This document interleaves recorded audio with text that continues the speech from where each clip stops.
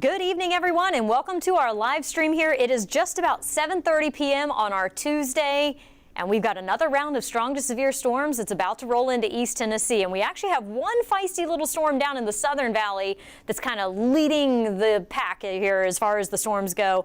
We're expecting the main line to start to move into the Plateau counties here, coming up within about the next half hour or so. But let's first get to what's going on down in the Southern Valley, because that is the strongest storm in our area right now. You're going to want to stay tuned to the stream, though, because I have a feeling we're going to have some tornado warnings issued coming up in just a little bit. We'll, of course, be live on TV, and this is a stream, so it's a little bit more informal maybe than live TV is at times. But first, let's talk about this severe thunderstorm down in the Southern Valley. So this storm has a tornado possible tag on it. And the reason that it has that tag from the National Weather Service is because it is showing signs of rotation in the mid levels of the storm.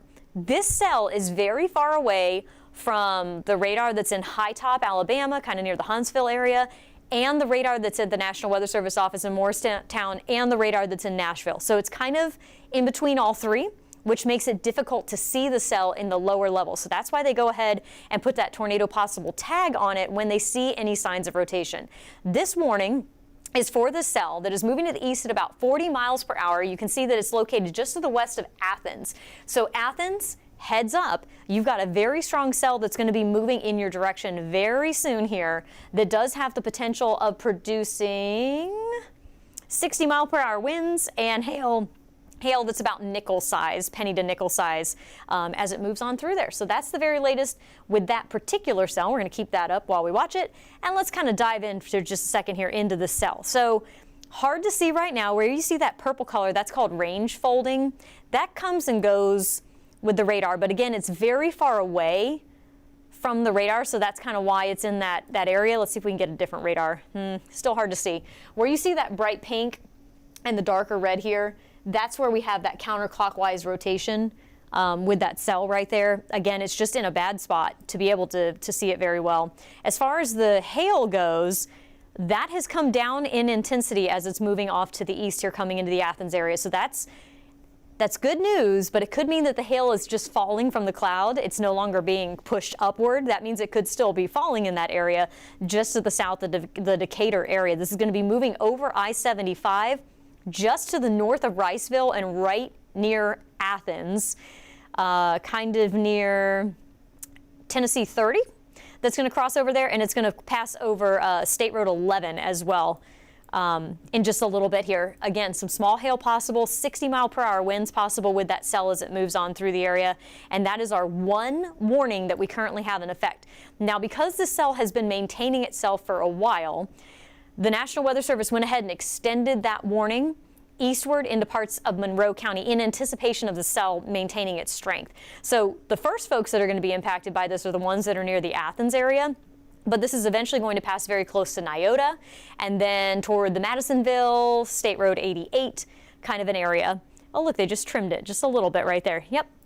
Trimmed it back out of Meigs County. You are no longer included in this warning. This is now just for McMinn and eventually Monroe County here between Madisonville and Tellico Plains. Tellico Plains, I think this one's going to miss you to your north, but they included you just in case the storm kind of dives to the southeast. Now let's take a bigger picture of what we have going on.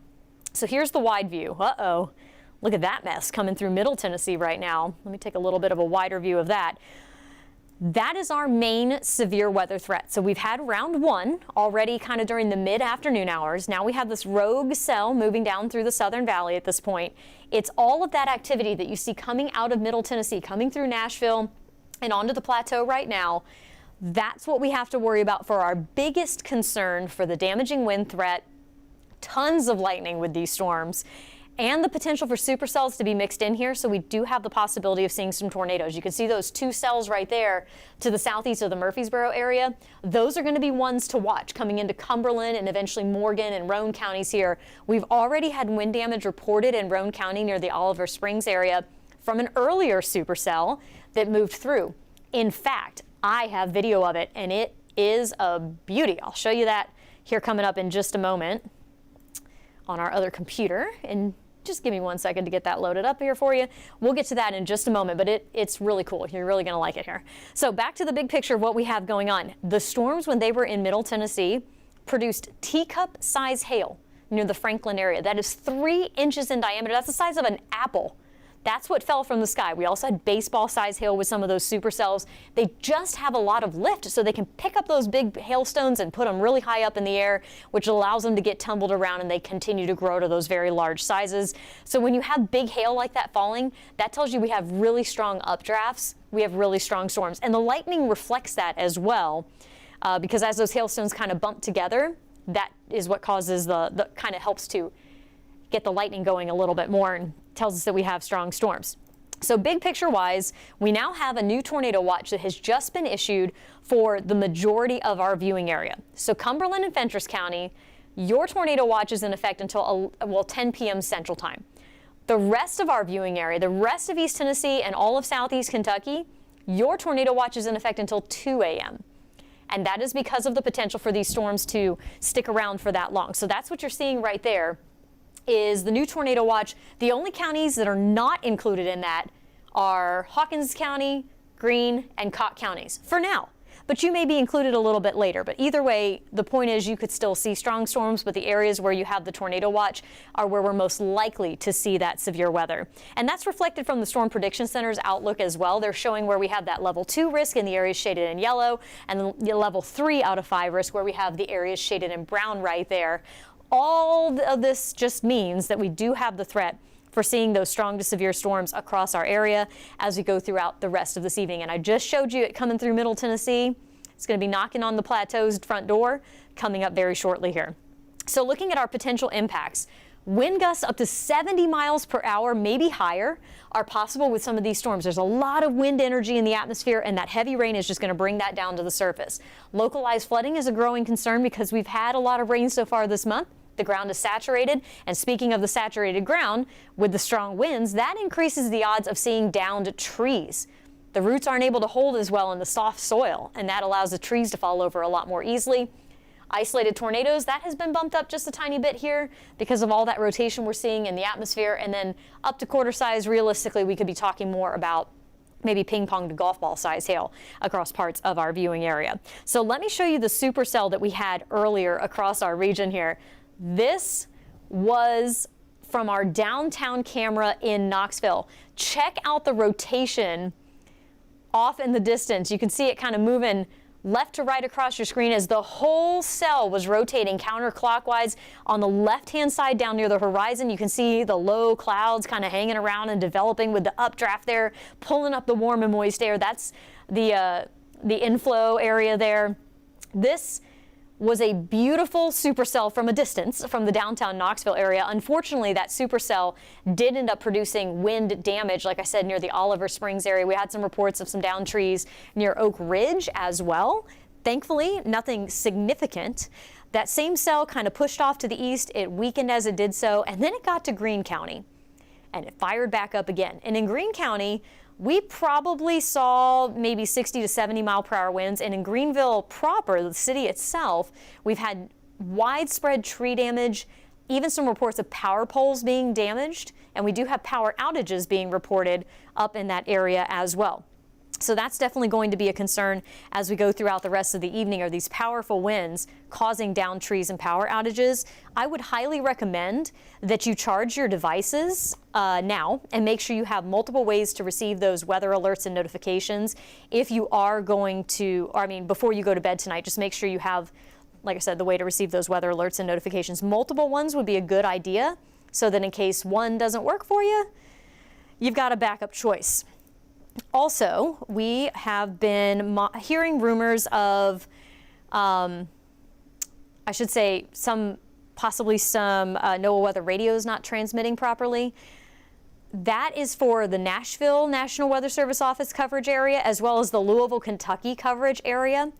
The National Weather Service in Jackson, Kentucky, which covers our southeastern Kentucky counties, and the National Weather Service in Morristown, their NOAA weather radios are transmitting just fine. They are working. The others are out or not working properly right now. They're offline because of a scheduled upgrade that unfortunately could not be altered. So that's where you've been hearing those rumors were from those areas. So let's look at the possibility of some of the power outages in Greene County.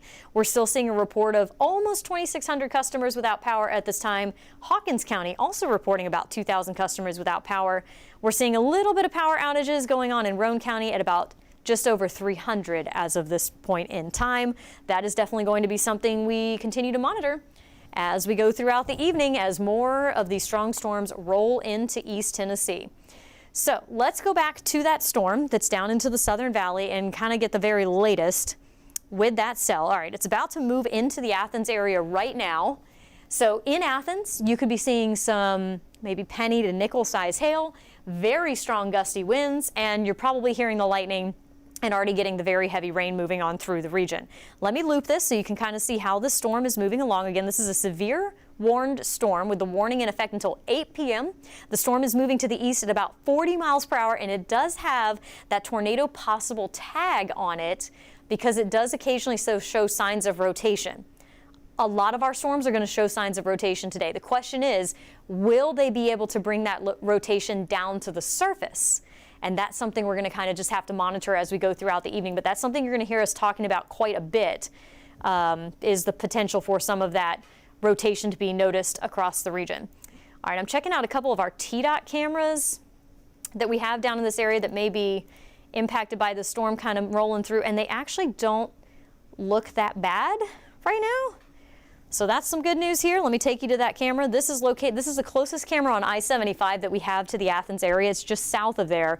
So right where that storm actually is probably passing over very soon. I think the road looks like it might be a little wet. The trees actually are pretty still right now, all things considered. That's the location, and that's right where the storm is moving over right now. We'll check this camera a little farther down. You can see the trees kind of moving a little bit. Not a lot going on. It doesn't look like in these particular cameras. Let's check one more a little farther down to the south here, right at the junction. That one doesn't want to work for me. There you go. Not even seeing the trees moving. That's really interesting. That one's bouncing around a little bit with some of the gusty winds coming in. Looks like maybe on the outflow boundary of that cell. As it's moving to the east, again, it should be pretty close to this camera or just to the north of that camera. Oh, we're seeing some slowdowns right around there too, where that cell is probably moving through. I wonder if folks are kind of looking at it. This is the camera that would be close enough to exactly where that cell is going to be. I can tell the road's wet from the reflection of the headlights from the cars right there. But overall, I'm not really seeing the trees moving around violently like I would expect with a severe storm to be moving through. So I guess we're doing okay, at least according to that TDOT camera. We'll be keeping our eyes on it. And if you are down in the Southern Valley, again, we do have a severe thunderstorm warning for the storm that's about to move into the Athens area right now. That's going to put it near Englewood very shortly, and then eventually over near Zion Hill and Arden, maybe around the just to the south of the Nyota area. I think you'll probably be okay, but eventually it'll be passing very close to Madisonville coming up here in just a little bit. And then if it holds together long enough, I think it's going to pass to the north of Tellico Plains, but it's going to kind of pass along 68 near Madisonville and just south of there, eventually getting possibly far enough east into Monroe County to potentially affect places like Ballplay and Acorn and maybe Hopewell Mill, if it holds together long enough to get that far into Monroe County. But of course, we'll continue to monitor that storm as it passes to the east. Let's check the vertically integrated liquid. Yep, the hail's coming down a little bit. The velocity scans are still showing some of those really bright colors, but again, we are scanning very high up into that cell. So for right now, the National Weather Service has just added that tornado possible tag. But overall, I think the storm is weakening a little bit. You still could see some wind damage out of it, but I think the really scary stuff from that storm may be collapsing at this point. That can still cause the wind damage. Let me see if I can get the other radar to pick it up, and it's still very difficult to see. Let's give you a wider view of what's coming for those of you who may be just now joining our stream. Okay, so here's what's coming through Middle Tennessee right now. Let me turn off the watches so that it's not all of them, but we'll turn them all off so that way you can kind of see a little better what's coming. There's the line of severe thunderstorms coming out of Middle Tennessee that's going to get into our plateau counties. That may come kind of in two rounds for you. on the plateau because we might get the first band and then the second line is going to catch the first line. So that's going to mean that once these start, we're going to have an hour or two probably of severe storms in Cumberland and Fentress counties.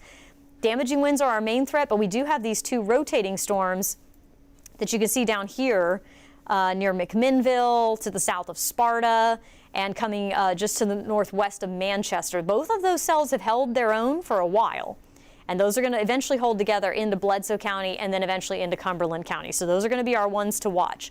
Right now, because we do have this little bit of a lull and we've only got a lull for a little bit longer here, I want to take a quick break here on the stream and let you watch the radar for just a moment so that we can kind of reset and get prepared here. We will come back in 15 minutes or less to continue tracking these storms. So back by 8 p.m. if a warning is issued that's important, we'll come back before 8 p.m.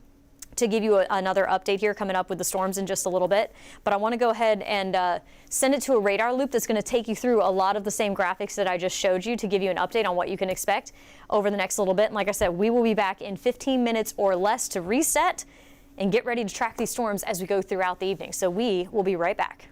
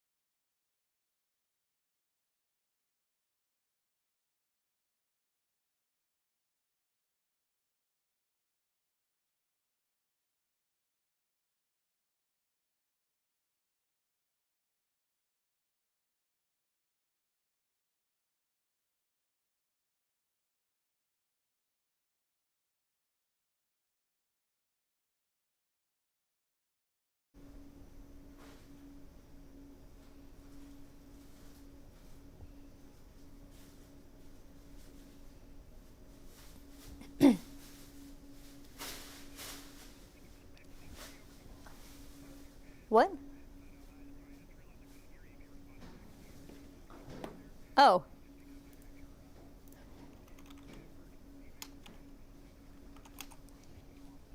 Oh no.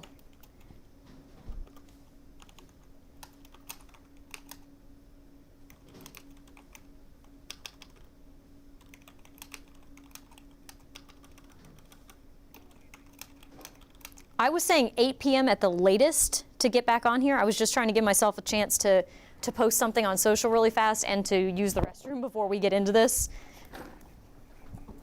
And to grab the pizza before it's all gone, because we may have a tornado warning for Cumberland County, which we don't need to go on air for, but obviously we would, you know, cover this. Oh, no, sorry. Yes, we would. I'm sorry. Yeah. No, I was saying the wrong words. Yes, we would.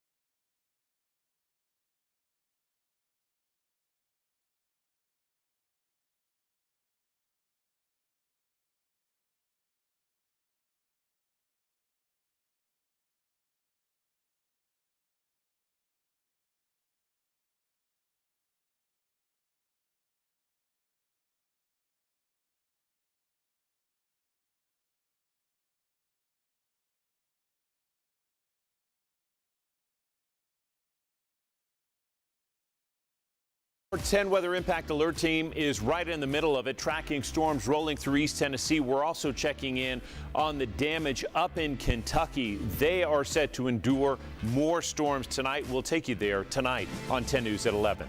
Get more with a Crystal Cravings Meal Deal. 4, 5, or 6 items starting at just $5.99. A Crystal small fry and small drink, plus a chili cheese puff or another Crystal. Crave even more? Add an item or 2 for the signature or ultimate cravings deals. Get more at Crystal.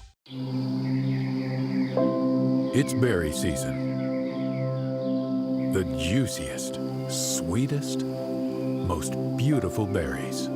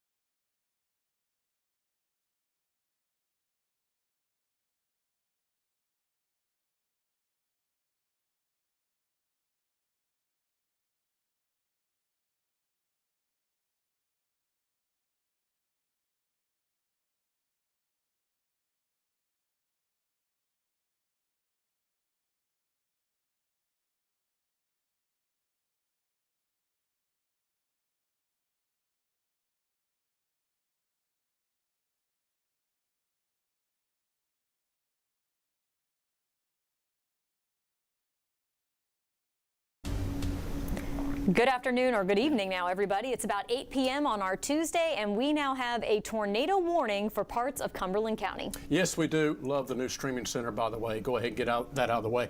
We are live right now, and we are going to continue to bring you some longer form coverage. We have a tornado warning that's moving out of White County near Spencer right now, moving east at 40 miles per hour. It's going to be tracking into Cumberland County shortly. So the National Weather Service office in Nashville has issued a tornado warning. This does include Cumberland County. It's in place until 8 p.m. Central Daylight Time. Our system pops it up as Eastern Time, but that's 9 p.m. Eastern, 8 p.m. Central Daylight Time. If you're watching this in Crossville in Cumberland County, tornado warning is in place right now, and we are looking at the potential. It's radar indicated, and so this has some rotation. We're going to be showing you the different velocity scans. Also could be looking at hail size up to 1/4, and so we'll go ahead and sample that for you as well. All right, so here's what we're looking at. Again, right now, this tornado warning, again, has just been issued for Cumberland County, as I mentioned, until 8 p.m. Central Daylight Time. You see the core of the very heavy rainfall could have some damaging winds embedded within the storm.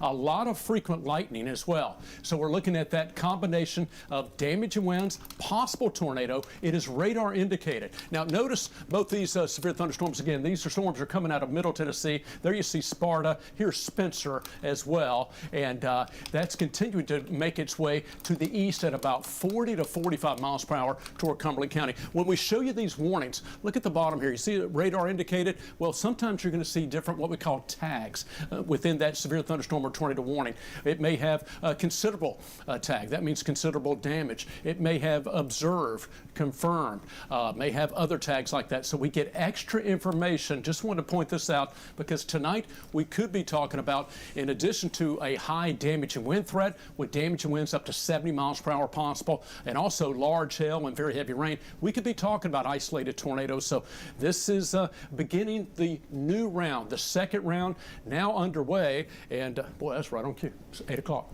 Bingo. So anyway, yeah, there we go. So we were kind of thinking that 8 p.m. to midnight, maybe just after. We have a brand new tornado watch that is in place as well. Yeah, there it is right there. Tough to see. It's tough to see, but that right there where Todd's pointing, right when it's moving over Spencer, that is the tight couplet. And this has been a long-lived supercell that at times has dropped tornadoes along the way, or at least had tornado warnings along it. Was that the one near Murfreesboro? I believe Manchester? So. You know what? You're right. That's good. Crossing over Interstate 24. Thank you, Cass. I believe it is that one. And also we have the potential of seeing that large hail, ping pong ball size hail possible with this cell. So in Cumberland County, you folks better be ready in Lantana, Crab Orchard, Fairfield Glade, eventually this is the cell to watch. Yeah, exactly, Cassie. Thank you. You're exactly right. 1.5-inch size hail. Wow, there's our 1-2 punch right there. That's what damaging winds, in this case, possible tornado warning, and heavy rainfall. I mean, torrential rainfall rates. This is likely 2 inches per hour rainfall, so you got the flash flood warning. We've got to watch that as well. Cassie's putting up a storm track right now. And Cassie, you mentioned Lantana in Cumberland County, some of the other communities. I know Lake Tansy also south of Crossville, and we'll continue to cross over Highway 127 as it's coming up out of Bledsoe County into Cumberland County. So, yeah, Lake Tansy, Volunteer Heights, Crossville, 28 minutes. A lot of times we want to shave off several minutes at least. So it could be there in less than 25 minutes in Crossville. So again, we're going to continue to track this tornadic severe thunderstorm. It's a tornado warning, excuse me. Now a tornado warning with a possible tornado. Early it was severe with a tornado possibility, but tornado warning, radar indicated. It does have some signs of rotation. Cassie just showed you that velocity scan a moment ago, and we're starting to see that. There it is right there. What you're seeing, and again, this is based on the National Weather Service office in Nashville. So where you're seeing from Nashville's perspective, it's actually in Old Hickory, just northeast of Nashville, where winds are going toward the radar in this direction and then away from radar right here. So we've got that counterclockwise rotation. It's a couplet. We're looking for inbound and outbound velocities, and that forms, and when it forms a tighter couplet, you get a tornado vortex signature, and that's what triggers the Doppler radar that we've got a potential radar indicated tornado warning. So National Weather Service office in Nashville, Morristown, and Jackson up in Kentucky, all kind of, and also down in High Top, we got radar coverage there, are all helping to keep us updated.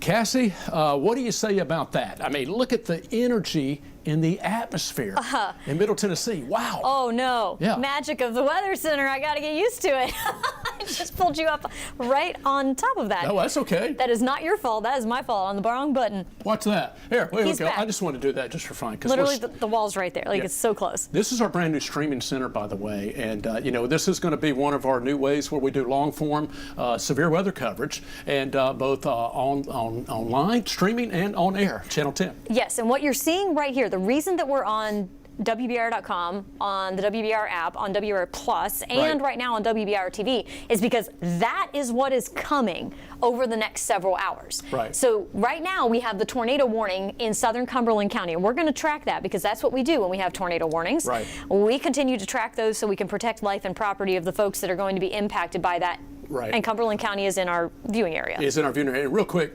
we're obligated. That's our job.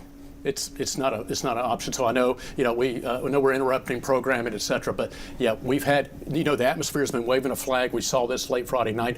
We are seeing the potential for more severe storms, so we'll keep you updated. Yeah, I wouldn't be surprised if this cell that's going to be moving into Fentress County ends up going severe in just a little bit here. The atmosphere is primed for that. There's another cell that's just back north of Manchester right now, kind of following in the path of the first supercell that's going to be getting into the Cumberland County that area. core of lightning, same thing. Cassie, you're right. Look at it, same thing. Ooh, repeatedly tracking over some of those same areas there. So that's going to be something we're going to continue to track here. Of course, when we're not on TV, we're going to be continuing our streaming coverage the entire evening here for you. We've got you covered. Yeah. And so just know that that's what's coming behind this initial batch of activity, and our environment over here in the valley and eastward is untapped at this point. That's a great point. You know what, that early round of storms, it mainly went from the plateau from Crossville just north of Knoxville, northern half. Even those areas have recovered, but many areas, that's a great point. We had sunshine heating. Airport hit 86 today. Wow. In Blount County. So, and we've got dew points in the upper 60s. Dew points. Got juice. Yes, got a lot of juice, got a lot of heat and instability. As Cassie said, our area has been untapped. That's a great point. That means that's residual fuel in the atmosphere for these fuel, so to speak, for these storms to work with. And we've already had reports of down trees in the Oliver Springs area from a storm that came through Roane County earlier. We've had a very strong storm go through Greene County earlier. Oh, it had very high winds, some damage there as well. It did. In Greenville, actually, we had multiple reports of down trees and down power lines. I think we actually had power poles snapped in the Greenville city proper area. And so those were some intense winds, no doubt about it. And speaking of intense, these cells, when they were back over Middle Tennessee, produced baseball to teacup size hail. 6 miles south of National near Franklin. Baseball size hail invokes my teacup, just bigger than baseball, 3 inches in diameter. Humongous. Yeah. So Big hopefully hail. they don't produce that size hail when they get here. But there's a lot of wind energy with these storms. So damaging winds are our main concern tonight as this line comes through. 60-mile-per-hour winds are the criteria for a severe thunderstorm. Right. These are higher than that. And with our big, bushy, beautiful trees, that increases the likelihood of downed trees, power outages. Catch the wind. Charge your devices. Yeah. Make sure you have multiple ways to receive alerts and notifications. I know we've had some rumors going around that our NOAA weather radios would not be working tonight. Yeah. For Nashville and for Louisville and Kentucky, both of those areas are going through an upgrade right now. Yeah, tough timing. And unfortunately, their transmitters are not working. But ours are in our viewing area that's covered by the National Weather Service in Morristown and the National Weather Service in Jackson. Good. We are covered, so your NOAA weather radio will go off tonight when warnings are issued for your area. Yeah. Wanted to point out, too, in Kentucky, the folks that were impacted by the tornado on Friday, let me pull that up real quick here in case you missed this in our earlier newscast here. While you're pulling that up, also enable those alerts on your phone, your smartphone devices. That's my wife, my brand new daughter-in-law there.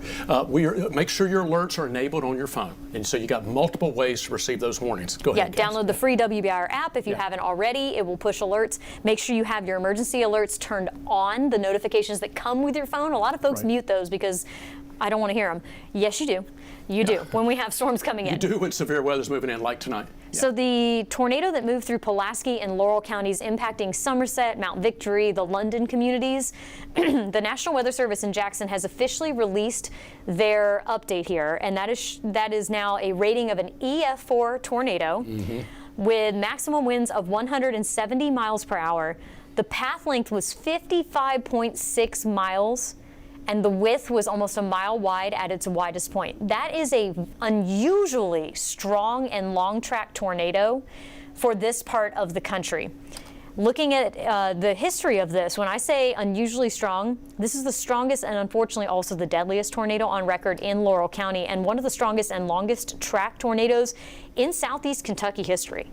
So just to give you some perspective on that storm that we had on Friday night, it's going down in the record books for all of the wrong reasons. Those same areas are going to be the ones that we're watching as we go through tonight to possibly be impacted by this next round of storms that's going to be moving in. Governor Andy Beshear in Kentucky did issue an evacuation order for those communities that were impacted by the storms on Friday night because there's so much debris still on the ground, and many of the structures that are still standing are unsound at this point. So he issued an evacuation. Hopefully the folks that are in those affected communities are now in a much safer structure for the night tonight as this next round of storms moves through over the next several hours. Yeah, absolutely, Cassie. Let's talk about that storm. We're seeing that circulation tightening up.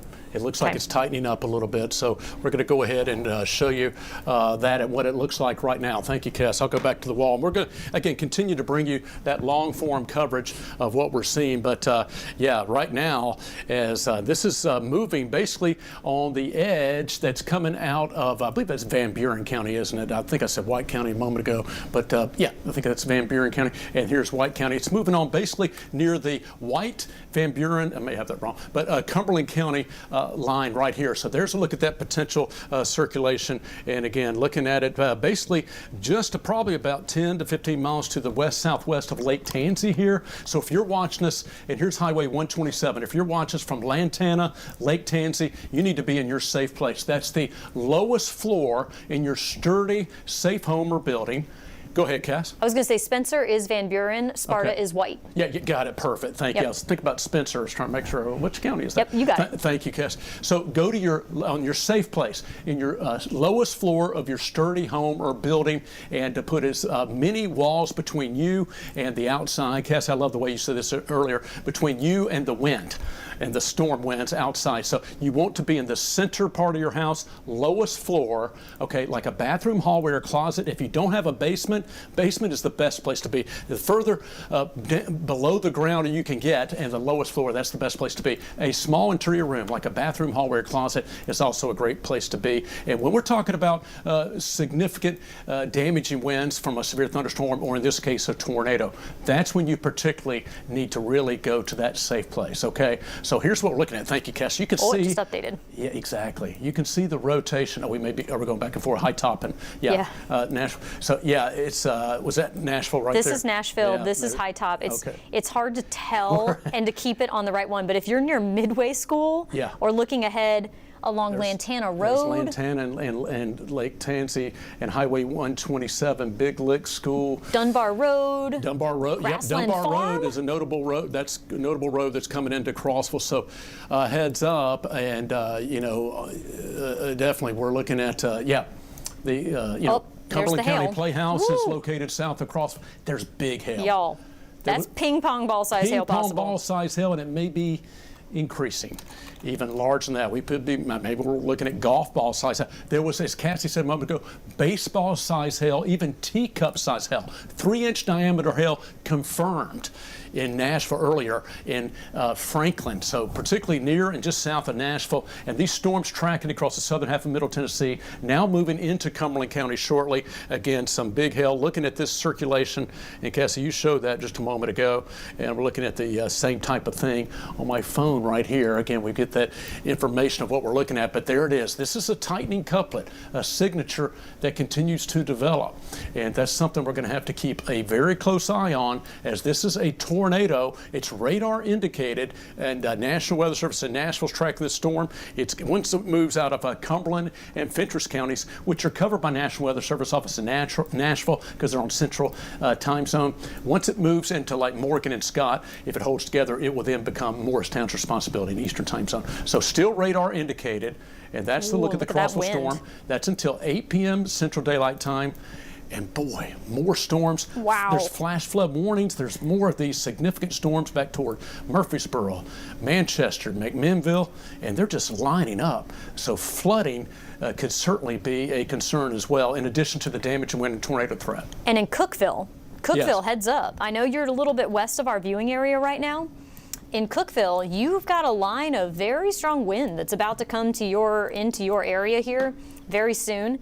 If that continues to push to the east here, eventually that would get into Jamestown and Clark Range after it moves through parts of Putnam and Overton counties. So again, that's why we're on right now, is for the tornado warning that's going on in Cumberland County. And I do want to apologize for interrupting your programming. I also would like to point out that 19 people just died in a tornado in Kentucky on Friday night.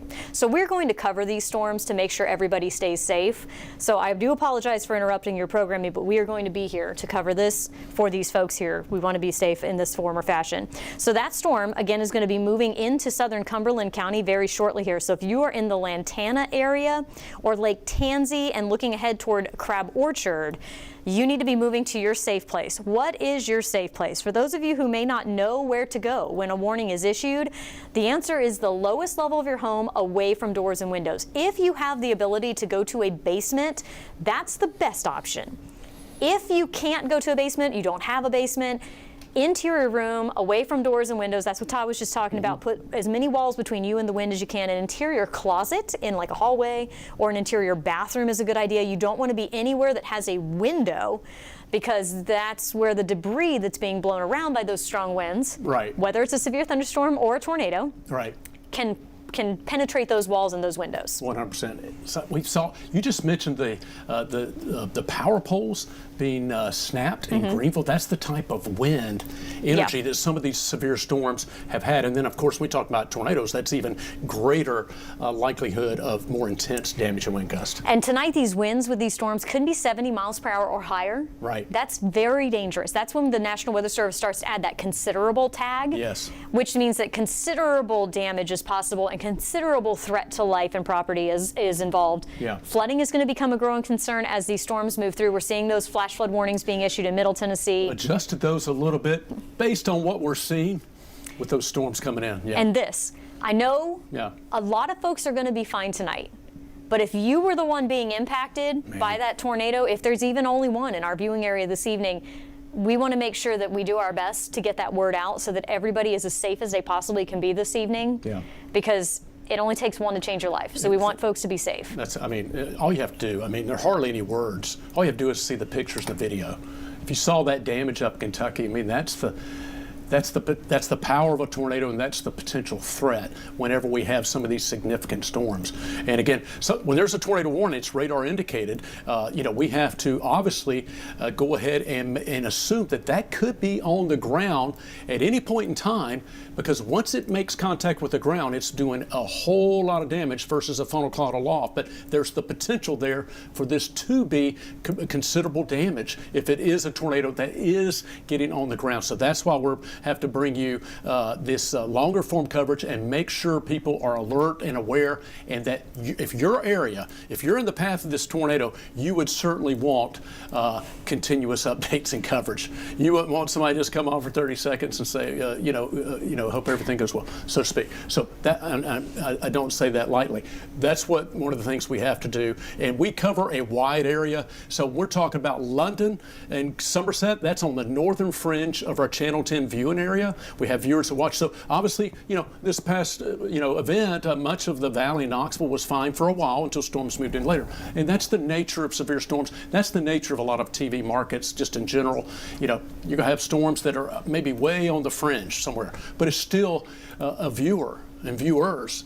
Whoever's watching deserves that same attention and coverage. So, that's just why we're on the air and giving continuous coverage, because we have to. It's our job, and we're obligated to anywhere in our viewing area, which includes 26 counties in East Tennessee, 6 to 7 counties in Kentucky, at least 6, and Lee County in Virginia. And so let's give you the latest update on this cell, because we get the updates about every 2 minutes or so. We get the new radar update here. Yes. And if you see us looking down and working, you're just... I'm not checking the time. I get alerts on the watch, too. So just of course. Sure. And that's the thing, is you are watching us actively analyzing the storm. We're not just relaying the information. We're also meteorologists, and we're studying the storm and giving you our best estimates of what we think is going on. These storms also have a history of producing damage. Some of the reports coming out of Middle Tennessee are of large trees being uprooted or broken and structures being damaged. So that's another reason why the National Weather Service is being extra proactive about getting these warnings out early and making sure people know what's going on. This is a very large hail core. It's very large hail. Very large hail core, and it's pulsed up again. So it's not weakening at this point, is what I'm trying to tell you. So if you live in the Lantana area or up and down Lantana Road, Dunbar Road as well, over to 127, this is just to the south of the Crossville area, you could have some very large hail heading in your direction, up to the size of ping pong balls or possibly bigger. That's about 1.5 inches in diameter. So you need to be taking shelter now away from those doors and windows in that lowest level of your home. In addition to the large hail threat, this cell does have the potential to possibly drop a tornado at any point. It's difficult to tell when a storm is going to do that, because they go through a cycle. They cycle. I mean, exactly. We had a rotating supercell come through Roane County earlier today. Right. In fact, I have a video of it if y'all want to see this here. Oh, that's cool. Let me pull this up and get this up for you here. This is the rotating supercell that moved through northern Roane County into the Oak Ridge area and eventually over to Carnes and Clinton. Look at that counterclockwise rotation. The entire storm is rotating, and look at down near the horizon, the low clouds that are developing rapidly in the updraft that we have right there. Look at that. This is the view from downtown Knoxville. It's a very impressive storm, and we did end up having wind damage out of this, not caused by a tornado, because it didn't actually end up dropping a tornado. But that's the important thing to remember. The National Weather Service went with a tornado warning because there's the potential of a tornado to develop, but these storms also can just produce straight line wind damage as well. And so that's why we just want folks to take all of the warnings very, very seriously this evening. Absolutely, Cassie. Yes, we will continue to track that storm with, those storms continue to move into Cumberland County. So, yes. I'll keep you up to date here.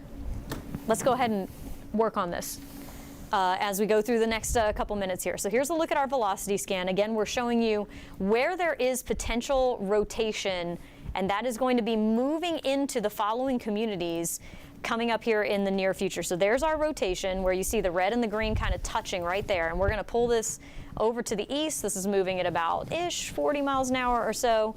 So if you live in any of the areas that I'm about to name or near any of these areas, you need to be taking shelter in the lowest level of your home. If you're near Midway School, Winesap, Van Dever, Lake Tansy, if you're near Big Lick School, near Big Lick itself, Meridian, Grassy Cove Baptist Church, which is a historical church, as our system is telling us here, or near Alloway, and maybe near Crab Orchard as well, you need to be going to your safe place. Crossville, the core of the storm looks to pass to your south of the city proper, but if you're in the southern portions of the city, you need to be going to your safe place. If you're along 127, Tennessee 68 out here, and eventually I-40 near the Crab Orchard area, that's where this cell is going. And again, it has a history of producing damage. Could be seeing large hail, maybe up to the size of ping pong balls with that cell as it passes to the east at about 40 miles per hour. So that's something we are going to continue to monitor as it is moving to the east again at about 40 miles per hour here. Absolutely, Cassie, and just getting a video from Huntsville, Alabama, and more storm damage that's moving in there, and that we are looking at those storms. Cookeville. Also, Cassie, you were just pointing out Cookeville and Putnam County, which, by the way, I think in Middle Tennessee, if there are two weather zones, it's in Rutherford County, Murfreesboro, and Putnam County, Cookeville. And Monterey. So if you're in one of those three areas, you're going to get weather. And if you're in our part of our viewing area, you've got Morgan County. It's you, Morgan County. You are a magnet for these severe storms, which is why we actually have a reporter station in Morgan County tonight. How about that? Maria Guzman. Maria Guzman is at the Morgan County Emergency Management Office, so it's a safe and sturdy building that she can be at, but so that she is in that position and ready to cover the storms when they eventually arrive if we do have any damage reported. Yeah. Let's take a little bit of a step back here for everybody else who's not in Cumberland County. We have a tornado watch that's in effect for all of the counties you see here shaded in red until 2 a.m. So for those of you who are asking, how long are we going to be doing this for? The watch goes until 2 a.m. There's a chance the storms get out of here before then, but we do need to pay attention as of now until around 2 a.m. The tornado watch means that we have the potential for development of rotating storms. That means that the environment is favorable for that rotation, and we have seen plenty of that this evening. When a watch is issued, it means that you need to be prepared. They can be issued well in advance of the storms. It just means that you need to be paying attention, having your devices charged, making sure you have multiple ways to receive alerts. When the warning is issued, that's when you need to take action. That's what's happening in Cumberland County right now. Folks need to take action and go to the lowest level of their home, away from doors and windows. That means that a tornado has been either radar indicated or has been visually seen. If it ends up being a confirmed tornado, we don't have that happening right now. And those warnings are issued as soon as the National Weather Service feels that they have confidence in that storm possibly producing a tornado. So that's the difference between a watch and a warning.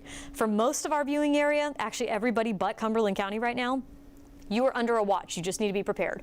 The warning, when that happens, immediately take the action and go to that lowest level of your home, away from doors and windows. We are going to be covering these storms for a while, and that's going to be how we have to do for this evening. Right now. Absolutely, Cassie. I'll go back over to the wall and kind of we'll track that storm once again. That's coming. We have a new severe thunderstorm warning. Severe thunderstorm warning. So let's do the tornado warning first. Okay, thank you, Cass. And we appreciate the feedback and reports. I had to go put my jacket on because I was flushing out in my white shirt. Right. So anyway, we're in the brand new streaming center. So we have new lighting, new cameras, etc. So we are, getting that figured out. Matter of fact, Bob, our engineer, is just saying we're going to fix the iris on the chroma key. So we're getting all kinds of things figured out. Cass is going to take care of that. Here's the tornado warning, though. And thank you for joining us, by the way, on Weather Plus, WBR Weather Plus, that we are looking at this storm and extended severe weather coverage on Channel 10 as well.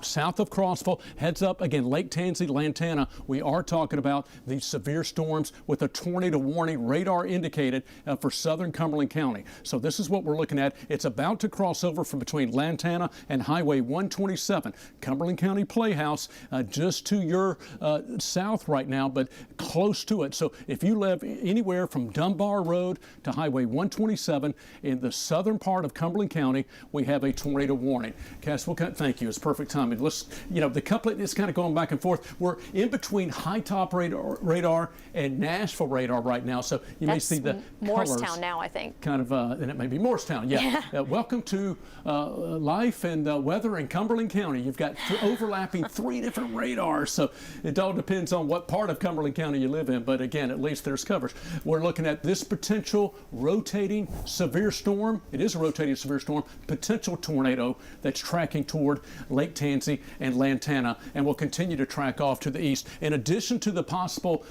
couplet and tornado and damaging winds, large hail.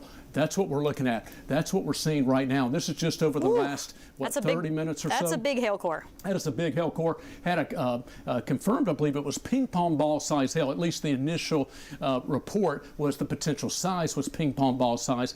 Numerous hail sizes coming out of Middle Tennessee. A history of large damaging hail. Matter of fact, with this cell has been responsible for damage upstream around Murfreesboro, Manchester, McMinnville area, and coming out of southern Middle Tennessee. And also we've had large hail being reported in Franklin and Middle Tennessee, teacup size, which is 3 inches in diameter. And if you have the baseball size hail, again, which is 2.75 inches in diameter. So big hail, very large hail coming out of some of these intense storms in Middle Tennessee. Now this particular large hail and possible tornadic thunderstorm is making its way just south of Knoxville. It's moving east at about 35 to 40 miles per hour. A tornado warning is extended. It covers Cumberland County until 8 p.m. Central Daylight Time. And now we have a new severe thunderstorm warning for Fentress County. That's going to be until 8:30 Central Daylight Time, and those also no, it's in Eastern Time, but that's also a severe thunderstorm warning.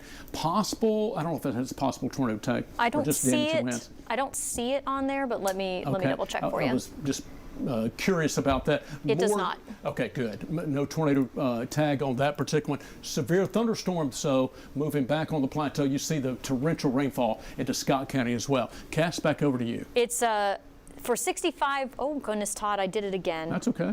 Now Todd's not going to just appear in front of me here. That was pure magic.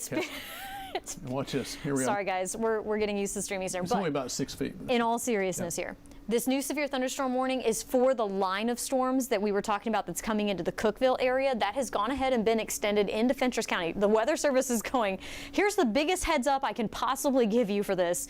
65 mile per hour winds are possible with this line. It's moving east at 55 miles per hour. Ooh, that's picked up speed. Could produce some core size. It's blowing out. So that's what we're going to be watching coming into Fentress County. And then we also have a severe thunderstorm warning with a tornado possible down in the Southern Valley now. It barely includes parts of Ray and Meigs County, including the Dayton area. And that is going to be coming out of down here to the southwest. And that has a decent little hook on it. Oh, wow. Okay. Oh, yeah. Wow. That's an interesting little cell right there that we're going to have to watch. So it's got a little while before it gets there. But Dayton, this is your early heads up, folks.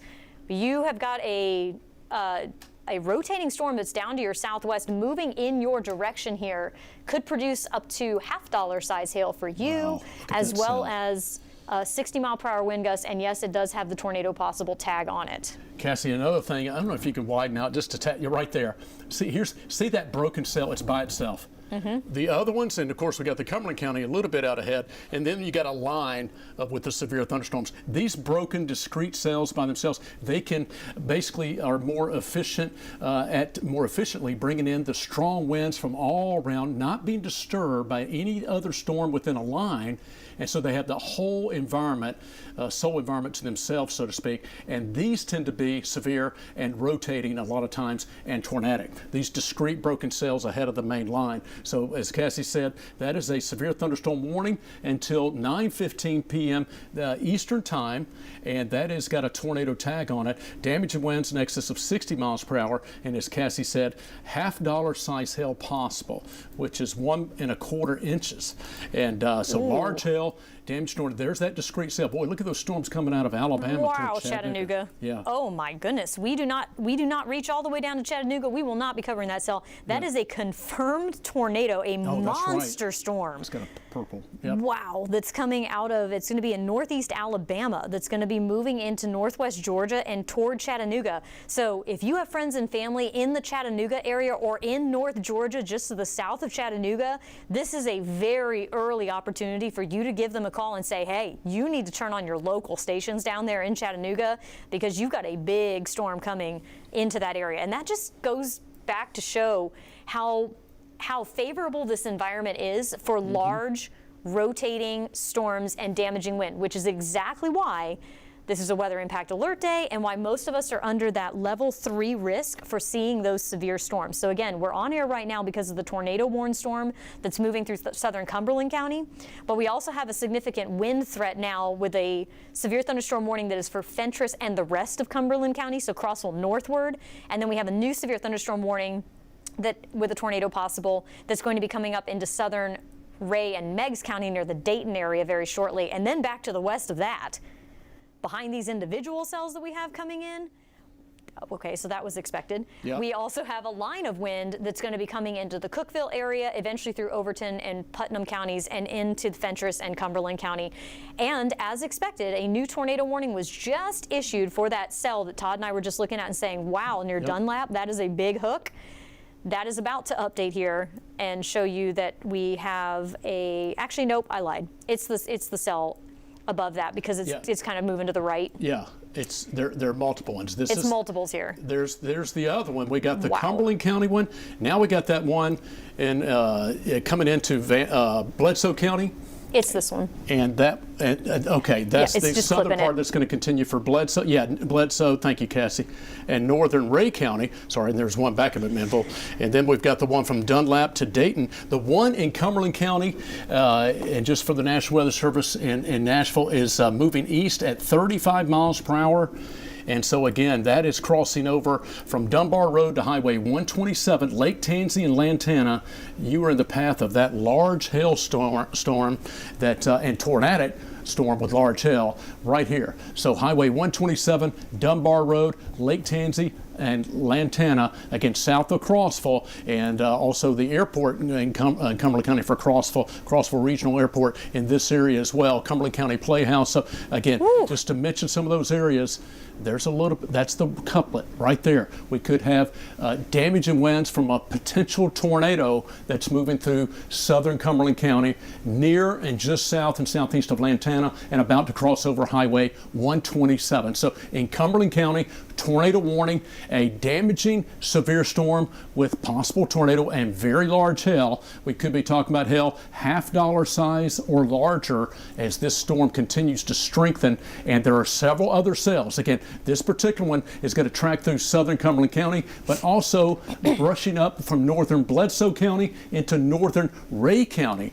And so if you're watching us from Spring City and Grandview in northern Ray County, heads up, this storm could be impacting you. But the main part of the rotation is still located into southern Cumberland County. And by the way, where you see these blue colors, brighter blue colors, that is likely severe thunderstorm winds, in excess of 60 miles per hour. So not only do we have rotation, we've got the damaged winds in general. And a lot of times when we see rotation, it's radar indicated, potential possible tornado. Don't have a confirmation that it's on the ground, but whether it's on the ground or not, it's capable of being on the ground, number one. Number two, it's got damaged winds likely. So we're talking about a damaging severe storm with a possible tornado. And of course, if a tornado gets on the ground, it could produce even more damage. So all that just to say, you need to take this storm seriously and be in your safe place in southern Cumberland County, which is the lowest floor of your sturdy home or building. Yep. That is. I'm going to post that on social while you're talking, just so you know what I'm doing. So keep talking. Yeah, we're multitasking and do a lot of different things. Absolutely. Matter of fact, while you're doing that, Cass, I'm going to grab my phone and continue to track this. And as we move along here and looking at the very latest on this particular storm. So yeah, that's a look at that. Rotation is tightening up, and just to the south of Lake Tansy, it does have better look at rotation. I'm looking at the same thing you're looking at, just making sure, checking the different parameters here. So south of Lake Tansy, south of Crab Orchard, it's going to continue to track off to the east at 35 miles per hour. Again, this is looking like a pretty strong rotation, and we could be, in fact, talking about a likely tornado that's tracking through the southern part of Cumberland County. And as Cassie, you pointed this out a moment ago, we talked about favored areas in Tennessee and parts of Middle Tennessee, you know, Murfreesboro, Monterey, Cookeville, to name a few. Here in East Tennessee, it's namely the Cumberland Plateau counties, Morgan County being one of the ones as well, Fentress and Cumberland. Plateau by default and by definition, it gets flatter as you get up on top of the plateau. So storms a lot of times are intense coming up and over and along the plateau, because it's relatively flat. If you go up to Crossville, you can see pretty wide. It almost looks like a little bit of our version of the Plain State. So that's what we're looking at with that tightening rotation and this potential tornadic vortex signature that's tracking through southern Cumberland County. So again, this is going to continue to be a storm that we continue to track and keep an eye on. With these are showing the inbound and outbound velocities, again, as we're seeing these storm tracking through the southern part of Cumberland County. So again, tornado warning in place until 8 p.m. Central Daylight Time. It's 7:37 for you in Crossville right now. And in Cumberland County, that's what we're looking at. And about less than 25 more minutes, we do have this tornado warning that's going to continue. Now, elsewhere, let's talk about the other storms. Cassie, I'll let you talk about that with the radar, but we are looking at more of those storms that are moving onto the northern plateau, and we're going to continue to see a general line or multiple clusters of severe storms tracking through between now and midnight tonight. And wow, there's a look at, once again, south of Crossville. See that circulation right there? That's the tornado warning around Lake Tansy and Lantana, crossing over from Dunbar Road to Highway 127. And again, so just south of the Crossville Regional Airport, just south of the Cumberland County Playhouse for reference there, close.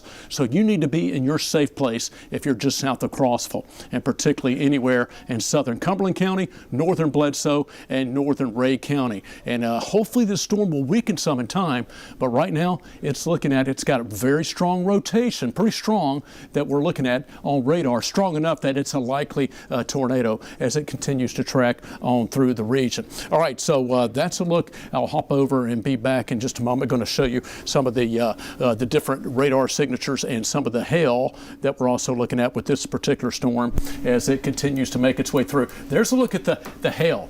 Now, at one point we had ping pong ball size hail.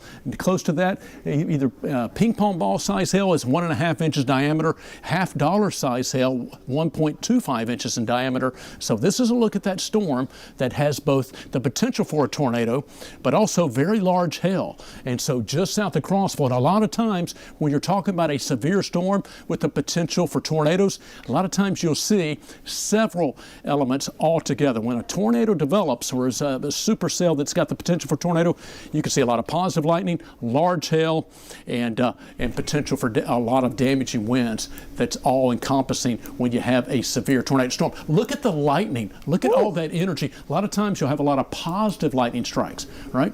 Look at that. Look at that. There is a ton of lightning. All of that really just within the last 20 to 30 minutes or so. Really flaring up there. But to your point about the hail core that you were just talking about there, the hail core is not as strong as it was, so maybe the storm is collapsing. That hail is going to be falling to the ground. That's impressive because it's still pretty big right now. It's still really big. So, like, heads up if you are in the Crab Orchard area and along I-40, because that is where we are going to be seeing this storm moving next. And that's why we're on air right now, is to track this particular rotating storm with the potential for large hail. But we are giving a very early heads up here that a line of very strong damaging wind, yes, that one, Todd, that he's pointing at right now, that one that's moving right now into Overton and Putnam County, that's going to be coming into Fentress County and northern Cumberland County, areas north of Crossville. This is your early heads up. 65-mile-per-hour winds or higher are possible, along with the strong or the larger hail that is going to be possible with that particular cell as well. So we are going to continue to track that one as it passes over to the east here, and it's heading toward Monterey. And it's heading toward Monterey, which is likely going to have a punch there. And then down to the south, we also have that severe warned storm that's going to be coming into Ray and Meigs County.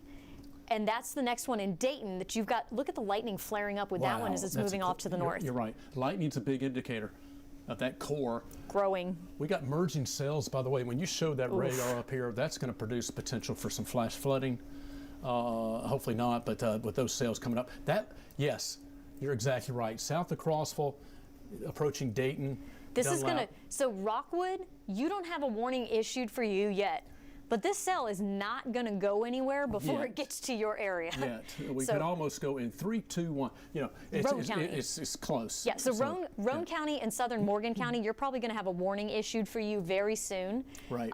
Also coming up from the south, you've got this cell that's going to eventually probably affect maybe the Spring City area, but it might continue far enough east to possibly affect closer to the Sweetwater area. Right. And kind of come more up the Central Valley. And then you've got that line a little bit north of there that's going to be your wind threat. And as Todd was saying, this is going to kind of merge.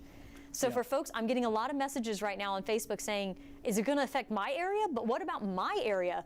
Yes. Well, your area is definitely the most important because that's human nature. What's going to do in my yard? We're going to get to your area as we go in time. Eventually. It's going to impact all of us.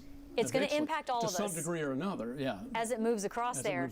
And if we're not talking about your specific location, that's a good thing. Right. Because we're going to cover the areas that are most impacted first. Yeah. So if we're not mentioning you in Knoxville and we're not mentioning you in Maryville, that's good news because you're not being affected right at this moment. Right, exactly. And sometimes when you have a lot of different storms, it's hard to, we'll do our best to get to every area, but, we'll do our very best. Even if we have to go and cover Bob's Road in some, county, we're going to do our very best to get to the very details. There's a look at south of Knoxville. As Cassie said, that hail core may not be quite as intense as was earlier, but here's what's impressive. Look at how we're still looking at probably at least quarter-size hail, and earlier it could have had up to ping pong ball size hail, 1.5 inches. So that still has a lot of energy, a lot of the lightning that's moving across and going across Highway 127. Now we're looking at velocity. Again, what we're looking at right here, trying to see maybe not quite as tight of a couplet because tornadoes rotate very tightly.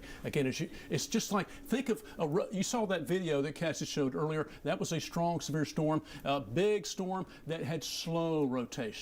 Well, and again, don't fall asleep by this, but if you take a spinning top, hang in there, from a big storm and then you get faster and faster and faster, right? That's what a tornado does. The diameter shrinks, the winds increase. That's just like if you're swinging a rope around and then you pull it tighter, the spin accelerates. That's it. It's the same thing that's happening. Rope or string to your finger weighted object, you go round and round, it gets faster and faster and faster and faster. Like a skater spinning like a top. I will say, I don't skate though. I will say that we are scanning very high in the storm.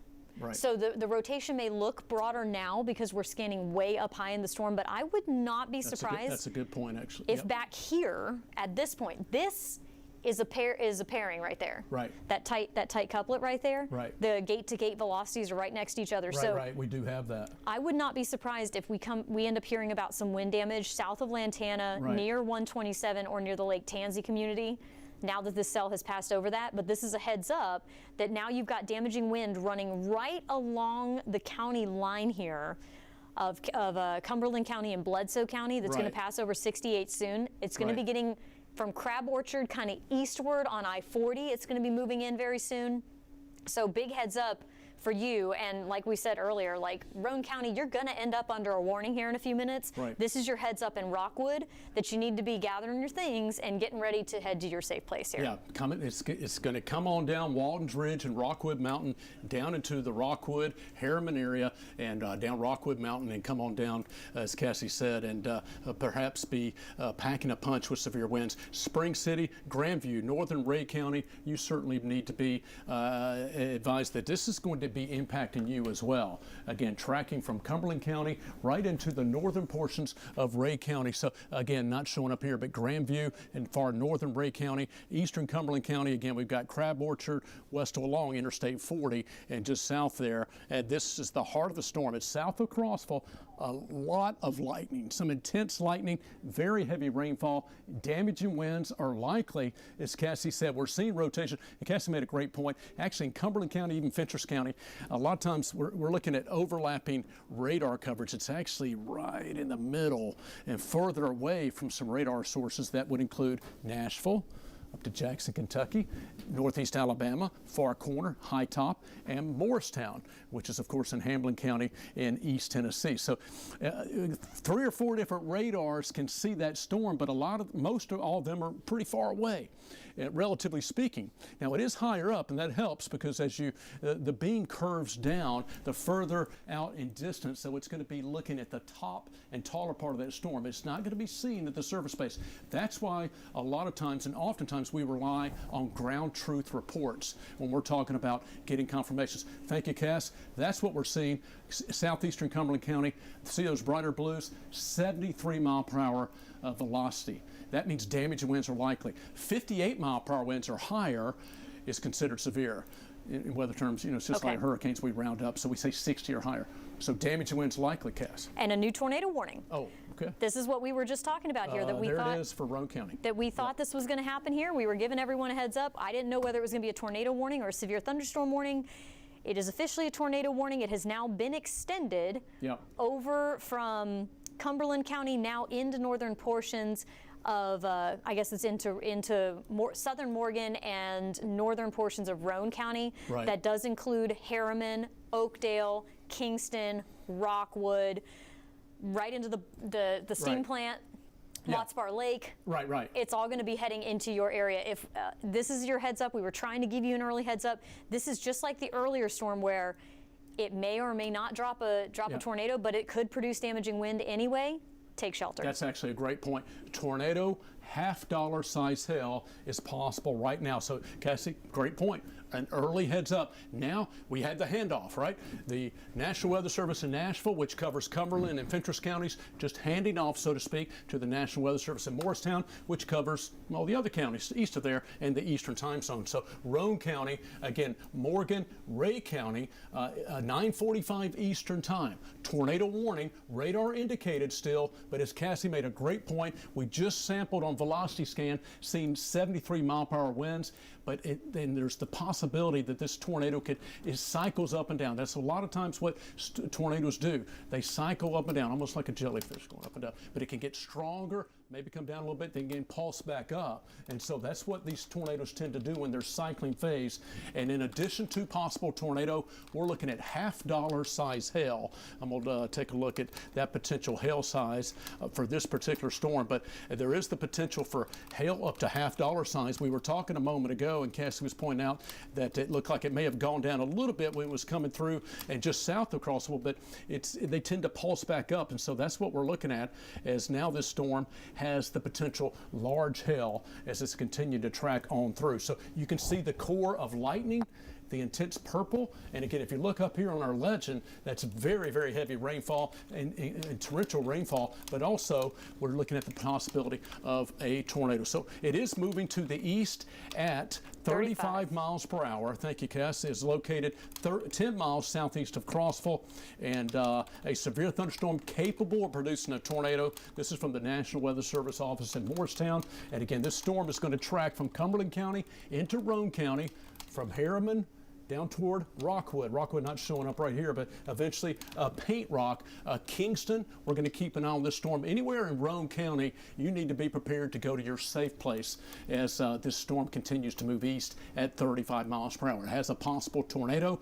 Damage winds are likely and some large hail. Now, if you have time, and again, we're looking further downstream, this storm could have some large hail. May not be a bad idea if you can have your vehicle under cover, perhaps. It's just a lot of times we don't want people running out in the middle of the storm and doing that. No, too late. Don't worry about it then. We'll just hope for the best. If the storm's not in your area, you don't have lightning above, we don't want to put you in harm's way. It's not a bad idea if there's a carport, obviously in the garage or just, some type of cover. One of our sons one time, true story, had to go out and try to throw comforters over the car. Don't do that. It was a storm in 2011. Okay. Guess what happened? I feel like I know what happened on that. Wind blew it off. It didn't work. Full of dimples. Side note. Don't do that. But they tried. The garage was full. He was at his girlfriend's house. But anyway, so those storms continue to track on with the potential for some large hail. Okay, there we got a potential circulation showing up right there. That looks like, if I'm reading that correctly, Battown Road. I believe that says right there. Never heard that. That's right in Crab Orchard right there. So that's what we're seeing in eastern Cumberland County. Somewhat of a broad rotation that's coming from southeastern, eastern Cumberland that's moving into northern. This is Ray County and this is Roane County. Yeah, I heard you. Guess what? Whoa. Yeah, maybe you did that at home as well. Ooh, yeah, exactly. That's a look at that large hail potentially. Again, it could be up to $half size hail, maybe growing.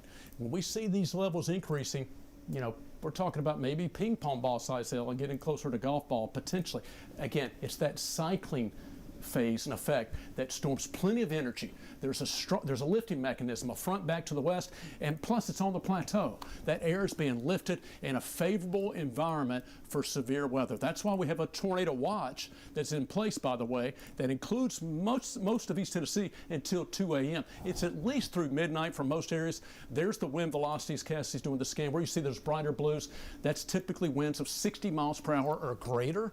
So we're talking about severe winds, roughly, we rounded up, 60 or higher is severe winds, and so that's what we're looking at. Then we're talking about this couplet. We have this rotation going on right here. So this storm is rotating. These winds, again, going away from the radar, and this, I always have to know where the radar is, right? This is Morristown's radar off to the east. I do have that right, I hope, Cass. It's Morristown's radar. This is Morristown's radar, yes. Or else Sorry. I was about to say. I'm studying something else I'm going to pull up here in a second. Hey, always need to double check.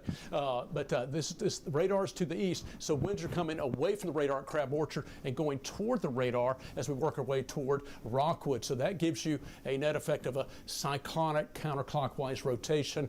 And this is that rotating severe storm with the possible tornado. Tornado warning, again, in effect till 9:45. Check out this lightning. Whoa. This is Rockwood Mountain. This is I-40 East.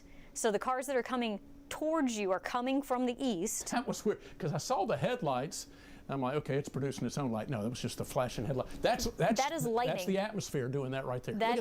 It is almost nonstop. That is what we are seeing happening right now. We still have twilight as well. That's pretty impressive. We do, along I-40. It is almost a nonstop. And actually, somebody else was telling me this earlier. Yeah. That they had, sorry, Todd and I can see each other, so we're making eye contact right now. Yeah. I'm looking at you, but I'm looking at Cass. Right yeah, looking right here.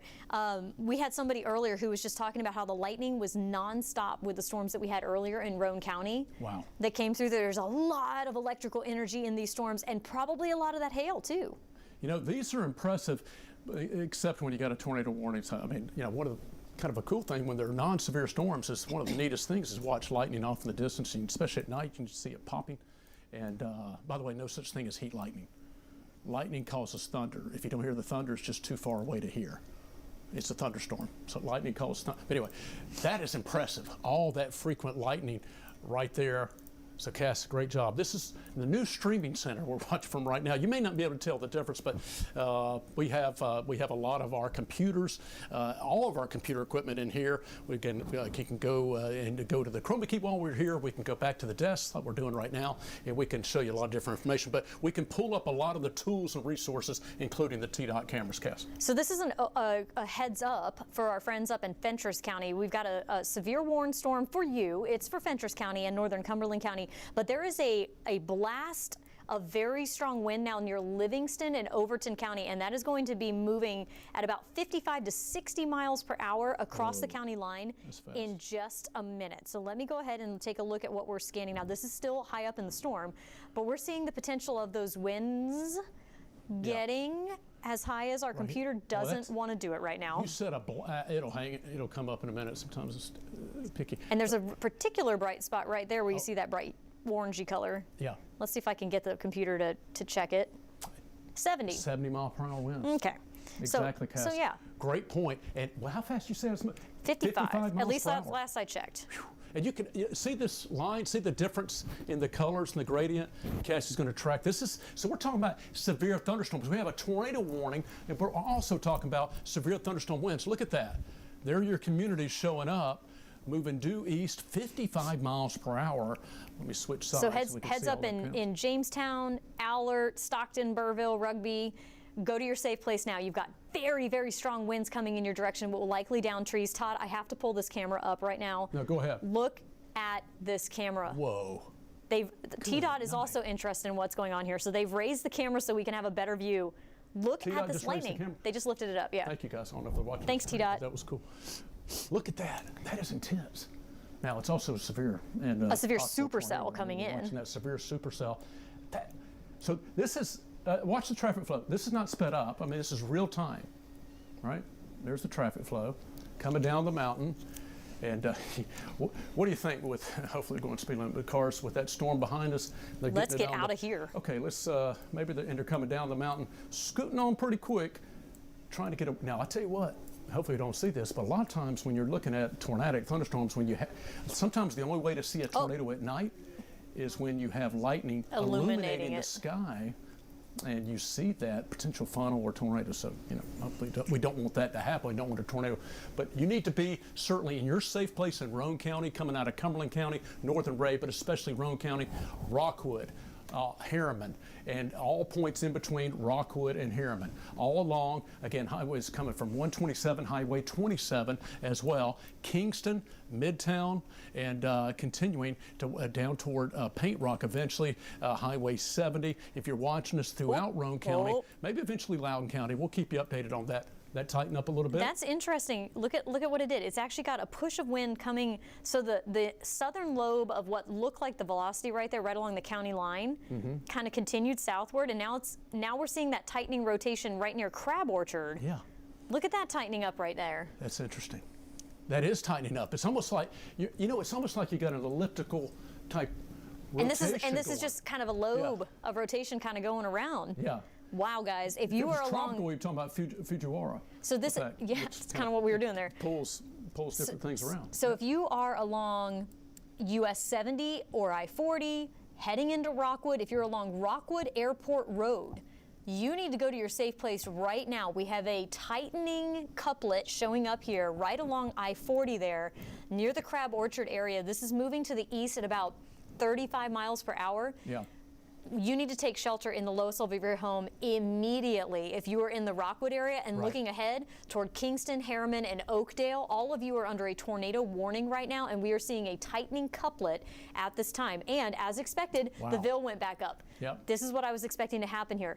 Like Todd was explaining. Cycling. Here, I'll come. Oh, Todd, I did it again. Here. Yeah. Back. Oh, without Todd floating here. This is what we've been talking about. You want to rotate? No pun intended. Sorry. No. So this is what we've been talking about, how these cells go through a cycle. Right. They kind of breathe. They'll take a breath, they'll strengthen, and then they'll drop down. And as they breathe out, that's when you get that tornado that'll drop. Right. You get the damaging winds, you get the hail falling from the sky. And folks, the camera on Rockwood Mountain looks like a strobe effect going on right at this moment. Let me do this first. We will. You're good. Yeah, it is like a strobe light, actually. That's impressive. What is that, number 6? Got it. Yeah. There we go. Look at.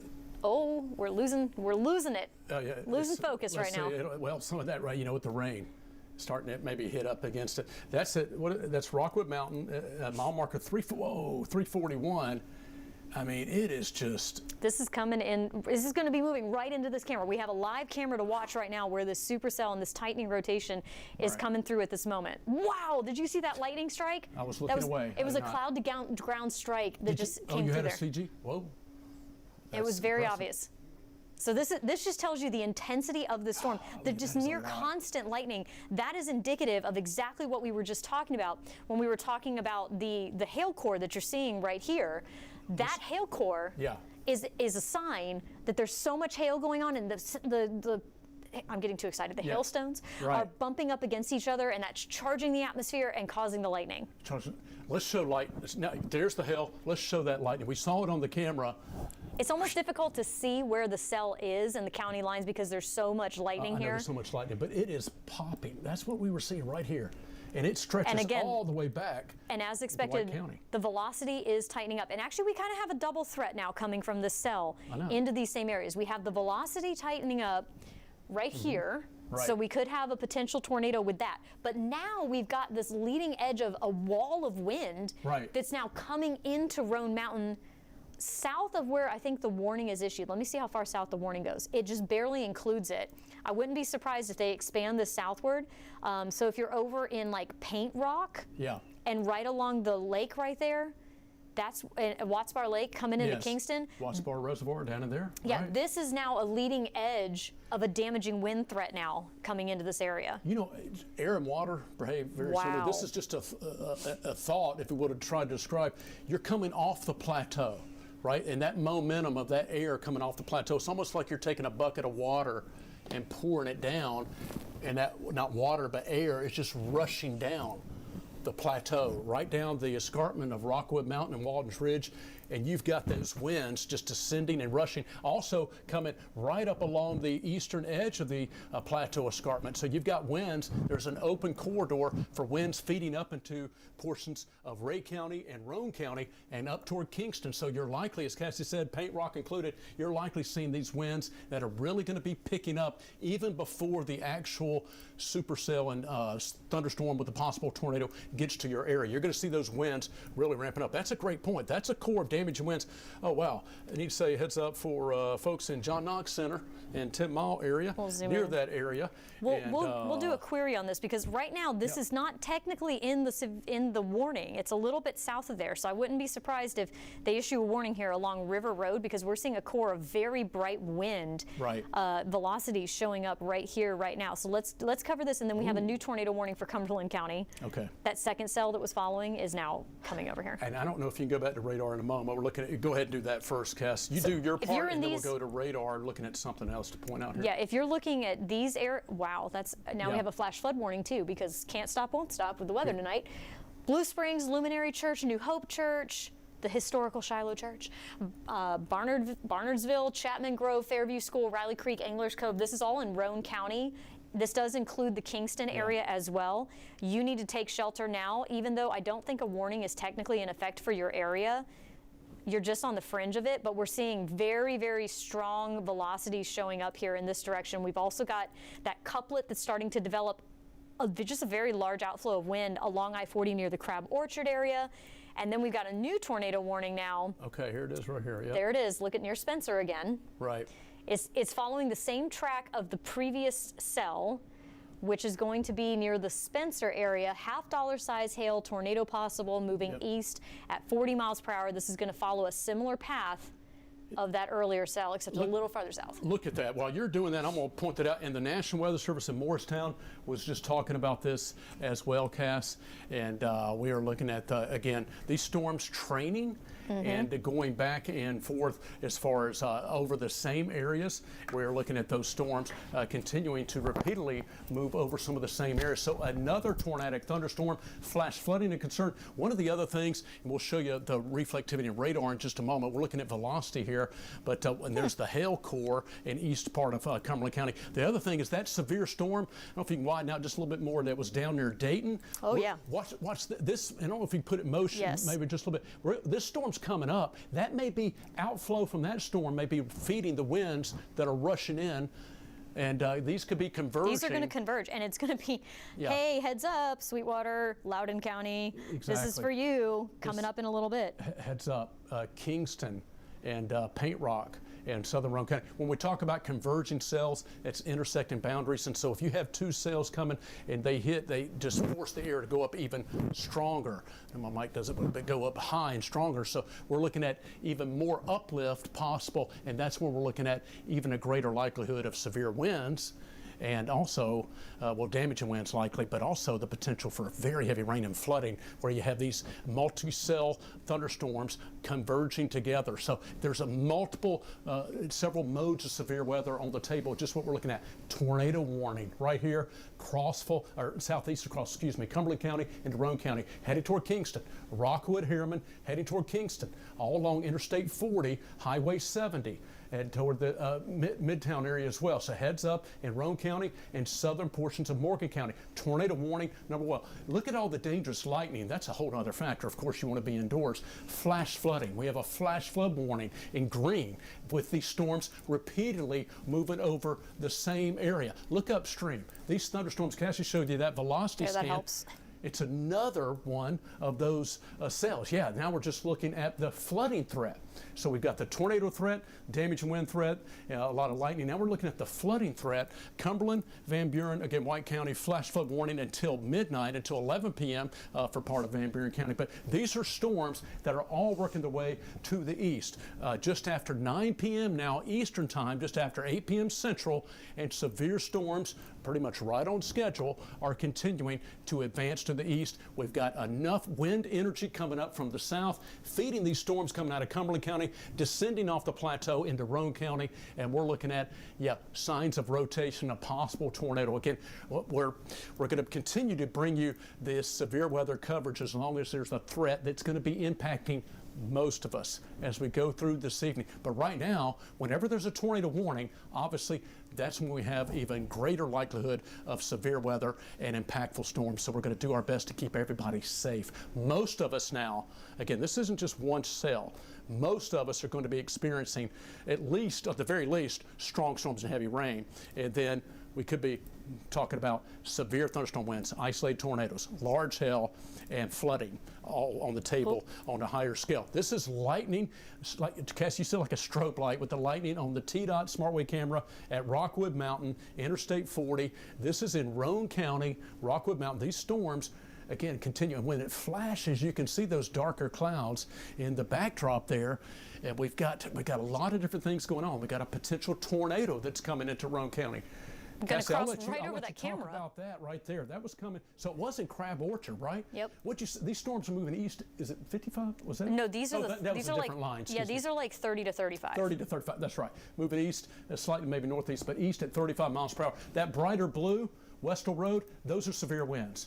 Cassie will sample that right there. But Highway 70 and just to the west of Rockwood, there's the Rockwood Airport. There you go. Rockwood, take shelter. Yep. Right now, Roane State Community College, go to your safe place.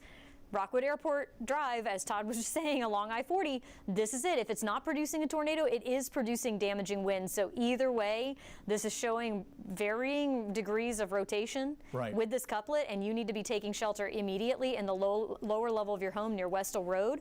Again, it's paralleling I-40. So our camera that we were just showing you there, the TDOT camera is right in the path of the storm, and it is about to move over that area. We also have the strong winds now coming into other parts of Roane County. And this is going to be the cell that eventually moves into Kingston and Harriman, or Harriman and Kingston in that order. So we're going to have to be paying very close attention to the cell as it moves in. In addition to the potential tornado right near Rockwood right now, we also have very large hail along and north of the interstate in this area. So that's another thing that could be causing a threat. If you don't have to be out on the roads, please don't be. And if you can take shelter in a sturdy building, lowest level of your home, away from doors and windows, please do, because we have a very dangerous storm now moving into parts of Roane County at this point. And let me check the velocity scans back here to the west. It's going to be a minute before this next cell comes in, but it's near Mooneyham right now, east of Spencer. It's going to be moving into Bledsoe County, which is not in our viewing area, so we're not going to track that storm super closely right at this point. But it eventually is going to probably catch southern portions of Cumberland County, and if not, eventually get into Ray County. So early heads up here, Spring City. Actually, Spring City, you're included in that new tornado warning, so there's your heads up. Spring City, you need to be gathering your things and being prepared to go to your safe place here. Let me pull up our desk cam here and just kind of give you an update. Actually, here, Todd, I'll go back to the full screen for you. Yeah, perfect. That's a look at the Rockwood Mountain TDOT camera. And, this just, we're looking at radar, we're looking at the rotation, we're showing you all the heavy rain, lightning. Oh, my goodness. But that lightning, that really tells the story. And there we see it graphically on a radar map. You see all the white lightning bolts. Those are strikes. And that's where a lot of those strikes, those are within 30 minutes or less before they gradually fade out. There's a time duration, then they gradually fade out every 5 to 15 minutes after that. I was about to say new tornado warning coming here for Ray and Meigs County, and there it is. Well, I'll let you talk about that. I'll let you cover that, and I'll come back and take a look at some of the. We'll track it as we look at that latest. But what's the latest on that, Cass? Okay, so this is a storm near Dayton. This is the cell that we were watching coming up from the south here. This is a newly tornado warned storm near the Dayton area, moving to the northeast at 40 miles per hour. Notice I said northeast. The other cells are moving east. This one's coming northeast up the valley right now. This is a radar indicated tornado, and it's going to be near Evansville, Peakland, Clearwater, Murray Store, Old Washington, 10 Mile, Graysville, Nyota, and Sale Creek in the future here. So that's our new tornado warning. Because again, the best chance of seeing any rotating storms is going to be from I-40 southward tonight. Right. North of that, we still have the damaging wind threat, and we have new severe thunderstorm warnings we haven't even gotten to yet. Right. But that area has been tapped, so to speak, from the earlier round of storms. Round one went across the northern half of the region. Oh, that's still pretty strong. Oh, no yeah. wonder there's a tornado warning. The Ville's going back up. Ville's going back up. Right now, it's around penny size, but that could be going up. Rotation's tightening. So Dayton and southern Ray County. And McMinn now. And McMinn County, thank you, Cass. Yes, into McMinn County. Oh yeah, and excuse me, Meigs, Decatur. So Dayton, Decatur. Oh yeah, Nyota. That's right. There we go. Northern McMinn County. Yeah, Highway 58 heading up toward 10 Mile, Highway 27 going through Dayton, 58 coming through Decatur. And again, we're looking at, I'm trying to figure out what that road is between Athens and Decatur. I don't see that right now, but between Dayton and Decatur and Athens, again, and if you live anywhere between there in Ray and Meigs counties into McMinn County, tornado warning. This particular storm, as Cassie said, now it's moving northeast and will continue to be impacting Ray and Meigs County. So southern Ray County, southern Meigs counties. Again, this is a tornado warning till 10 p.m. So we have Ray and Bledsoe until 9:15. We have the other warning that's coming into Roane County now until 9:45.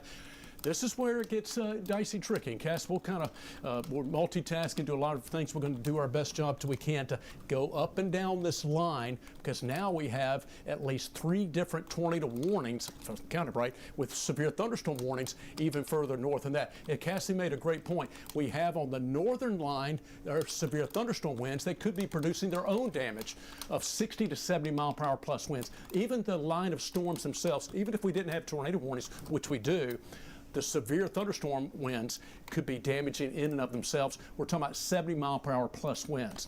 And that certainly is more than enough to do damage and cause power outages from the downed trees and power lines. But in addition to the strong winds, we have high wind energy that's up at 5 to 10,000 feet that's feeding down in the storms as they grow up. They tap into that and get these storms rotating in a counterclockwise fashion. So this storm in Dayton is actually tracking northeast. It's in its own environment. It's a single cell, a broken cell, discrete cell that has its own wind environment, and it is increasing in strength. And it will likely try to be producing damage as it's moving off to the northeast.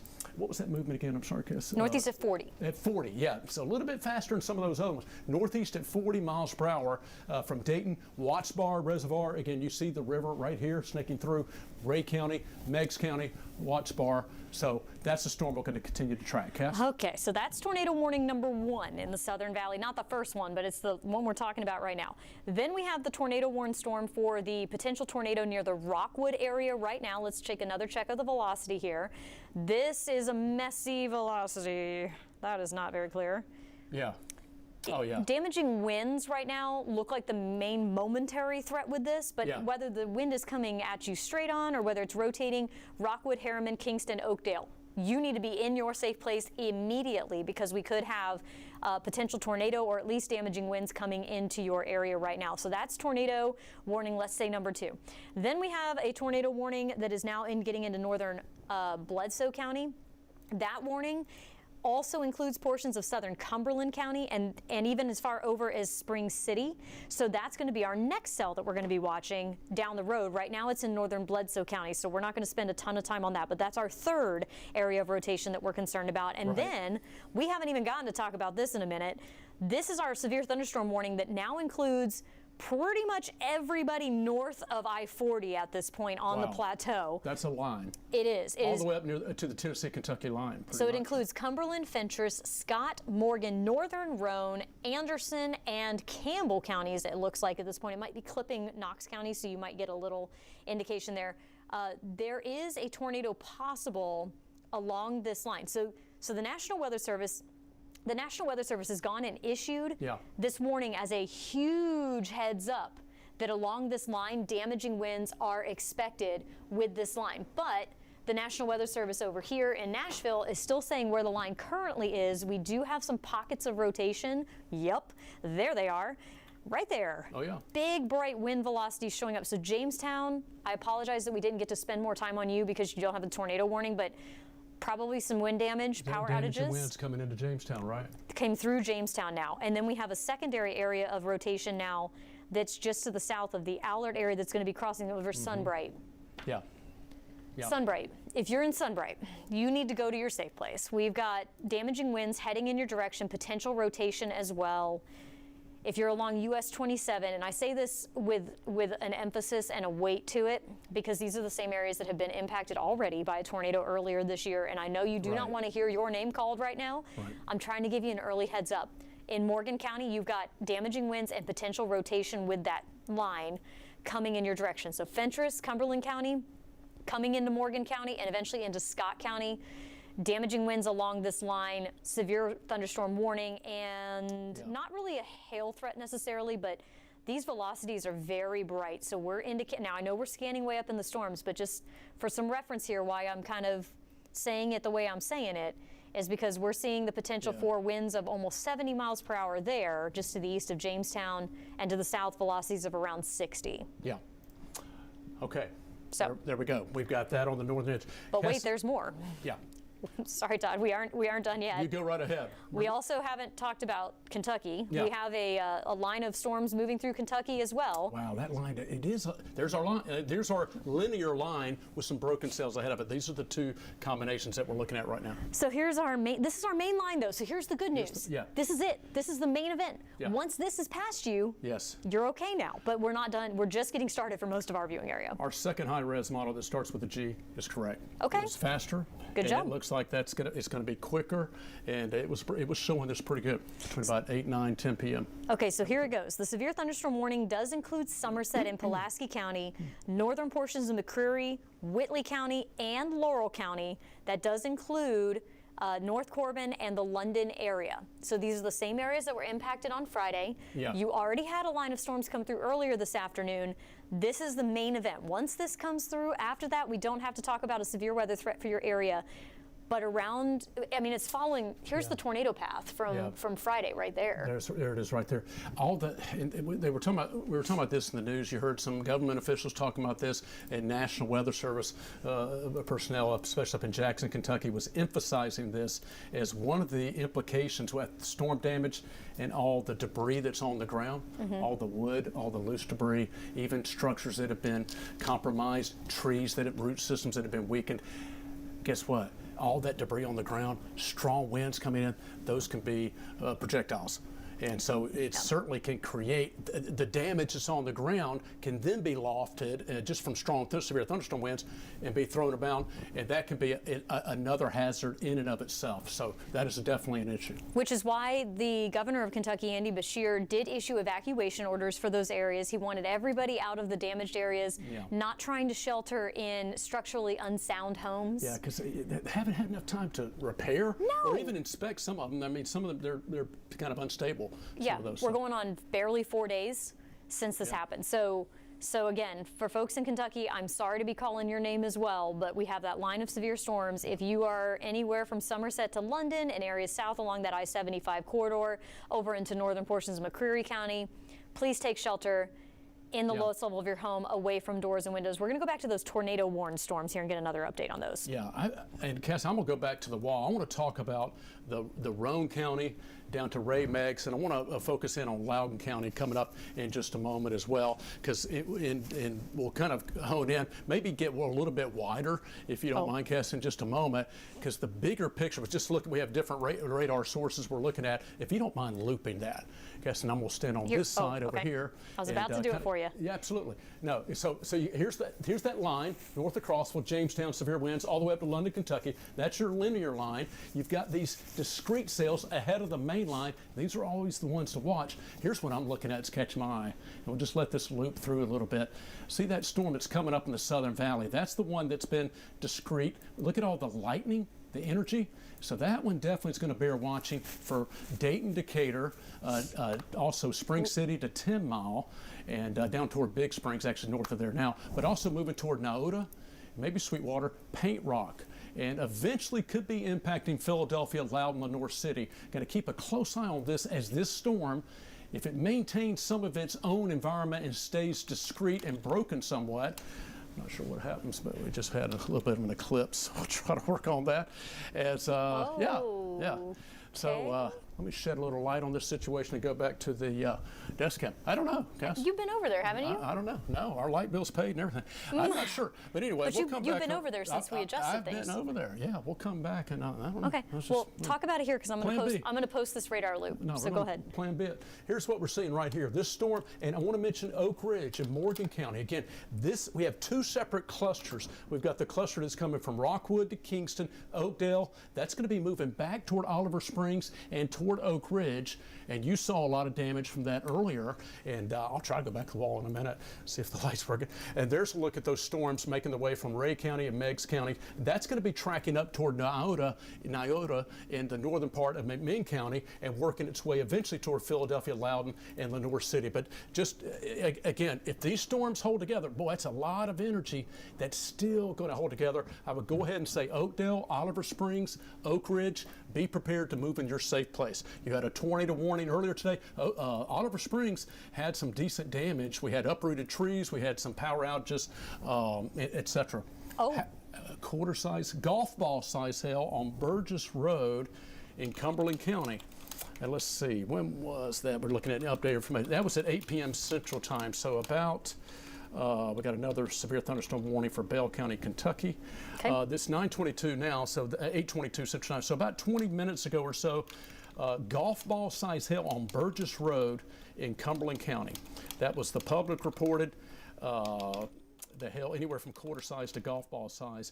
Thunderstorm wind damage being reported on Ray Road in Cumberland County, 9 miles south of Knoxville. So that storm that we were tracking, sorry, I'm standing in front of the radar, that storm we were tracking in southern Cumberland County, again, has produced damage and also produced golf ball size hail, Burgess Road, Ray Road. And so that's what we were seeing from that storm in Cumberland County earlier. And that is continuing to track now through Roane County. So that's what we're looking at with that particular storm. I'm going to go back. Let's try this wall again and see how it looks. And, hey, you're back. And it's back. Yeah, you look great. Okay, I don't know about that, but we're lit. So here's what we're seeing. Again, thank you. And our boss, who is all over it, thank you, Corey. So the chroma is fixed. That's probably Bob, who does everything Bob's out there. so He's well. got it. He does everything so well. He does things behind the scenes and fixes it. Okay. So anyway, thank God for people like that take care of our equipment and tools. And so let's see. We may be going back to art again. Okay. Oh. Anyway, so I'm just gonna hang out here. We are looking at again that storm that's making its way again from Harriman, Kingston, Oakdale, and it's heading toward Oliver Springs and continuing to be toward Oak Ridge. So again, we are looking at seeing how that light works back and forth. I'll go back to the desk here in a minute. We're looking at that severe tornadic thunderstorm that is making its way over into parts of Roane County. You know, as I look at the monitors, they're totally fine. So maybe folks at home say, what are you talking about? So it could be that monitor that's not correct. So the key's not working behind you. The key is not working behind me. Okay, I'll come back to the desk. Come back. Yeah, here we go. So we're talking again this tornado warning, that is going to continue for Roane County, and as I mentioned, that's a tornado warning until 9:45 for southeastern Morgan, northeastern Ray, and Roane counties. We now have structure damage reported in Cumberland County. This is along Ray Road. So that is with that rotation that we saw earlier with the first supercell that moved into the area. In southern Cumberland County. Yep. So that we were talking about south of Crossville. Thank you, Cassie. Now, not only the wind, the hail, and the wind damage, but now we have, again, structural damage on Ray Road in southern Cumberland County. That was that cell that we continue to track. Okay, the possible tornado at 9/11, this is just about 15 minutes ago now, was near Midtown or near Rockwood, moving east at 35 miles per hour. We got tornado and $half size hail possible as that storm continues to track. Again, as far as the rotation, it's kind of been going back and forth. Severe winds right here, likely into the heading toward Kingston in the Midtown, in the central part of Roane County. And so I believe that's heads up Kingston. Again, Jamestown, you've seen similar clusters of strong to severe thunderstorm winds. Also Crab Orchard, Fairfield Glade, looking at some severe winds that are continuing to track through the eastern portion of Cumberland County right here. So we've got strong to severe winds, just in general some severe winds moving through. Here's Harriman, again, also Oakdale in southern Morgan County, northern Roane County, Kingston, Harriman, up toward Oliver Springs. We're seeing some of those severe winds that are continuing to track off to these. Now we have a new severe thunderstorm warning. This just issued. This now includes Knoxville. So again, I know we're covering up programming just for folks on Channel 10 and streaming. The reason these storms maintaining their strength and intensity and impacting most of the Channel 10 viewing area. So we're going to continue our long form coverage to make sure everybody stays safe on this Tuesday evening. So that's what it looks like right now from our Sharps Ridge Tower camera. Great idea, Cass, because now we're going to be seeing these storms firing in. We are looking off. Let's see. This is actually, I don't know which direction that is. That's this is 640. This is Clinton Highway. We're looking back to the from this vantage point back to the west southwest. So that's not bad, actually. That's pretty much where those storms are eventually going to be. There you go. There you go. Whoa! Let me just tell y'all, if we can catch lightning live on TV, that is. Your finger, right? That is an impressive, something very impressive. I was about to say, yeah, that view will work. That's looking back. Ooh, we can hear the thunder. Southwest. We can hear the thunder rumbling. Hey, for those who are listening, that's a different story. you might want to turn on. You might want to turn on the generator, FYI, for our officials who are listening to this right now. Cassie was here late Friday night. You said when that generator kicked on. Oh, we'll hear it. Was that an earthquake or was that the generator? We have a big green generator. It got its notoriety and fame from the blizzard of 1993, the storm of the century. Our engineer, Pat Thompson, they made a promo out of it one time when it stayed on, and we were able to maintain power because of the big green generator. That's just a side note. Anyway, back to the serious point of this storm. Here's a look at the lightning that is working its way toward Oliver Springs and Oak Ridge. This is a tornado warning in Roane County and Ray County till 9:45. It's now a severe thunderstorm warning. This includes Oak Ridge coming out of Roane County, Oliver Springs until 10:15 for Anderson, Campbell, Morgan, Roane, and Scott. So, Cassie, you were talking about this. Not only are we looking at this cluster of intense lightning and focus winds that's heading from around Kingston to Oliver Springs and Oak Ridge, but we have a whole line that's in the way with this, and also part of this that's going to extend northward up across the whole plateau. So that does include, again, Morgan, Scott, Campbell County, so it's going to take you from Wartburg up toward Oneida, over toward Jellicoe in northern Campbell County, all the way up to the Tennessee-Kentucky state line. And then we've got Roane and Anderson as far as in our valley areas. That was the generator. That was the generator. Yep, that was just the power switch over in case anybody saw the flashing. Our monitors went off. Maybe that's all it was. Okay, so maybe that was just internal. Maybe you're still watching us, and looks like the lights still work. So anyway, here's what we're seeing. The Oak Ridge down to Lenoir City and back into Roane County, Harriman, Kingston, just covered up in lightning. This is some intense lightning and damaging winds. Unfortunately, likely going to be producing some wind damage. Okay, on a serious note, we want you to be in your safe place, out of harm's way. Your safe place is the lowest floor in a sturdy home or building, a small interior room. If you don't have a basement, if you have a basement, it's the best place. As low as you can go, that's great. Lowest floor is great. If you don't have a basement, a small interior room like a bathroom, hallway, or closet, away from outer walls and windows. Put as many walls between you and the outside and the storm winds as you can. Okay, so you want to be in the center part of the home, not out as looking out the window. Oh, how close can I get to these storms come up? Okay, you can watch it for a certain point, but when those storms get closer, you got to get away from the windows and outer walls because things can be flying around.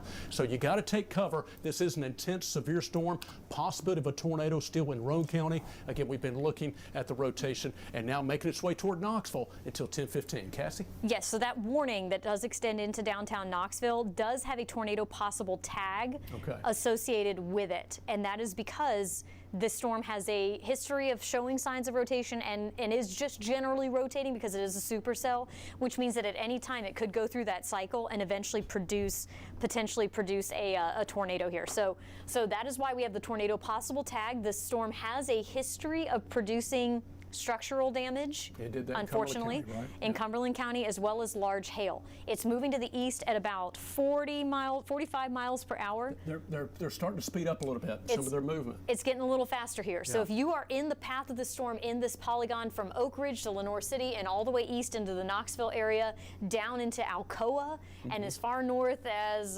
let's go with northern Knox County. I was going to say Halls. Halls. Sounds good. Exactly. Y'all need to be taken and look at these lightning strikes in Knoxville. Whoa. This storm is throwing the bolts.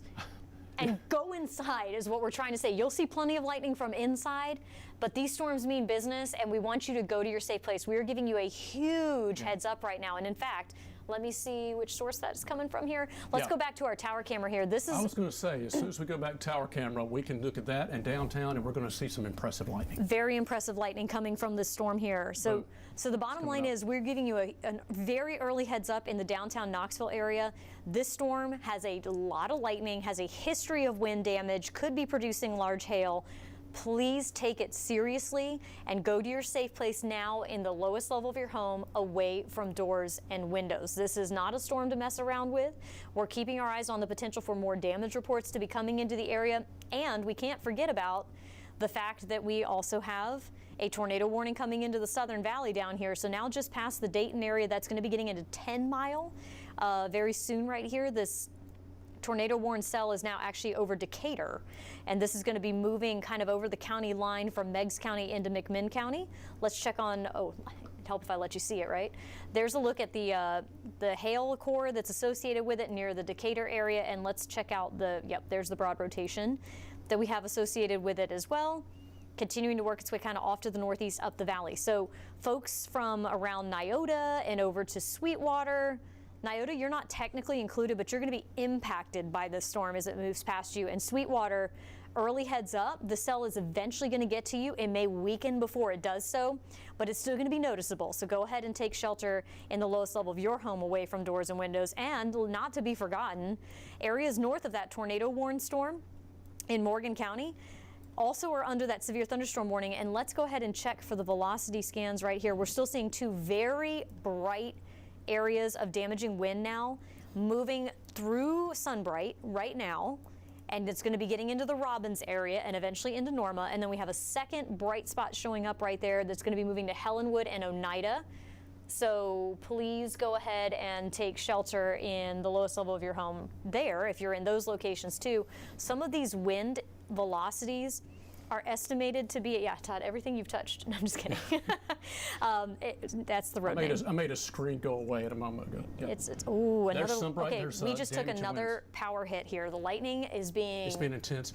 If we, we'll can we show go it in a back second. to the tower cam in a moment? We'll look at that. So the velocities right now near Sunbright are showing about 65 to 70 miles per hour, and then the velocities coming into Helenwood and Oneida with some broad rotation are in the 60 to 65 mile per hour range. If you're up in these areas, you need to go to your safe place. You might get some hail in there. I'm not as concerned about the hail as I am the damaging wind threat up in those locations there. So again, this is in northern Morgan County and into Scott County, and then not to be forgotten, up into McCreary County, north of Pine Knot, along US 27 near Whitley City. We also have damaging winds coming into your location as well. Please take shelter if you are in Whitley City along 27 and areas east of there. Heads up, early heads up, Pine Knot, you've got some coming for you. And in Williamsburg, Saxton, and up 25W and I-75 into North Corbin, you've got damaging winds moving into your area. Also London, that line is just about to get there, so heads up there as well. Really, everybody up and down this line needs to be moving to their safe place right now, and areas in the Southern Valley need to be taking shelter if you are in the path of that big cell that is tornado warned down near the Decatur area. You want to take that tower? That's our Sturkey cam, correct? Absolutely. Dunbar Road, real quick, in Cumberland County, impassable due to flooding. So we were talking about Dunbar Road, Ray Road, Burgess Road, Highway 127, all in southern Cumberland County being impacted by these severe thunderstorms. Here's a look. Thank you, Cass. This is a look at the tower camera. Let's see what. This is. Oh, sorry. You want the other one? 1, 2, 3. Can you go back between 3 and 4? There you go. And actually, I don't know if you can show Smokey's camera. This is a look. I was looking at our different cameras. I don't know if I can do chroma. Do you want chroma? No, you got chroma. Okay, this is a look at our downtown camera, and here's a look at the lightning off in the distance. You'll see it really popping up, flaring up right here. And again, we're seeing these storms with a lot of energy in the atmosphere, a lot of lightning, continuing to advance, coming off the plateau, moving into the valley from Morgan, Roane County, continuing up into Campbell, Scott County. Again, that's an example of this energy, the lightning. And again, we're going to be hearing some pretty loud thunder and a lot of rumbles. Folks were commenting earlier today, even I believe one of our workers, Don, and I think his wife said, we're looking at our tower camera now, looking off to the west. Don said his wife in Clinton was talking about the long rolls of thunder and the peals of thunder. It was long rolling type thunder as a a lot of positive lightning, a lot of energy that has even more sound wave action. Wow, look at that. That's behind me. Again, we're just looking at the tower camera. Probably need to just get off screen so we can take a full look at it. I know, right? So that's what we're looking at. Just wanted to point that out real quick, though. Is that better? There we go. He gone. That is better, actually. Okay. It's better when Todd's off screen. That's what we're looking at. I don't know if can you show the Smoky Stadium cam? Yes, I can. If you can, it's okay. But I turned that one around as well. Matter of fact, we've got all 4 of our main cameras. We're even got eventually Douglas Lake. That's an impressive one. So here's a look at our downtown. Obviously, usually we're looking at the Covenant Health Park, the field. But let's see if that kind of reveals the lightning off in the distance coming up a little bit. Of course, as soon as we took it, nothing's showing up right now. But it's way in the distance. yeah, it's way in the distance. But it was popping pretty good there as these storms, seeing those off in the distance as well. And again, just an example of the energy in the atmosphere continuing to head our way. So there's a look at that lightning. Again, that's what we're seeing. Again, tracking these storms. Again, we're looking at our camera views coming from Knoxville. That's the lightning we're seeing. So Oliver Springs, storms are approaching your area. You could see more damage and winds. You have wind damage earlier. You could see more. Oak Ridge, about a heavy rainfall, and that energy starting to move in your area with potentially damaged winds. Kingston, Harriman, we mentioned your area. The strongest winds now, which is interesting, but you got the highest winds. Look at that. Highway 27. Going from, you mentioned Sunbright earlier, Deer Lodge, and there's Sunbright. Deer Lodge actually back to the west. So Sunbright's seen some, unfortunately, that's a lot of strong winds. That's 60+ mile/hour winds. They're have come right across Highway 27 in Morgan County, and we'll be tracking into Campbell County, I believe that is right here. Sorry, that's Scott County. Got lost random rush there. Scott County, obviously. That's going to be heading toward Norma and Winona and Fairview here in a moment. So Morgan County, this is Scott County. Here's Campbell County, one county over from there. Eventually, these winds heads up from Morgan, Scott into Campbell County. Again, severe thunderstorm winds will continue to track in your area. And Cassie, maybe we'll go with the velocity, just scan on down, come on down the way, Well, and we should work also our way. Oneida and Helenwood. Yeah, absolutely. Oneida, Helenwood, seeing some of those severe winds.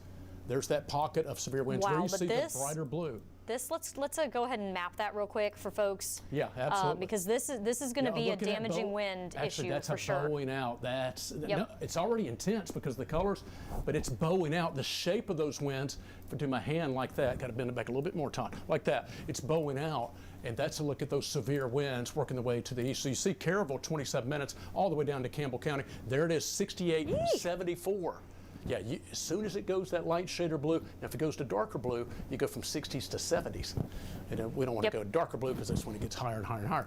But that's what we're looking at, where those darker shades of blue, that's when you're 70 plus. A lighter shade of blue, typically 58 or higher, 60 rounding up. So that's a look at, yeah, you're right, Cass, those are bowing out. Another little cluster of some high winds along the Cumberland-Morgan County line. Right in Harriman, Kingston, it's messy, but it's just big, broad rotation with that general supercell. Look at the mesovortices within this cell, or the little weaknesses. Watch when I loop it, Todd. Yeah. Look at them. Look at the way they're. Oh, look at, yeah, right. That's cool. Wow, guys. Yeah, I mean, that's impressive. This is going to be coming into the I-40, I-75 split very soon here. Let's go back to the radar really quick here. Because if you are not already in your safe place, you need to be right now ahead of this particular storm. A ton of lightning. The hail's coming down a little bit. But yeah, the wind is going to be a thing. And this storm has, again, a history of producing structural damage and large hail. Yeah. Please take shelter. Yeah, it looks like some of the main impacts, that 1-2 punch, damaging winds, and then the heavy rain and flooding. Now, we're getting the flash flood warnings because we've had training of storms coming across the plateau, converging cells. So the damage and wind threat, within the damage and wind threat, that includes potential with those isolated tornadoes. So that's kind of bridged together, if you will. And look at that. Boy, look at that huge cell from Decatur to Athens to Sweetwater. And on the bottom edge of that, that's looking at some severe winds coming in from, did you mention Inglewood a moment ago? I did. Athens? Yeah. Yep, Nyota. Exactly. heads up, it's coming Yeah. right into your area. These the damaging winds are. The lightning and the rain is actually a little bit north of that, but the winds are kind of on the southern side of that bright color that you see right there. And again, this is still a tornado-warned storm. The velocities aren't super clear, but it is definitely showing signs of rotation. And then, of course, we've got the hail that's coming along with that as well. And as long as that stays on the northern side, kind of coming out of the anvil of that supercell, Sweetwater, you are going to have a pretty decent chance of seeing that cell reaching into your area here. So in the Southern Valley, down into Meigs and now northern McMinn County, that's eventually going to get into Sweetwater. I wouldn't be surprised if the warning is extended with that cell for that reason, for the potential, excuse me, of the damaging winds and the hail coming into that area. Yeah, absolutely. You know, and just seeing it looks like some intensifying winds and maybe rotation that's about to come closer to the Oliver Springs, Norwood, and Oak Ridge area. I don't know if that's something, maybe a little bit of that cell, right, is trying to. It's trying. It may be trying to rotate a little bit. We'll keep an eye on it. Just some early looks at what we're seeing right here. Again, just kind of seeing a little bit more of that broader rotation. Oliver Springs here, Oak Ridge, and again, we'll continue, and of course, in the coalfields. Oliver Springs, very northern tip of Roane County and near the Anderson County line. But seeing some of these pockets of rotation. Lenoir City, Loudoun County. Again, you've got more of those intense storms that will continue to feed up into your area. We're just looking at velocity. There's a new here. severe thunderstorm warning with that. Okay, go ahead, Cass. There it is. Wow. Yeah. That's the Knoxville one. There it is.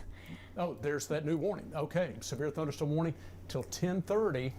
Thank you, Cass, for Loudoun, McMinn, Meigs, and Monroe counties. Radar indicated severe thunderstorm winds. And again, that's what we were looking at. Those pockets, especially as Cassie pointed out, on the southern edge from Riceville to Athens over to Englewood, particularly coming into the southern part of McMinn County. But that will likely be working its way toward Madisonville, but also from Sweetwater, Highway 68 to Madisonville, and then continuing on its track 411 up toward Von Orr and eventually Greenback. That's something we're going to have to keep an eye on. So if you're watching us in Monroe County and Loudoun County and eventually Blount County, this storm is going to continue to track off to the east-northeast with damaging winds likely and torrential rainfall as well. And also we could be looking at some large hail possible as this storm continues to work on off to the east-northeast. So that's what we're looking at with this particular severe thunderstorm. This is the latest severe thunderstorm warning. Again, Loudoun, also McMinn, Meigs, and Monroe counties. And again, this storm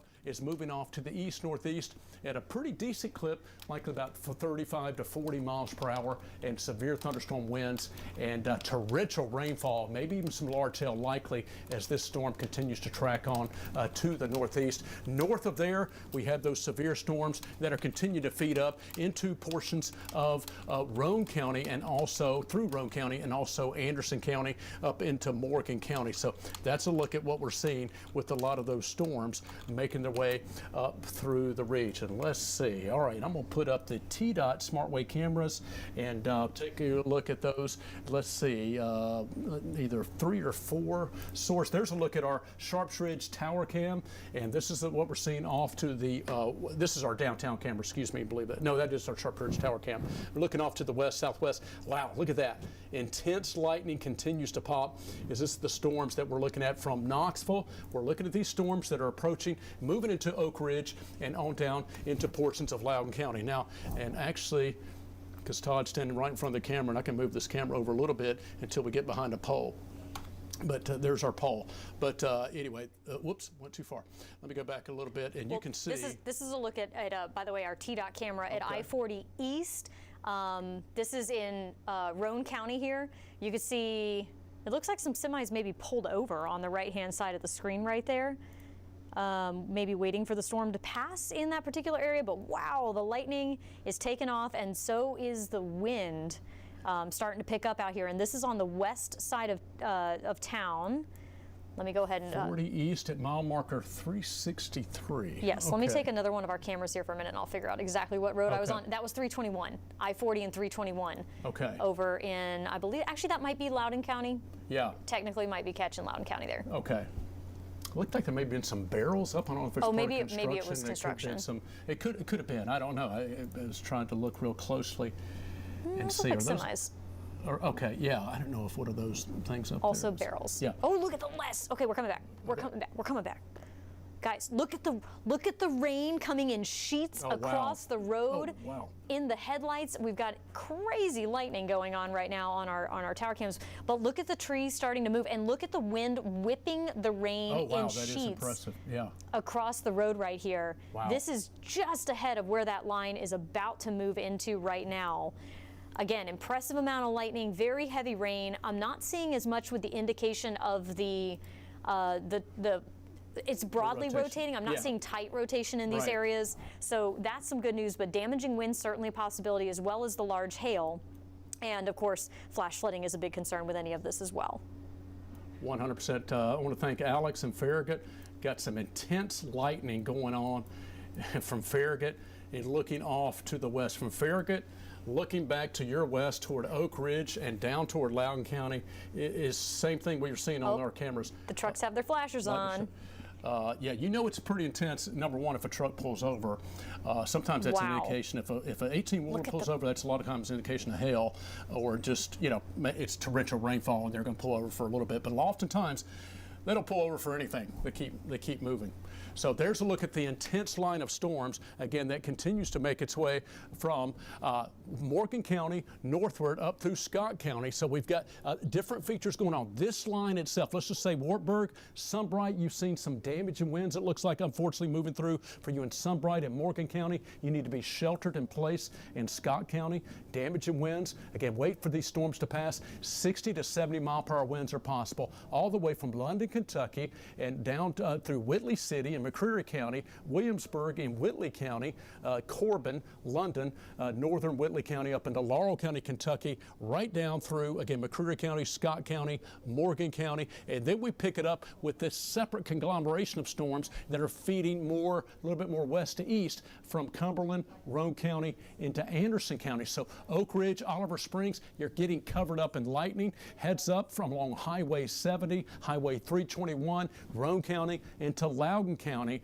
and particularly coming up into the split. Also heads up for Oak Ridge, Hardin Valley, Carnes, Claxton.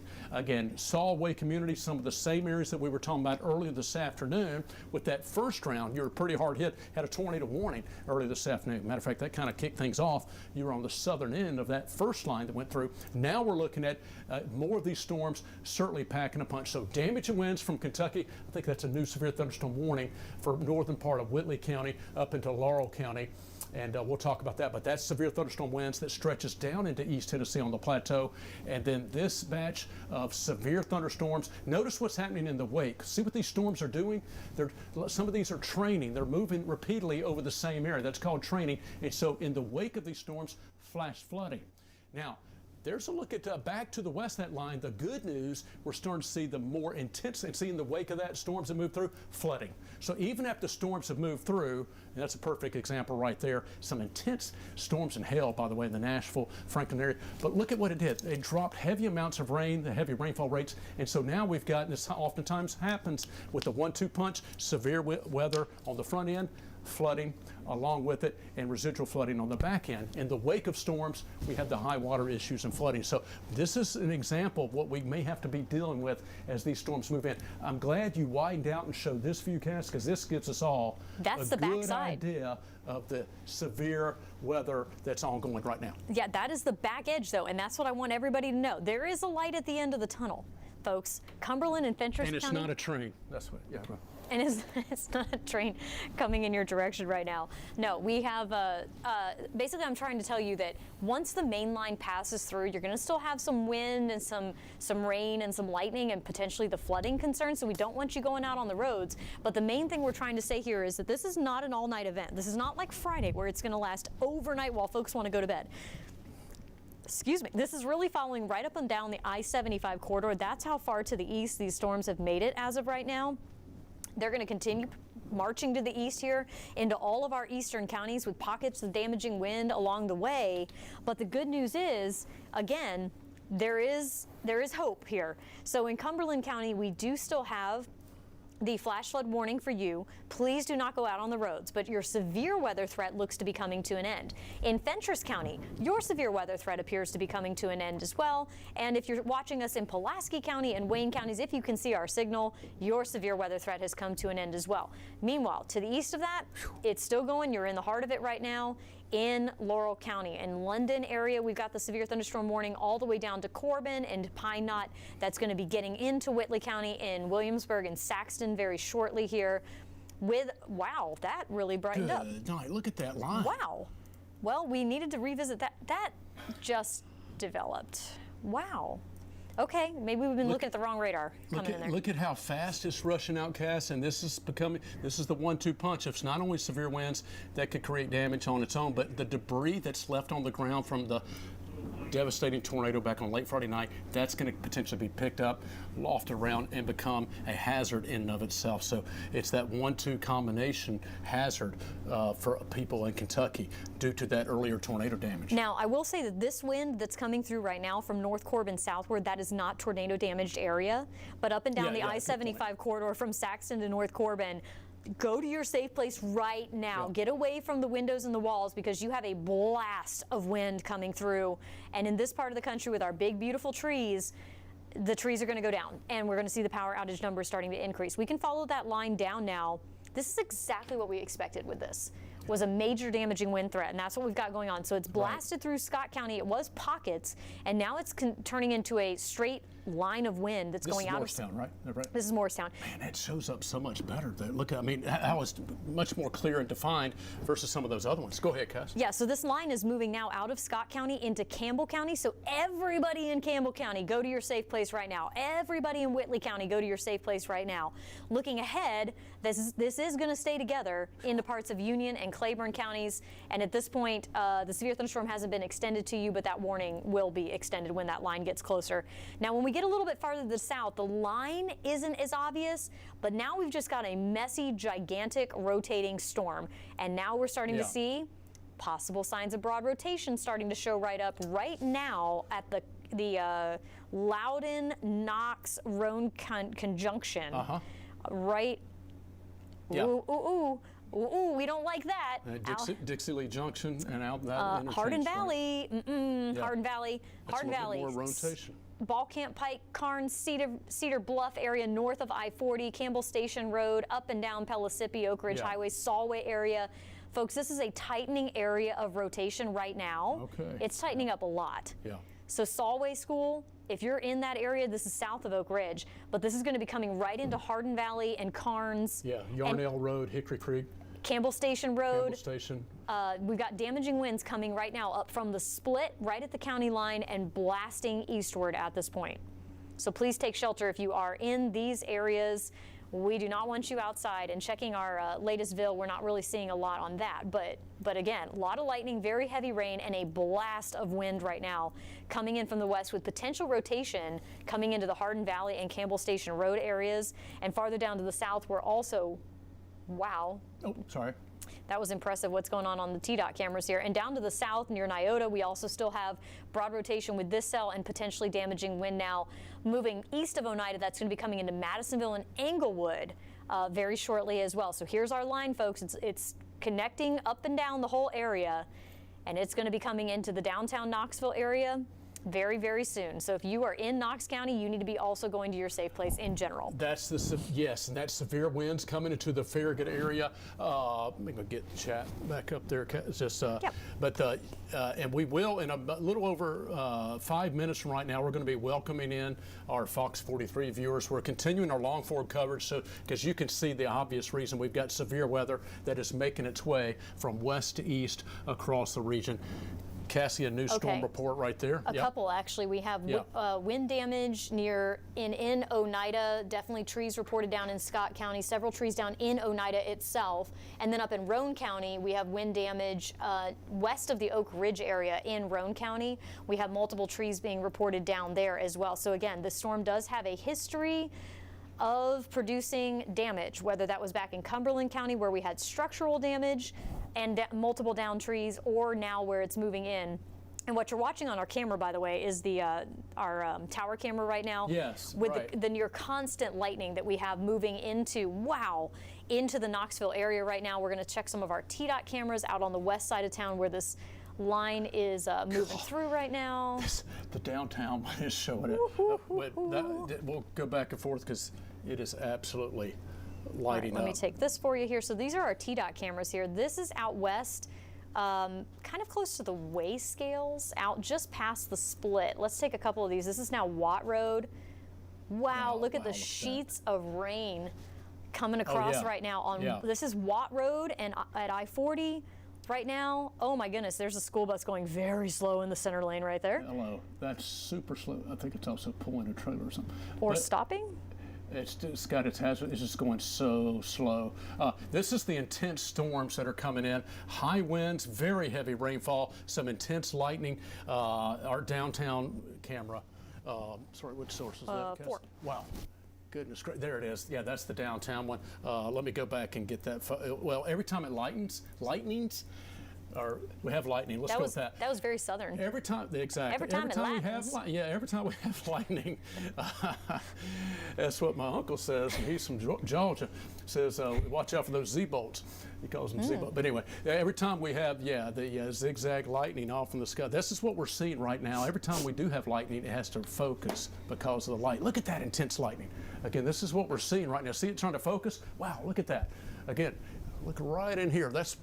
That's where we're seeing some of that intense lightning. Let me go move the camera over because we operate these in front of our cameras here. Here, I'll take this while you do that. Let's see. Okay. This is out at the weigh scales at look at the trees right now in the bottom right-hand corner of the screen, just thrashing around in the wind right now. Look at the sheets of rain. The velocity showed 60-mile-per-hour winds coming into the Farragut area. Look at this, folks. Oh my goodness.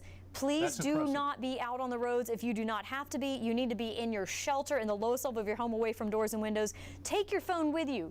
Open the WBIR app and you can watch us right now, and we will show you what's going on with all of these cameras out and about across the area. This is a very intense storm that's moving everywhere from southern Kentucky all the way down into the Southern Valley, and there are spots along the way where we're going to see more of that wind damage, not to mention just the constant lightning that's coming with this as well. Let me go back to the radar real quick here for the velocity scan and just take you from top to bottom one more time. Not one more time. Who am I kidding? We're going to be here for at least another hour covering this here. So we got lots of pizza, though. We're fine, kids. I didn't get any yet. I've got some waiting for you. Todd has lots of pizza, and maybe he'll share. Okay, there's a look at I-75 up in, this is in southern Laurel County in Kentucky and down through Whitley County. So the leading edge of that wind has now passed I-75 in Whitley County, and it is bowing out. So Saxton, it's almost to you, and this is going to continue eastward into Barberville along 25E to Pineville and eventually into Middlesboro. And even at times we're seeing some brief little rotations along that way. So, keep an eye out for that. Yeah, look at this. Look at those severe winds that our models were showing. This is the main damage and wind threat of 60 to 70 mile per hour plus winds. And we're looking at that continuing as it's working its way down from Scott County and down into Campbell County right now. And Cassie, you're checking on some power outages. I think in Fentress County we're looking at. Oh, we got a lot. We got a lot to show, Todd. There's got a lot to show. Let's come on down into west. Come on down further south into West Knox County. We'll work our way southward. Yep. So here through Campbell County now. This is now moving over Elk Valley. What is the name of that? Pioneer.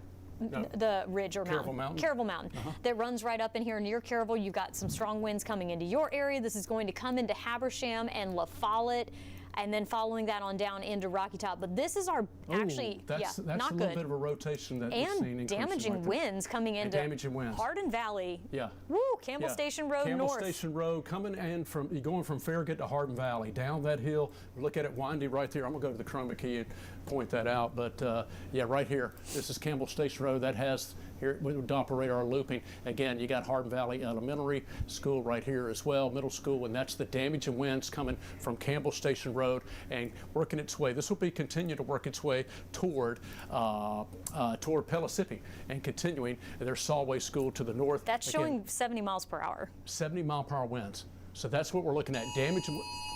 That would be That's all of our phones going off all at the same warning, time. And so that's the Holy moly. rotation. Stop. Okay, here we're going. I got Is my that your watch and my watch? phone going off. This is the broader rotation. That's what the National Weather Service. Oh, it just tightened up right there, Cass. Yep, there it so is. So there it is. We've been in showing Hardin it. Valley. We've been showing it, and you were talking, Cassie, about this circulation tightening, and you're exactly right. And wow, I mean, just in the latest scan, it's almost, here's what the clockwork. Doppler radar will trigger when it gets a couplet. It's science with the technology and everything. When you have enough gate-to-gate shear, tight couplet, whoosh, tornado warning is issued. Now you have an operator that will issue that for quality control, but that's exactly what just happened. It just tightened up. Go ahead, Cass. Okay, so here are the stats with this, and let me go ahead because I've got to get this posted on social here in just a second. Yeah, go ahead. Okay, so there's who the warning is for. Let me show you right there. This is for Anderson, Knox, and it does include northern Sevier County, but this is not close to you yet, Sevier that's County. Eventually down the road. So this is Anderson and Knox County. This is for the couplet that is showing up near Farragut or kind of to the south of Oak Ridge. This is moving east at 55 miles per hour. Wow. Solway, Edgemore Road. Very populated area Hardin here. Valley, north of Farragut.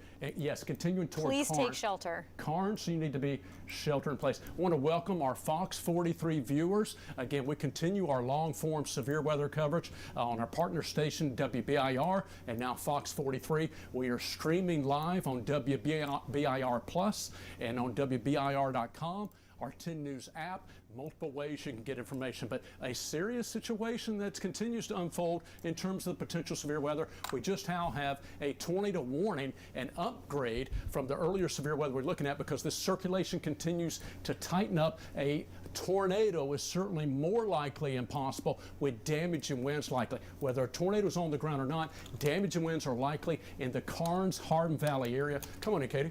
And that's what we're looking at in Anderson County coming into portions of Hardin Valley. So this storm is tracking off to the east. If you're watching in Karnes and Powell and eventually anywhere along Oak Ridge Highway or Clinton Highway, again, coming in near the Anderson-Knox County line, around the Solway Edgemore Road area, Melton Hill, and again, Bull Run Steam Plant, maybe just south of that, a little bit more into Knox County, we're seeing that rotation. National Weather Service in Morristown, this is the National Weather Service in Morristown's radar looking at velocity and seeing rotation. Winds are going away from the radar here. See the red colors? That's the radar's behind me, okay, behind my back, right there, it's behind me. So these winds are going away from the radar.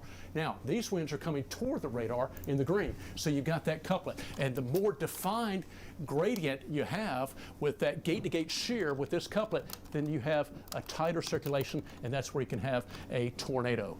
A TVS, a tornado vortex signature, is what can be developing. And so this is one of the more serious things that we look at when we're talking about Doppler radar and technology when we're detecting winds. Something has to be in the air like rain, particles, dust, or something to make the storm rotate. And in this case, of course, it's a lot of wind energy wrapping the rain around a vortex, a tornado potentially. So this is what we're looking at. Possible tornado that's just to the southeast of Oak Ridge, north of Farragut, Hardin Valley, making its way toward Karnes. This is Oak Ridge Highway right here. So this is where you have Pellissippi coming into Oak Ridge Highway, okay? So you're crossing over, once you go from Oak Ridge toward Karnes, and again, continuing, you cross it over the river right here. This is right along the Knox-Anderson County line. There's the circulation. It's right along the Anderson-Knox County line, broadly speaking. But again, you have that. It's right over Melton Hill Lake, pretty much right here, Bull Run Steam Plant. And so in the Solway area as well, you're going to have this storm working its way through the Karnes area and continuing up toward Powell. So basically coming across and working its way across Copper Ridge toward Beaver Ridge. As you come out of Anderson County into Knox County. And this is also, you've got a corridor axis when storms are coming in from the west-southwest. They're more free to flow parallel between the ridges. Okay, instead of coming perpendicular where they're disrupted, having to go up and over a ridge, if they're going parallel, that wind energy, water's just like air. Water, that air can feed in between the ridges, so it could easily go in through that. Tornado warning till 10:45. Again, this is in place for Anderson and Knox County, and take shelter now in a basement interior room. Your safe place is the lowest floor of a sturdy home or building, okay, away from outer walls and windows, as this potential tornado is going to have a lot of wind energy. Debris will be flying around, so you need to make sure you are sheltered in place and away from outer walls and windows. If you have a basement basement, that's the best place to go. If you don't, bathroom, hallway, or closet, in a small interior room in the middle part of your house, lowest floor, until these storms go by. And Cassie, you've been pointing this out. We have more severe winds that are making their way up Caryville Mountain. Yes. Matter of fact, up Interstate 75 from Pioneer, Elk Valley, working its way up towards Stinking Creek and approaching Jellicoe and Jellicoe Mountain and going up Pine Mountain up into Kentucky. Cass? Jellicoe Mountain's the one I was looking for earlier. Yes. We got a lot of mountains. So this now is a observed severe thunderstorm warning. So we've now had 60-mile-per-hour winds clocked up in that area. So let's see if I can find additional information. Unless I'm looking at the wrong storm. 60-mile-per-hour winds. Okay, I'm looking at the wrong storm, I guess, coming in here. Oh no, it's coming in from the west. There's more. Storms that are that strong, though. Actually, there is more coming in here. Is what's happening here. We'll get back to that because this is for Anderson, Campbell, Morgan, and Roane County. So I guess it's for everybody in that area. Okay, so that's still for the severe thunderstorm warning. Now they've observed 60-mile-per-hour winds with that particular cell. You're right. No, you're coming right. into that area. Yeah. Absolutely. So that is the storm. If you're watching right now and want to talk about Loudoun County down into Monroe County, we're seeing these severe storms, Lenore City, Loudoun, and again, severe thunderstorm warnings. This whole line has basically is being warned for. So it can have pockets where you see the lighter shades of blue. We've got 60+ mile-per-hour winds. So that right now, Farragut. Again, Farragut, Concord, you got damaging winds. Again, one of our weather spotters, good friend Alex, reporting the intense lightning and some of those stronger winds. So some potentially 60+ mile-per-hour winds working its way from Farragut, Campbell Station Road, Kingston Pike, and anywhere in the Farragut Concord community into Bluegrass right now. That's working its way. Here's Pellissippi. Okay, so you got Campbell Station Road, Lovell Road, and then you're working away. Here's Pellissippi right here, and continue to track to the east. That's I-40 in Pellissippi. That's I-40 at Pellissippi. Look at the camera. The camera and how slow. We look at this all the time normally. We know it doesn't look at it. And how slow the westbound traffic is on the other side. This camera is bouncing a lot right now. Yeah, normally this camera doesn't bounce much. That's the intense. What we're looking at, I mean, Doppler radar showed it again. It's simply looking at the wind energy. Wow, here's a look at our downtown Knoxville camera. Every time we have lightning, it has to focus because it's focused on the bright light. So that's what's going on. If you see it go blurry, it'll reset. But there's a look at the intense light. I mean, that's just constant lightning basically flashing in the sky. We're looking off to the west northwest. This is the storm. I know it's okay, but man, it's almost like whoa, right? But that's the storm. I know that's impressive. That's the lightning show. That's the energy in the atmosphere. And again, anytime, obviously, when you have a lot of intense lightning, we've got a lot of vertical motion going on in the atmosphere. It's a strong cold front that's moving in, lifting the air ahead of it. It's warm, moist, and unstable, and that's what we're seeing. I know it goes blurry because there's so much lightning, and it's trying to focus not on the lightning in the sky, but the street lights below. But there you go. That's a look at those severe winds making their way. Again, I mentioned Bluegrass, Turkey Creek. Again, there's Fairways and Greens, the Golf Center, of course. And anyway, as far as a landmark, you've got that right along. Right near Kingston Pike and Pellissippi. Kingston Pike, Pellissippi, exactly. Yep, that's where Kingston Pike, Pellissippi. Yep, absolutely. So you got Fox Road. It's going to be impacting you. There's a barbecue restaurant nearby. And this may be a little bit behind as well. So just know that our next scan, it's probably going to be up in here. And then here's where the concern. Right along Kingston Pike, damage and winds possible. And then this is the concern right along Ball Camp Pike right now. You've got a really, really bright area of velocity showing up. This is where we have the potential rotation now. Yeah. It's kind of paralleling Emory Road. Right, up in here, exactly. Powell, heads up. Edgemore Road, Emory Road, Powell, exactly. And this, as you know, I mean, again, we're talking about it is paralleling Emory Road. And if you look at where the roads are built, they're in between the ridges, right? Well, guess what? That's another clue. That's where the wind blows. Again, air is just like water. It's going to follow the path of least resistance. That wind is going to be following between Copper Ridge, Beaver Ridge, Black Oak Ridge, Sharp Street, etc. In between and up in North Valley, that's another weather zone. So you got these strong, intense winds that are working the way from Anderson County into Knox County. This is the Anderson-Knox County line. And as Cassie said, that's some broader rotation. Ball Camp Pike, Ball Road, Shod Road. Again, looking Amherst Road as well. Looking at these stronger winds that will be working their way into the rest of West Knox County. So from Carr Barnes, Oak Ridge Highway, approaching again from Shad Road. They will connect over to Clinton Highway into the Powell area. As Cassie said, Emory Road. Again, this is Clinton Highway right here. So if you're going, and again, I know And there's Ball a mobile Camp home. Pike. There's a mobile home park up here. You need to go to that. I think there's a building at that mobile home park. You need to take shelter right now. Also, that's a little bit of a tighter circulation. Also coming right near Bearden Middle School and near Amherst School. Yeah. Both of those locations right now, if you're near that or even a little bit ahead of that, kind of along Ball Camp Pike. Right. That's also where we're seeing really bright velocities showing up, so a damaging wind threat. Right there. That actually shook the ground, There's the that lightning thunder. strike we just took. That's impressive. Even I heard that. But that's a look. Grace Christian Academy right up here on Oak Ridge Highway.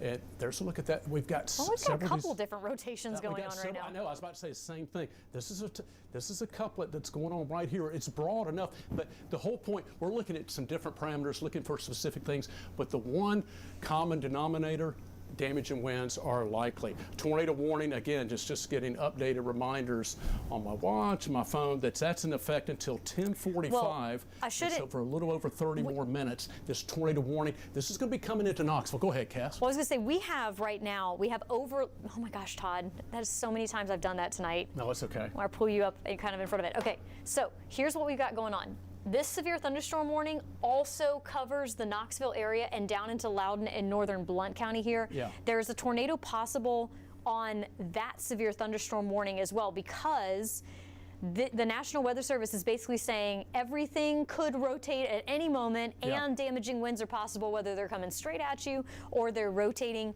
Everybody in any of these warnings needs to be taking shelter, and realistically, even if you're not in the warning, these storms can pop up real fast. Right. So just take shelter if you are in the path of these storms in basically Blount County. Right. You need to be taking shelter, the whole county. All of Knox County needs to be under shelter right now. This is moving through Loudoun Right. and down into Monroe County, and areas north of there heads up in Union County. You've got strong storms coming in your direction as well. Let's do a quick role play. Folks are watching the stream. Maybe you're watching on your device, maybe your tablet, your smart TV, etc. Maybe you're watching this on Fox 43. We're simulcasting WBIR Channel 10. Let's do that. You're watching on TV. All right, and we just talked about you need to go to your safe place. Well, number one, where is your safe place? It's on the lowest floor of your home. If you have a basement, that's the best place. Take your tablet, take your phone. You can continue to watch the stream, WBIR Plus, our live stream. One of the greatest ways, because you can take it anywhere, you can take our live coverage on TV as well. Go to our app, and again, we're Fox 43 simulcasting WBIR as well, so you can continue to watch our coverage while you go to your safe place. The basement, what if you don't have a basement? Our house doesn't have a basement. We have a dugout little basement, that's another story. But if at lowest floor, a bathroom, hallway, or closet, underneath the stairwell, sometimes underneath the stairwell, if there's a pantry there, or just, underneath there, if a little small interior room, bathroom. The reason bathrooms, we did reports on our news that some homes up in London, Kentucky, that some of the folks that survived the storm and some of the rooms that were left standing was in the bathtub, in the bathroom. Why? The closer the walls are together, they can support more weight. Yep, You and don't there's wanna be usually in the garage. and there's usually pipes running through those walls as well that That's kind of it. helps to reinforce that too. That's what we say. Get in the bathtub. Just don't cut on the water. No bubbles. But you get in the but that's it. The pipes. That's exactly what's going on. It's anchored down beneath in the foundation. So we want everybody in this entire line and ahead of it to take shelter. Let's walk you through that line from north to south. Let's go quick because there's a lot of action moving in, Cass. Yep, so we've got up in Kentucky, Knox County, Kentucky. This is moving into Bell County, Pineville, Middlesboro, Pruden. Take shelter now. You've got a burst of very strong wind heading in your direction right now. 60-mile-per-hour winds, stronger possible. And right along the state line right here, it's now moving east of Habersham. Clairfield, I think that's Fonda? Yeah, Fond? Fonda. Fonda? Let's go with that. Okay. That's right. I think that's right. Clairfield. There's Fonda Christian School, which Claiborne gets out all County. the time when it snows. Claiborne County, take shelter. Yeah. Clairfield, Speedwell, Powell Valley, up and down 63 up in here. Yeah. You've got to take shelter now. You've got very strong winds that are about to cross out of Campbell County and into Harrogate, Claiborne County. LMU, come up at the Gap, Cumberland Gap area, take cover. Yep, coming out of Campbell County into Union County. I wouldn't be surprised if we see this flare up here coming up very soon. And now we're getting down into Knox County now, where we've got that rotation around Powell. Broad Acres, anywhere along Emory Road, Powell area. Again, take cover, damaging winds, get some broad rotation. Thank you, Cass. Two areas of There's two areas. kind of rotation there. Right. We've got the damaging winds now. That's what we've been tracking. That's right. about to cross over Middlebrook Pike. Nope, not Middlebrook Pike. That is Western. You know what? I see real quick while you're there and just looking at this different scan, etc. Yeah, that's got 60 to 70 mile per hour winds potentially up in the Powell area. And so coming up into Powell right now? Yeah, exactly. And we've got just general broad rotation. Oh my gosh, the Walker Spring. Okay, Yeah. it was TDOT. Yeah. Yeah. TDOT zoomed the camera into the road, and I thought the camera fell, but it did not. They just did a quick zoom. Yeah. We're watching a lot of things. Okay, so continuing down in Knox County, coming into downtown Knoxville very, very soon. We have damaging winds coming into your area, and then going southward down into Blount County. You have the damaging winds and storms about to move in. It's kind of to the Louisville area right now. At this point, that's the leading edge of this. You are not technically under severe thunderstorm warning in Blount County at this point, and you may not be because these storms may stay slightly below severe limits, but they're going to be impactful, so we don't want you out. And then we also still have the remnants of that supercell that came up the valley near Madisonville. That is going to expire in about 15 minutes, but I'm not really seeing the same velocity. Guys, we got to take this camera. Yeah, Oops, we're watching. Sorry, we're looking at Walker Springs. Walker Springs. I mean, that tells the story. It's bouncing around. It's shaking. The wind, the rain, the windswept sideways rain. Goodness By the way, gracious. Rebecca Sweet just said she's up and she's taking shelter with her family. So our own meteorologist, Rebecca Sweet, is tracking these storms. Yep. And then we're also watching. There is couplet in Roane County. the remnants of a supercell right now moving near 10 Mile and into southern Roane County, and it's going to be getting into southern or western, I should say, Loudoun County here in just a second. Check that out right there. I'm going to keep, wow, TDOT. We're going to keep a very close eye on this right here. That is just to the east of 10 Mile in southern Roane County. That's going to continue eastward into the Loudoun County area very shortly here. So heads up in Philadelphia if you're along. Let me get rid of that so we can see what that road is. Oakland Road or Sweetwater Road, just kind of to the near or south of Paint Rock. This is remnants, like I said, of a supercell that's still going. It's still kicking out there. And in fact, it's actually a collision of the the storms out there. And we may not see a warning issued for those, but I'm suspicious of that spot. And then we've got, Madisonville. So that is still, yep, that's where the warning is. That's okay. Let's check the so bill. That's some high winds, severe damage winds right there. Popped. Let's look back here. Okay, so Madisonville. 68, yep. Yep, and also broad rotation with that as well. That's going to be on Ballplay Road, Yep. Tacony School, Ballplay School, and eventually Highway 360. Highway 360. Down in Monroe County. You need to be taking shelter. And hello to Lassie. It's Yep. heading your way, folks. Take shelter now. Yeah, Citico Beach area. Just south of Honor. Yep. Wow, that's a bright. And then another Down along the conflict. Dragon, 129. So that's going to be hugging southern Monroe County into southern Blount County. So heads up there if you're watching Tallahassee, Citico. And back near Beach area. Riceville, Tellico Plains, you're not in the clear just yet. Even though that main cell is passing to your north, we still have storms from Athens down to the Etowah area, and that's going to get to Tellico Plains eventually as well. So sneaky on the backside. We got to keep an eye on these cells that we've got going on here. Coming into Knoxville right now. So we're showing you Walker Springs camera. The wind is really whipping around. Very heavy rainfall. Again, these are some of the intense winds. Now that rotation, again, that broad rotation is still working its way up from Powell, yep. over toward the Halls Crossroads, right along the Emory Road corridor, and now those very strong thunderstorm winds and very heavy rainfall working its way into the Knoxville area. Again, some intense lightning, and that's what we're continuing to see working its way up into the region. So again, these are the storms that are working its way from Powell to Halls, Interstate 75, Emory Road, and continuing to cross over up into the Halls Crossroads area. Right also over I-75. Yeah, up Interstate 75, exactly. So from Emory Road area, Callahan Road, maybe Merchant Road, you saw Shenandoah Glendale Elementary. So once you get on over into Fountain City, and again, working your way up, again, as you go continuing northward up Tazewell Pike from Fountain City, working your way north, that's what we're going to continue to see. Some of these stronger winds making their way into across Maynardville Highway, Highway 33, and continuing from the Paws to Fountain City up to the Halls crossover area. Here's a look. Okay, see, here are the winds. We showed you that cluster. Maybe we'll go back and forth, if we can, in a minute, Cass, go back and forth from radar to velocity, but this is where we're seeing some of that very heavy rainfall, intense lightning, and underneath that, Kingston Pike, Interstate 40. This is Cedar Bluff, Walker Springs. We were looking at that TDOT camera just a second ago. This is moving into Paper Mill, Bearden Hills, Sequoia Hills. So heads up, Bearden area, Sequoia Hills area. Again, anywhere along Kingston Pike as you work your way coming in from West Knox County and continuing from around Paper Mill toward and Kingston Pike, Neyland Drive area into downtown Knoxville. Again, that's the intense heavy rain. Here's a live look. That's a at shelf our downtown cloud on the top. Oh yeah, there it is, right there. So this is the shelf cloud. There you go. These are little Careful, scuds. Todd. Be careful. But yeah, it's okay to put your, it's one of those things, right? You kind of jump. I bet you did that at home too. But anyway, here's a look at that shelf cloud. It's coming right, it's going to come right over your head, just like that, as this shelf cloud works its way out toward us. That's the intense rain and the lightning in the background. And there's that wall of lightning. That's the wall of heavy rain. And we've got some 60-mile-per-hour winds back in this area right here. So as we continue, maybe we can watch this. And here's the tower. Sorry. No, it's okay. Here's the tower. Okay, we're going to watch. Well, look down here at the bottom. You're going to see that fill in. See that you'll lose the trees right here. Not literally. Not literally. Sorry, not literally. So let's start over on that.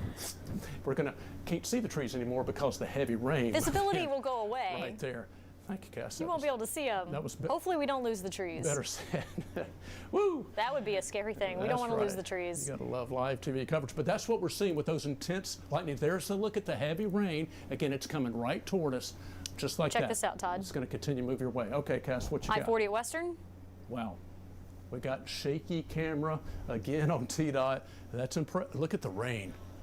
There's the flashers. There's the sheets of rain going across right now. Yeah. Woo! 40 at Western. I mean, the camera views have really been amazing. We can walk through some of those views if you want, Cass, with the TDOT, with our own cameras. That we're seeing that shield of rain coming in. Let's do the velocity one more time here first. Yeah, go right ahead. There's the velocity, and let me loop it for you so you can kind of see it, so you can pick it out. 100%. See, that's a look at some of that rotation right there. Wow, that was tight back near Solway. It's tight. And here's the other clue: whether it's a tornado or not, could be. We did have a tornado warning. If there's enough energy in the atmosphere to rotate a severe thunderstorm, there's enough energy to produce damage and winds. So when we see rotation, you're going to get damage and winds, more than likely. So that's a given. May or may not have a tornado actually on the ground, but just from the strength of the cell alone, you're going to get some wind. Okay. Thought you'd want to see that. Lose the trees, but we can't see them anymore because of that shield of rain. I'm going to step out of the way so we can get the field view of that, because you don't want to see me. You want to see the storms and the impressive energy right there. Look at that wall of heavy rain. At least 50 to 60, maybe 60-mile-per-hour plus damaging winds. This is why we do have a severe thunderstorm warning. Is that the rain? That's the rain, yep. If I can hear it, you know it's loud. It's roaring. It's roaring. That's a look at the heavy rain, the high winds, and I don't think we have too much hail potential out of this particular one. I think it's mainly a high winds and a heavy rainfall. Yes, and with some rotation that's still working its way up into northern part of Roane County. We also want to, Knox County. Want to share down in Monroe County. They're not going to issue a severe thunderstorm warning yet. With this particular that particular cell right there, it's still showing broad signs of rotation, but 55-mile-per-hour winds possible coming into Tallahassee very shortly here. Right now, by the way, Loudoun County is experiencing almost 40% of the county without power.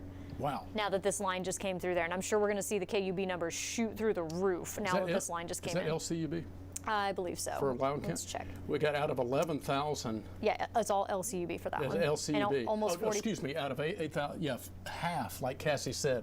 Of LCUB customers specifically. Wow. Okay, Loudoun County.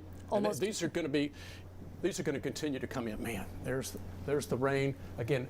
Strong to severe storms working their way into Knoxville. This is what I was trying to show you guys. Sorry, I was on the wrong thing. Go ahead, Cass. I'll let you finish talking about that storm. So there you can see coming right now down over Highway 360 here. This is south of east of Niles Ferry Road, excuse me, north of Ballplay Road, east of Madisonville. That's going to be coming into Tallahassee. Right now, technically, there's not a warning on this particular cell. It's moving out of its warning because that's about to expire here.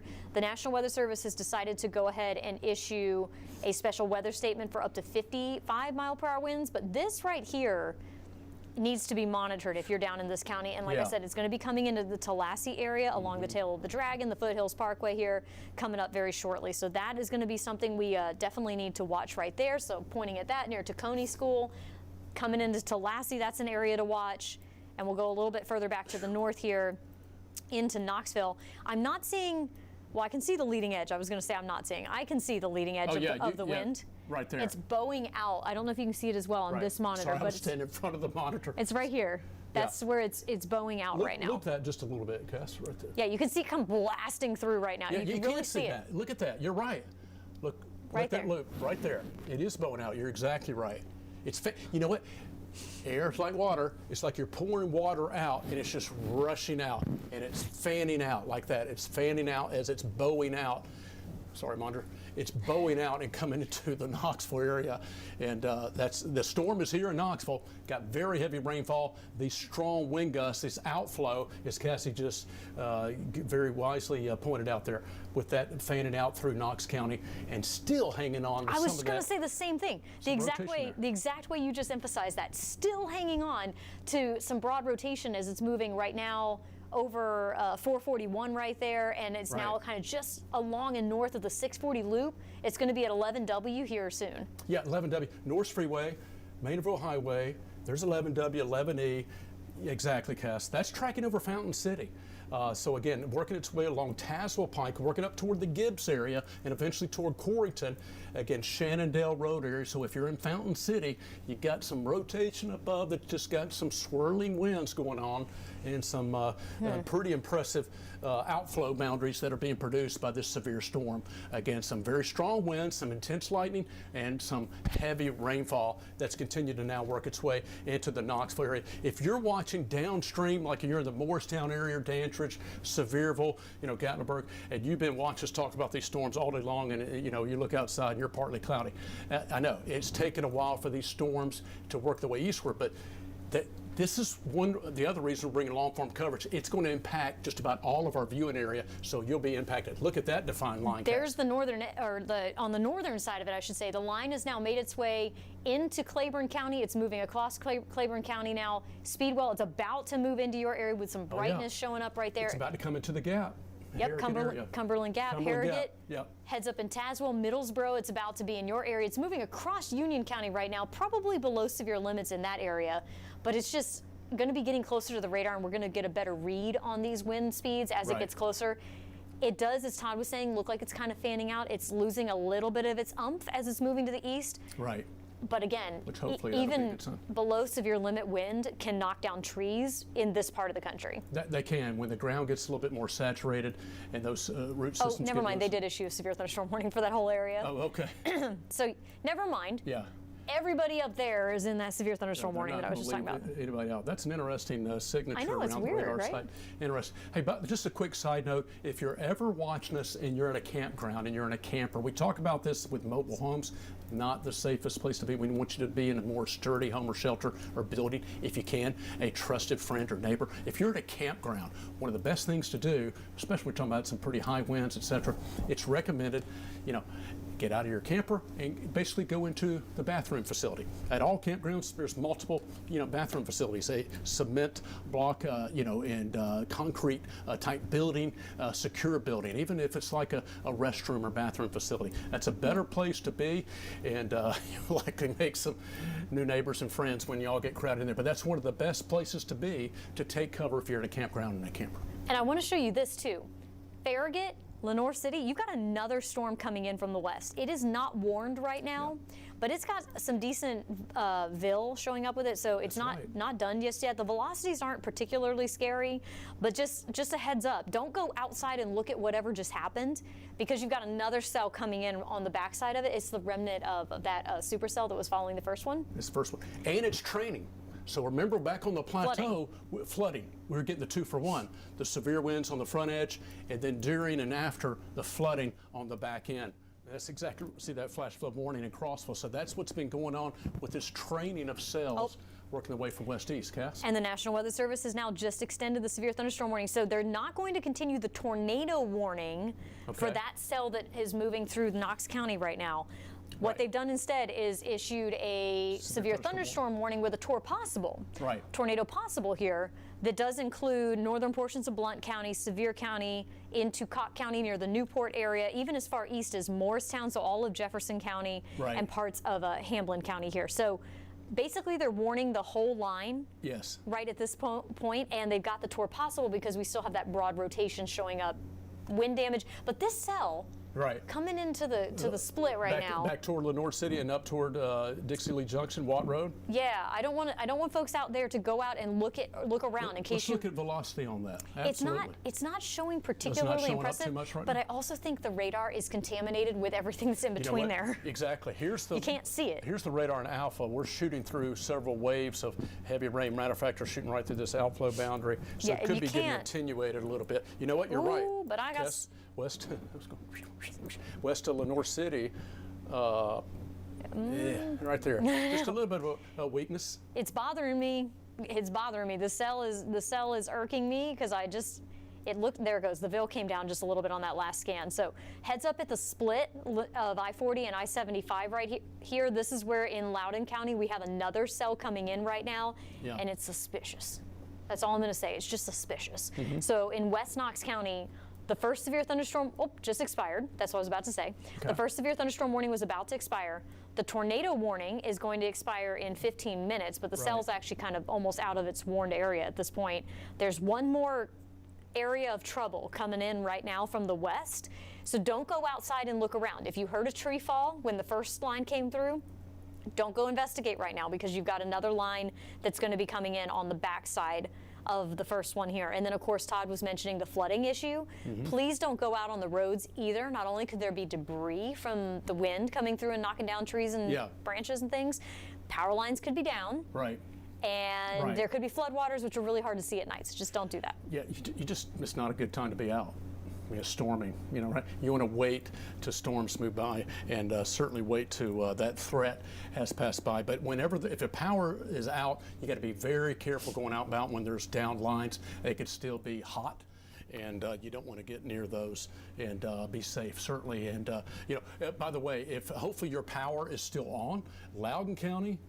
We have about 40% of the county. 40% of the county, right. About 40% of the county is without power right now down in Loudoun County, and here comes round 2 through right now. So crews are not going to be able to get out and get that fixed right now. But they are going to go out there when it's safe for them to do so and get that worked out. McMinn County is also experiencing some outages. Also up in Cumberland County and up in Fentress County, we're seeing quite a few power outages at this time as well. Over 2,500 in Cumberland County. A good idea to have batteries with your flashlights in case the power goes out, and to have your devices charged up, etc., in case we do have power outages. So that way, battery-operated flashlights are much better than lighting candles. It's just a safer option, rather than an open flame. There's a look at, as Cassie was talking about, this storm in Monroe County, with still that pocket of some potentially damaging winds that will continue to work its way, basically kind of going to be working its way out of Monroe County and Blount County.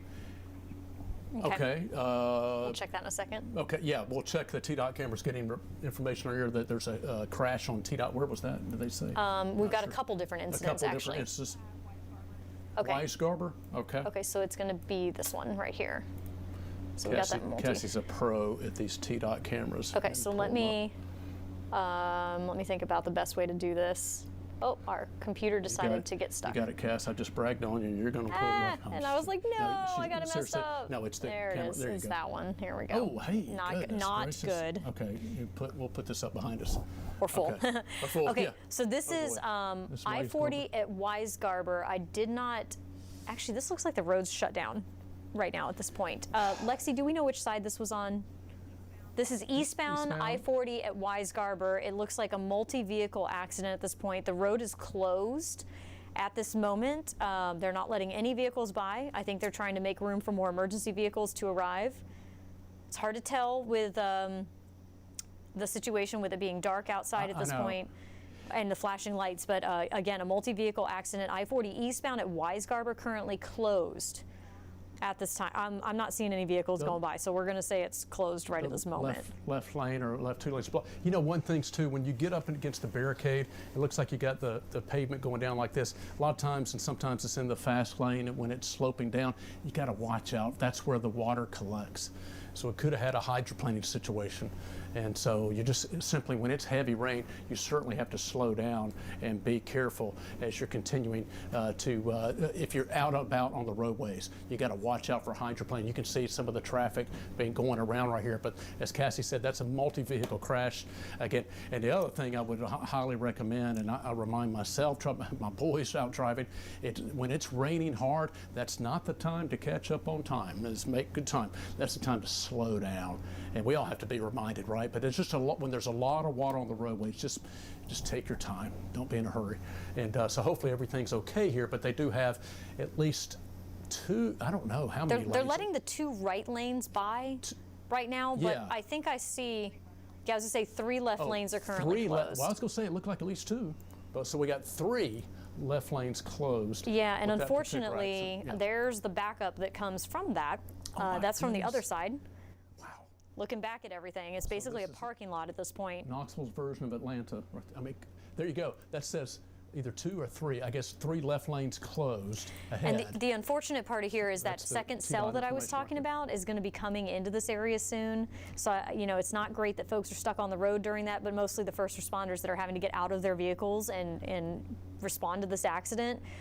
We got more lightning and more very heavy rain and strong gusty winds coming into this area here. So that's one incident, but there's more. I said closed, and it said blocked. 3 left lanes blocked. Yes. And then we also have a multi-vehicle crash. This is on I-40 eastbound.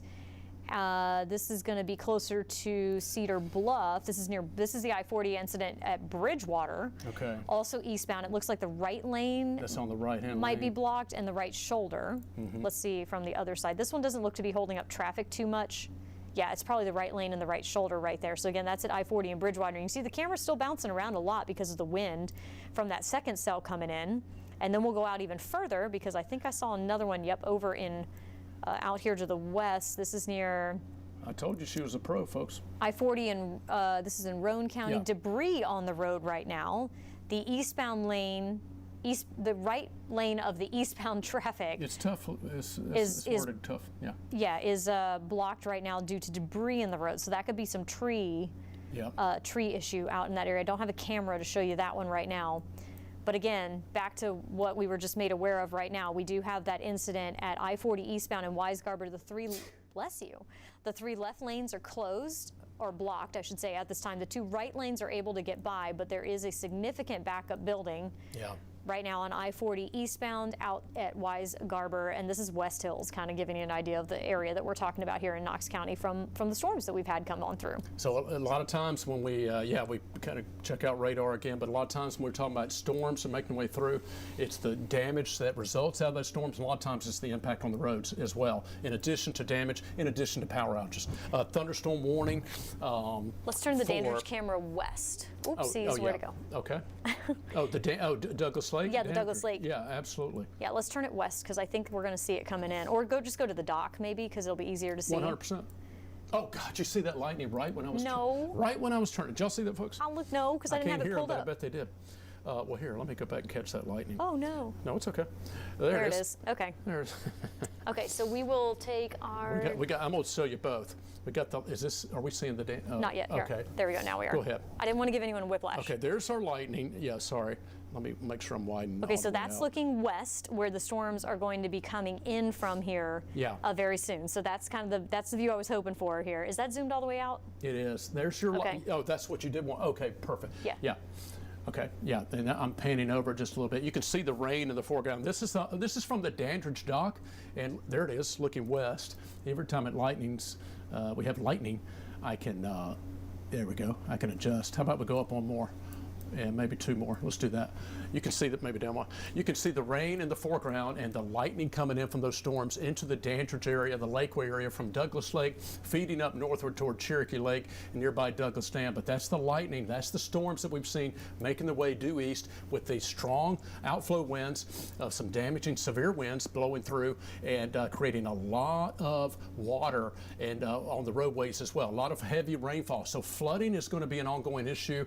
By the way, we are continuing to check the box on rainfall for the month of May. Oh my goodness, yes. I know, so that's the side note. But here's the story, but that's a look at the camera view from, I'll pan on over to the, oh wow, there's some lightning. So this is kind of another example that the cameras have really told the story in terms of the storms coming into our region. And we're back to the velocity and some of the pockets of wind, including near and just south of Tellico Plains. Let's do that one first. Okay, yes, thank you, Cass. From Etowah in McMinn County and coming along Highway 310 into Tellico Plains, just south of there, but that's a pocket of maybe some severe winds that's coming into Tellico Plains. So be prepared to, take cover and shelter in place in Tellico Plains. South of Tallahassee, these were some strong winds. Looks like the overall intensity, exactly. And as I say, the breadth of the winds, if you will, the width is shrunk a little bit, not quite as wide reaching compared to earlier, right? Looks like it's shrinking and lessening in intensity as we're seeing that just south of Tallahassee. Yes, started bigger and kind of shrinking a little bit. And now that's continuing to feed in towards Citico Beach, and we'll be tracking across southern Blount County into the Smoky Mountains. So as far as the velocity and the wind energy, we're still seeing some of these pockets of severe winds. And we do have a tornado watch. It's in place, by the way, till 2 a.m. Hopefully, a lot of times it's issued even longer than sometimes is needed because a lot of times it could be further downstream. So hopefully that will be expiring beforehand. But yeah, that's that. Well, you want to loop that? There it is right there, isn't it? Oh, wow, look at that. That's the leading edge coming into exit 407, about to be up and down Dolly Parton Parkway, and eventually to our Douglas Lake camera in Dandridge. That's, I mean, it's just like. Oh, still some broad rotation there. Yeah, let me see if I can kind of demonstrate demonstrate this. Sorry, I got distracted with it. You're just pushing. Right there. It's like you're just taking a plow and pushing those winds just like that. Look at that coming into Kodak. Yeah. It's right along I-40. Can't do it fast enough because it's faster than but Sorry, it's just like let me stop it. It's like you're pushing the wind, like water just being pushed out, but those winds just being fanned out and pushed out. So there it is, Cass, as far as Johnson, which is Johnson University. Our database, it's just a quick story. Our database, it includes both new schools and old schools. It includes just about everything. So you may see schools on here that are no longer in existence and haven't been updated. That's Johnson University. Teach a meteorology class there. So anyway, side note. All right. So right there, though, we're there's seeing Carter High School in East Knox County. Kind of some broad rotation. Yeah. Right along the edge of that line. Right there, kind of paralleling I-40, about to move. Oh, right here. Just general. I was looking at another little weak one right there, but yep.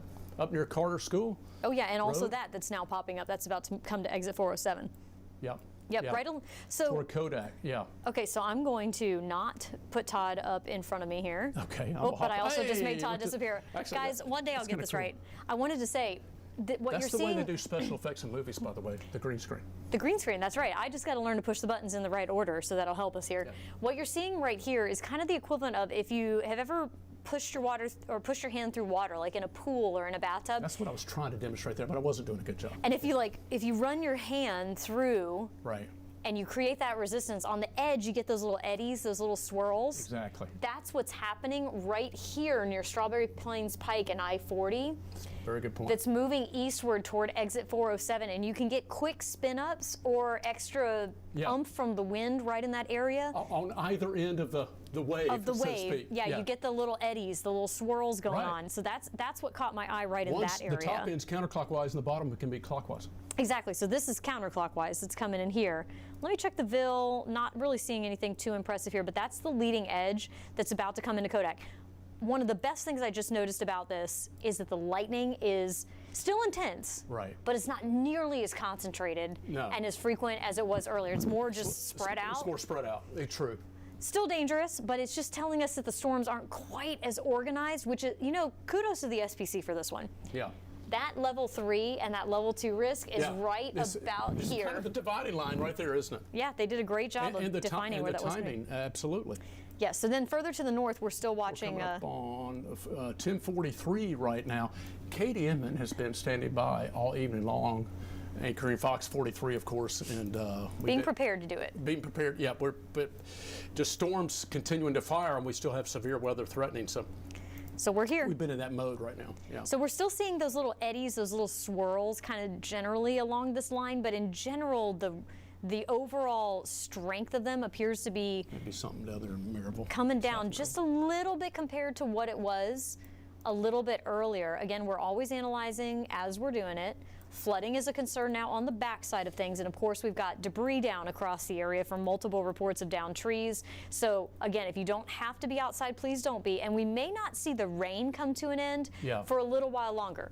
Right. On the backside of these systems, we have what is called stratiform happen, so the atmosphere kind of stabilizes, and you just get this like the gentle, good sleeping rain. But it lasts for a little while. Best thing is storms are past, and now it just rains a little bit. That's good sleeping weather. So let me show you an update because we just haven't looked at this lately. Yeah. The tornado watch has been trimmed. Yeah. Yep. For Cumberland, Fentress County, Scott and Morgan counties here, Wayne and Pulaski counties have been removed as well. McCreary will probably be removed soon. And that main line continuing eastward, I wouldn't be surprised if eventually Roan and Ray and Meigs are removed here. Right. The National Weather Service will continue to trim away at the tornado watch, and eventually this will all go away, probably before 2 a.m., honestly. Yeah. Because these storms are moving through at a pretty good pace. We always pull for it to expire early. We do. I know you do too. And this Look at that. I know. What? Good job, SPC. They're focusing in on the line. On right where the line was. They're trimming it back. But the line is coming down in intensity right where they expected it. So. Kudos to SPC tonight. That's pretty good. Hey, do want to mention we've got several trees down in Kodak, 3 miles to the northwest of Kodak. It's not even there yet. That's that. Well, that's that outflow. That outflow is just getting there. I'm impressed. Just getting there. That warning, that tornado warning, by the way, is about to expire here. That was 3 minutes ago for Kodak. Wow, Kodak, you were on top of the reports. That's that little eddy that I was talking about that's moving right into your area right now. That's just general broad rotation. We got to keep an eye on what happened. Trees down county-wide in Knoxville. Now this that doesn't mean that every tree in the county is down. Right. That sounds very, very scary, but it's not. That's about like when Todd said the trees were. You said they were going to disappear. Disappear or be removed. Countywide. Yeah, that's just teasing. We're fine. 2 miles west of Knoxville, so that's in the kind of the Bearden, Sequoia Hills area in general, roughly. Kingston Pike area, we were talking about at that time, Paper Mill, Bearden Hill area coming in for there. So that may be approximately that area. Yeah, not a lot of power outages being reported at this point. So that's good news there. Right. 100%. We've talked about sometimes the damage reports, they lag because a lot of times once the storms move through, then there's the assessment going on. And the power outages are also one of those things that tend to lag the post-storm movement. So once the storms have moved on through, then we start seeing the damage reports come in obviously more. And you hope you don't see as many come in. Sometimes you hear about it quickly, sometimes it takes a while, but then the power outages. So we had some pretty good winds coming through, so we'll have to assess the power outages for Knox County. We know Loudoun County, out of 11,000 something customers, there was about 4,300, almost 4,400 customers. I think Cassie said 40% of the customers in Loudoun County with LCUB. LCUB, yes. With LCUB specifically, without power. So now we have two. Notable. Excuse me, 2 severe thunderstorm warnings still in effect. They're large. They include from Bell County in Kentucky down through Claiborne County into that's not Harlan County. It's okay. That's called Granger County. Yeah, you're good. Granger, they're kind of shaped the same. Yeah. Anyway, into Granger County, different states, but it's fine. There's a lot of yellow up here too. There's a lot. It's kind of hard to see the boxes, but then we also have this broad severe thunderstorm warning that extends over to Morristown, Newport, and areas back to the west with the leading edge of that wind now from Kodak into the Dandridge area. You okay? No, I'm good. Okay. I'll get this report after you. Sorry. Okay, go ahead. Multitasking. Annie, our assistant news director here at Channel 10, said from Oak Ridge, manhole covers, this is why I did this for Mark, manhole covers I just had the same face. Blown off, from localized flooding. That's where the manhole cover, the flooding's coming through so much, the storm drains, because the roads they blew the flooding. And the roads are impassable. The roads are impassable. Some roads are impassable in Oak Ridge. Minimal power outages and damage. So once again, like early in Oak Ridge, thankfully didn't have as much, but some roads are impassable from the spokesperson in Oak Ridge. So you had so much flooding, and John Becker. Just water come on, coming come on, through here. John. Yeah. Yeah. That's all right. Oh, no. Just, Oh, John says no, he wasn't ready. no, you're all good. I got no bike. No. I just need one of you. Oh, one. Okay. Okay. So, Do you want to sure. go? You want some Okay. pizza, John? I can Do you mind turning off your mic? Sure. And actually, let me check. I'm going to take this full for 1 second. Let me check your mic here for your your battery. Darn. Let me just switch your battery real quick. Excuse me. We're going to switch Todd's battery here. 1 second, folks. While we're live. Y'all don't need to see what's happening right now. Come on. It's on my belt. I'm getting it. It's on his belt. Hold on 1 second, everyone. We're getting this snapped in. I can't get that snapped in. John. Put that in Todd's microphone. Classic, Cassie. He's eating pizza and getting his battery changed. I got you covered here. Let's go ahead and take a look at this. Take Doppler, quick. We got it. Okay, so here's a look at the latest velocity scans for what we've got going on right now. Coming in actually right into the Kodak area right at the moment. We have that potential velocity showing that swirl that we were talking about, that little eddy where we've already had some wind damage actually reported. And this is just north of the Winfield Dunn Parkway out at the old Smoky Stadium. That's right where that little, we'll call it broad rotation, weak rotation is. This is just north of Dumplin Valley Road, and that's going to be over Dumplin Loop Road. It's along Snyder Road at this point, kind of paralleling 25W and I-40. It's kind of right in between there. So we're going to watch that because we've already had several trees reported down in that particular area, and that's my next little spot of concern near Underwood School at this moment. That is where we are seeing just like that broad, weak rotation showing up kind of at the leading edge of that line. Also seeing one little spot along the parkway. This is going to be near Douglas Dam Road. Along the parkway. Again, one of those little eddies, one of those quick little swirls, and that's something we've got to watch moving forward, moving near the Alder Branch area coming up here. So kind of along the leading edge of this, we've got the little scalloping, the little ripples along the way. Well said. Is your mic back on? It is. We are charged up and ready to go. Hear me okay? I don't know. Charged up and ready to go. We'll see if that's It is on, yes. Yeah, He's good. okay. Okay. Maybe they'll turn And down out near and Pigeon back. Forge. Okay, there we go. Are we back up? Good to go? Okay, thank you. And near Pigeon Forge, we got Oh, okay, we got a little squiggles. cell that's rotating there. We've got 3 little squiggles along that. Do you want to go point at them? Okay, Douglas Lake Dam, our Dandridge dock said that lightning's picking up as Okay, well. let's go ahead and take that one. Yeah, there it is. Yep. Picking up, as expected. Do you mind pointing these out on the chroma key? Yeah, no, not at all. Thank you, Cass. Because we got 3 little. Whoa. Woohoo! Look out, Todd. That is definitely picking up. So this is our Douglas Lake Dandridge dock camera.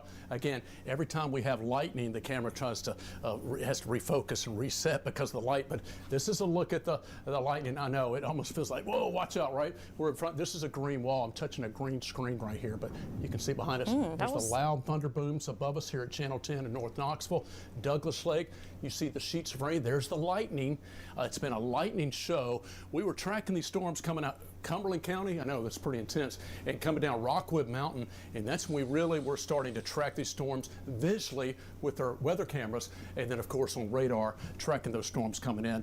We certainly, first of all, thank you for joining us. I hope you're having a good, safe night. We continue the long form coverage with severe weather because these storms have been packing a punch, and I know we've had a lot of severe storms. We've had some tornado warnings. We've had rotation. We've had hail. We've got power outages. We've had some damage. Here's a look at this latest, and Cassie made a great point of this.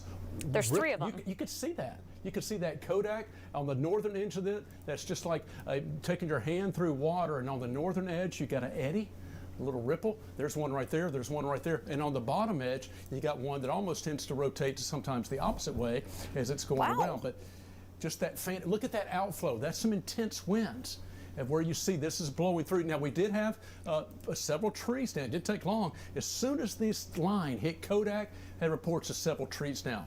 We've got trees down scattered around Knox County. It says countywide. That just means there's pockets of trees down across much of Knox County. The one report we had coming in with some of those trees down were in the Bearden Hills, Sequoia Hills area in general, about 2 miles just to the west of Knoxville, approximately. And so coming into Knoxville, Kingston Pike, and continuing toward Neyland Drive and closer to, again, UT campus and coming into the area. So now, as Cassie pointed out a moment ago, too, and we've been talking about this earlier upstream on the plateau, the first initial wave, that has some of the most intense winds. You may get a lull, but then there's more storms with heavy rainfall behind it. So we're seeing more moderate to heavy rain moving back into Knoxville. We showed you TDOT SmartWay cameras. Cassie was running through the list of TDOT cameras, had several accidents, and one of those particularly was occurring at Weisgarber, thank you. And I was going to say Westmoreland. Weisgarber, Interstate 40, and looked like it may have been a hydroplaning type deal where 3 left lanes are blocked on Interstate 40 at Weisgarber earlier. Still, well, maybe now one lane's moving. They've stopped traffic briefly. Oh yeah, I think they're trying to get the emergency vehicles out of the 3 left lanes right now. So they briefly stopped traffic. You're exactly right. There goes is that a TDOT help truck right there? Yeah, you got traffic. There comes. Well, it looks like they're looking clearing live it at the emergency vehicles. Everybody's getting out, and they're going to let them go. They've got the car on the tow truck. This is the Indy 500. And they're off. Waving the checker flag, and there we go. I don't mean to make too light of a situation, but that's kind of what it looked like. Well, the good news is if they got it cleared that quickly, that hopefully means the injuries weren't serious. Yeah, no, that's very good. So that's good news. That was good timing. You just pulled that up. We literally were just talking about that, and they just cleared it. And there's the backup. This is live. the east end of West Hills. You can see the backup still going there. And let's go back even further.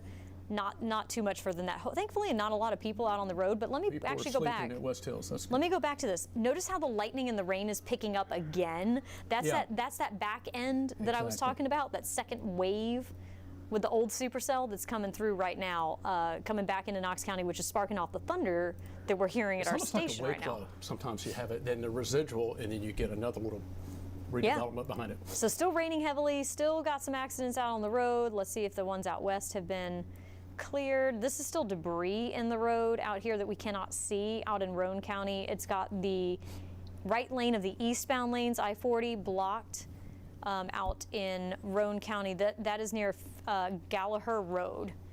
Just some traffic updates for everybody. If you are planning on being out and about, I wouldn't go right now if you don't have to. Not recommended. And there's our Douglas Lake camera. You're going to see it flash in a second here. Yeah. The lightning has been impressive on many of our cameras right there. Again, from Dandridge Dock overlooking Douglas Lake, we're looking pretty much west, more or less, and you can see the rain. Wow, look at that. Wow, that is some intense. Here, let me, just because I can, I'm going to take you to the dock. Of course, nobody's out there fishing, but when you do this, you can see kind of the intensity. We're going to see this pick up in a few minutes here, and I bet we're going to see the rain kind of change direction. Yeah, we are actually. Well. It should switch exactly. Yeah, so we'll check back on this camera in 1 second when the worst of the storm actually gets there. Let me show you a quick update on the power outages map that we have right now. Good news in Loudoun County. Whatever was wrong in LCUB's coverage area that had 40% of the county out, they have recovered. So good. Loudoun County's. Oh wow. Ta-da! They're down to 41. Wow, that's impressive. That was a big improvement. Man. Big improvement in Loudoun County. I hope that was like one substation or one transformer, and it got everybody fixed. It got them all fixed. Hopefully you're not one of the 41.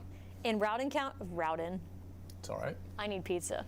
In Roane County, we're seeing the power outages up to just about 350 people. McMinn County now is up to almost 500. Cumberland County, over 3,300 customers without power. In Fentress County, over 2,500, almost 2,600 customers without power. We're still seeing that. Numbers in Knox County, not too bad, almost 700, but considering that there's almost 168,000 people covered here, that's not bad at all. Greene County still has some outages from earlier. This next line of storms is beginning to move into those areas. So just wanted to give you an update on the power outages. Crews are wonderfully quick when it comes to that. Right. And we've been watching that cell to the north of Kodak. Yeah. And Sevierville up and down the little swirlies. Let's go back and look at them again because now the National Weather Service is paying attention to them. One of those eddies. on either end of that line. And Cassie, while you're doing that, we're coming up on 10:57 right now. Coming up on 10:58, John Becker standing by on the Channel 10 news desk. Our 11 o'clock broadcast will be starting momentarily, and we may pause briefly to allow the news to start, and of course be right back. And so we do thank you for joining us on our live stream and Fox 43 for simulcasting with our partner station WBIR. And again, just to give you an idea, we're going to reset in a moment, but as you were talking about, that's that cell they're going to keep an eye on. Mm-hmm. You got to watch it. Yeah, that's continuing. It's into, that is Sevier County. It's right? going to cross into Cobb County here very soon. Yeah, New Center Elementary School. School. That's Southern Jefferson County. No, you're good. It's gonna, there you go. Southern Jefferson, exactly near Douglas Dam. Past there. That's the latest. South of there. That's doing something. It's rotating. It's just weak. But that's going to be getting near Chestnut Hill Elementary School very soon. And when you just see that rotation in general, we got to watch that because that's when you can see the damaging wind coming from it. Right. Can someone tell us how close we are to coming into the 11 p.m. newscast?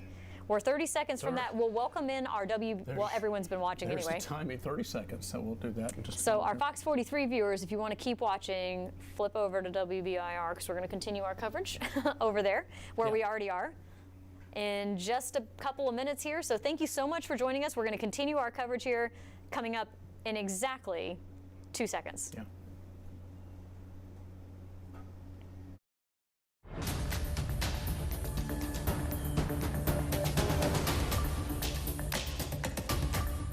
Ten News is sponsored by Premier Family of Dealerships.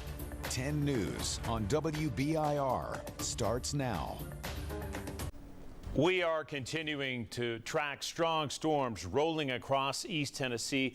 A lightning show out much of your windows this evening. You have been sending in photos, videos, and we appreciate those storm pictures coming in as we speak. Good evening once again. I'm John Becker. This is 10 News at 11, and we're going to get straight back to our meteorologist tracking these storms that have been rolling through East Tennessee and lighting up the night sky. Cassie Nall and Chief Meteorologist Todd Howell joining us from the Weather Center. And let's talk about some of the concerns you have right now at this hour. We'll get to those concerns about power as well as damage, but first to the storms. Cassie Nall and I have been tracking these storms, long-form severe coverage tonight because these storms have had a history of producing some damaging winds, very heavy rainfall, power outages, some hail. All modes of severe weather has been on the table tonight, so that's why we continue to bring the severe storm coverage. Some of the damage reports, some of the power outages are starting to roll in, and there's still some concerns that we're tracking with some severe weather. Don't have tornado warnings right now, but we do have still a number of severe thunderstorm warnings, Cass. Yes, so what we've seen tonight is just general rotation with a lot of the individual supercells that we had coming through. The individual supercells have now blended into one large line. As expected, more of a linear line, north to south. That extends all the way from southeast Kentucky all the way down into North Carolina at this point. Right. So that's where we are in the progress of this line moving through our area. We still have some severe thunderstorm warnings along that, and we have one area that we're watching with some potential rotation now down in parts of Sevier County, north of the Sevierville area, that's actually about to move into southern Jefferson County coming up in just a minute. So let me go ahead and let Todd go over to the wall real quick to kind of take a look at some of this for you and point at some of the stuff. Cassie, thank you so much, and thank you for joining us. I hope you're having a good, safe night. We've all been tracking these storms. We've all been impacted by these storms in some way, shape, or form because, you've probably been noticing the lightning, right? It's been a lightning show with these storms coming in, and then we've had these pockets of some strong, even some damage and wind gusts. Here's some of the latest information we're looking at just south of Dandridge, just past Douglas Dam, moving out of Sevier County and right along the Sevier-Jefferson County line. We're seeing some rotation right here, some broad rotation. National Weather Service in Morristown, which is located in western Hamblin County and in town of Alpha, community there, got a good look in sampling the storm. We've had this outflow. You can see that wind rushing through. We're looking at velocities. This is actually actually what you're seeing is the wind being pushed out. Some damaging winds and potentially some of those 50 to 60 mile per hour plus winds. And right here on the northern edge of that is broad rotation. It's basically right along the Jefferson and Sevier County line. This is the county line right now. Again, there's Dandridge, Douglas Dam here, Douglas Dam Road, and so north and east to Sevierville. So we're looking at some of that broad rotation, still potentially a couplet trying to form and some damaging winds. We've got a severe thunderstorm warning for a lot of counties: Cocke, Granger, Hamblin, Jefferson, Sevier. So a large area, again, a large severe thunderstorm watch box in place until 11:30. So just under 30 minutes from right now. Again, we are looking at radar indicated some rotation, some damaging winds in excess of 60 miles per hour. Not so much the hail threat has kind of come down, with more of a high winds and heavy rainfall threat over the last couple of hours. We've seen that transformation from the tornadic storms and large hailstorms earlier, and as Cassie said, now more of a linear line where it's a damaging wind threat and a very heavy rainfall threat. We're also seeing this kind of 1-2 punch where damaging winds on the leading edge, heavy rainfall on the back end, and possibility of flooding. More scattered storms south of Maryville into the Smoky Mountains and continuing to probably work their way from Wares Valley toward Gatlinburg. And then we're also looking at these storms, heavy rainfall, Knoxville moving to the east, some improvements back to the west. But that's the latest with those storms, with more storms up into parts of Kentucky. Cassie, I'll send it back to you. So some really good news about all of this that we wanted to point out while we're talking about it is the fact that we only have that one severe thunderstorm warning still in effect. No, that was just one. It was just a large. This is like really big. Arizona, and like I was a big county. and I was zoomed in, so it took up your whole view. All good. Yeah, so that's that one severe thunderstorm warning that we still have in effect for the areas Todd was describing, and along that we have those little eddies, those little swirls. So there is still a tornado possible tag on this as well, just in case one of those spin-ups happens. There's still a lot of lightning, still a lot of heavy rain and some gusty winds, but staying below severe limits besides that one line right there. I want to show you all real quick our whoops, that's not it. How about our Douglas Lake camera? There, our Douglas Lake camera. Hey, it's shifting. It has changed direction. I've noticed that. This is where the heaviest rain is moving in right now at that leading edge. Whoa, and lightning. Impressive. And a lot of lightning. And look at the rain even changing direction while we're watching it right now. Starting to come a little bit more out of the right-hand side of the screen just a little bit here. No joke. I'm not seeing a ton of wind, because this camera on Friday night looked like a hurricane. Oh, we're seeing it kind of picking up. Yeah, it's kind of move. You know, I can't really illustrate that. Kind of moving away from the camera and toward the landmass off in the distance, Cass. Yeah, and so this is that line now starting to come in. So let me give everybody kind of an overview of what we've got going on. You're looking at the Douglas Lake camera right now. I'll come back to it in just a minute because I think it's about to intensify. Actually, the rain is still again shifting. Golly, look at that. Aiming a little more from the right now as that main batch of line is moving on in. Here again is the look. Let me show you the tornado watch because it continues to be trimmed away. Again, this is indicative of the storms coming down in intensity compared to what they were doing earlier. The tornado watch is now for Bell and Harlan County in Kentucky, as well as Claiborne, Union, Hamblin, Jefferson, Sevier, and Knox counties, Loudoun, Blount, McMinn, and Monroe. This will be dropped before 2 a.m. for our area. The National Weather Service continues to trim away from the west, which means that the areas that are no longer included in the tornado watch are completely clear from the threat of severe weather for the rest of the night tonight. However, do not go out on the roads. And the reason that we say that is because I was just reading a report along Chapman Highway going north in Sevier County near Zion Hill. There's a large tree that's fallen. It's Bordy East near Weisgarber that had the left 3 lanes blocked for an extended period of time and a lot of backups there. There's debris on the roads. There could be some down power lines. Right. And in general, the road is slick. Also, we're starting to see flood advisories popping up. Yeah. It's very difficult to see that flood water in the dark. Especially at night. Especially at night. So please just don't venture out of your house. If you did have damage and you want to go take pictures and check it out, be very, very cautious. Yeah.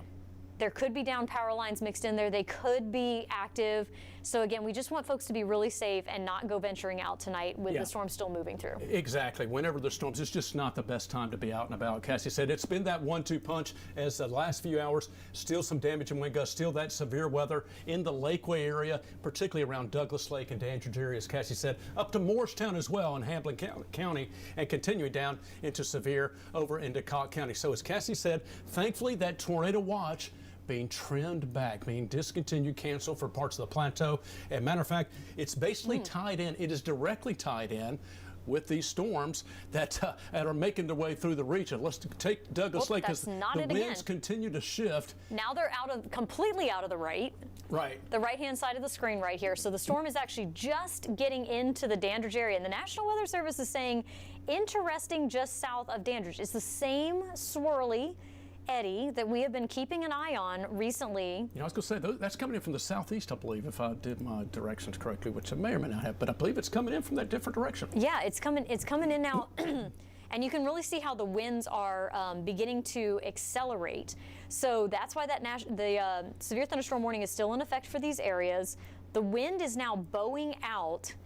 I'll show you the velocity in just one second here. The wind is really bowing out now in southern Jefferson County and in Sevier County to cross over into Cocke County very shortly. I'll take that full so I can show it to you right here. There's the line right there from south of Dandridge. There's the leading edge of the wind, and that's going to be crossing over into southern Jefferson County and into Cocke County, eventually moving here along I-40 between Newport and Hartford. So heads up in these areas between Newport and Hartford, you've got some very strong winds that look to be increasing as they're moving in your direction. And then near Dandridge, we're just seeing little swirlies at the very leading edge of where that push of that wind is, with some rotation there.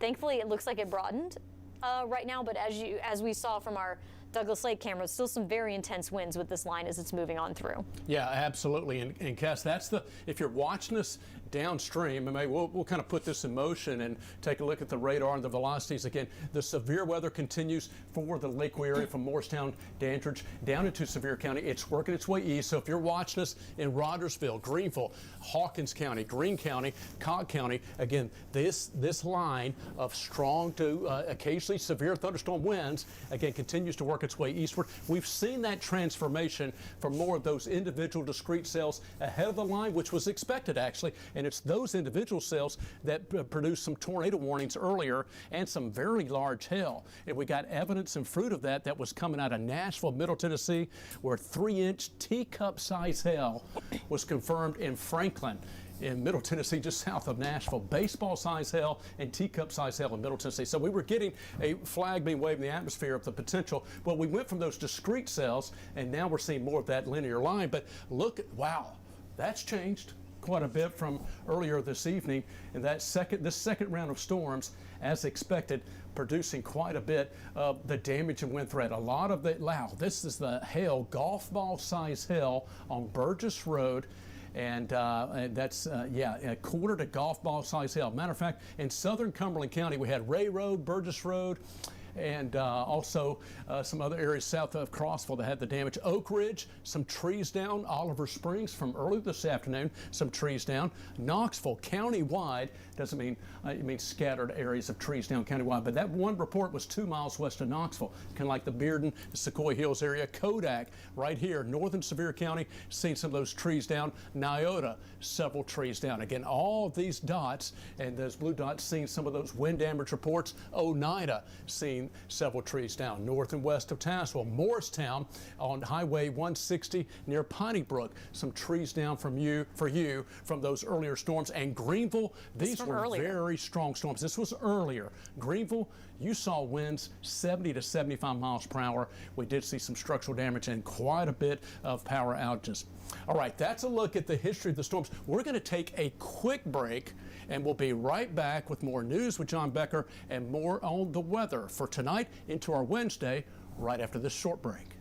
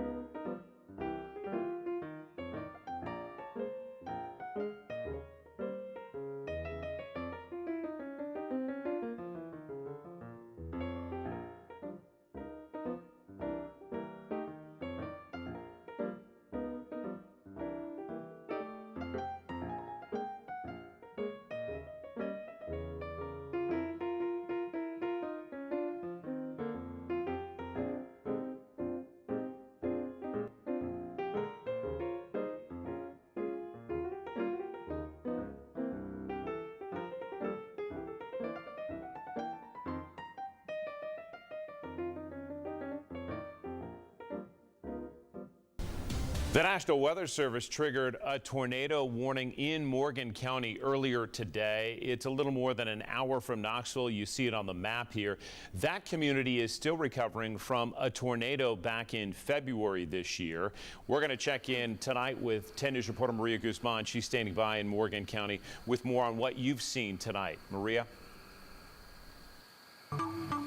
Yes, John, I'm outside Morgan County 911 Dispatch Center. We're inside. First responders continue to monitor condition. Now, as of now, rain has officially stopped, as well as any lightning and thunderstorms. But however, the ground continues to be wet and very slick. And now, majority of the heavy storm has curbed in Miss Morgan County. However, we've seen various weather just type of conditions today. When we arrived, it was very dry, hot and humid, and it remained consistent the whole afternoon, but things really began to pick up around 8:30 at night.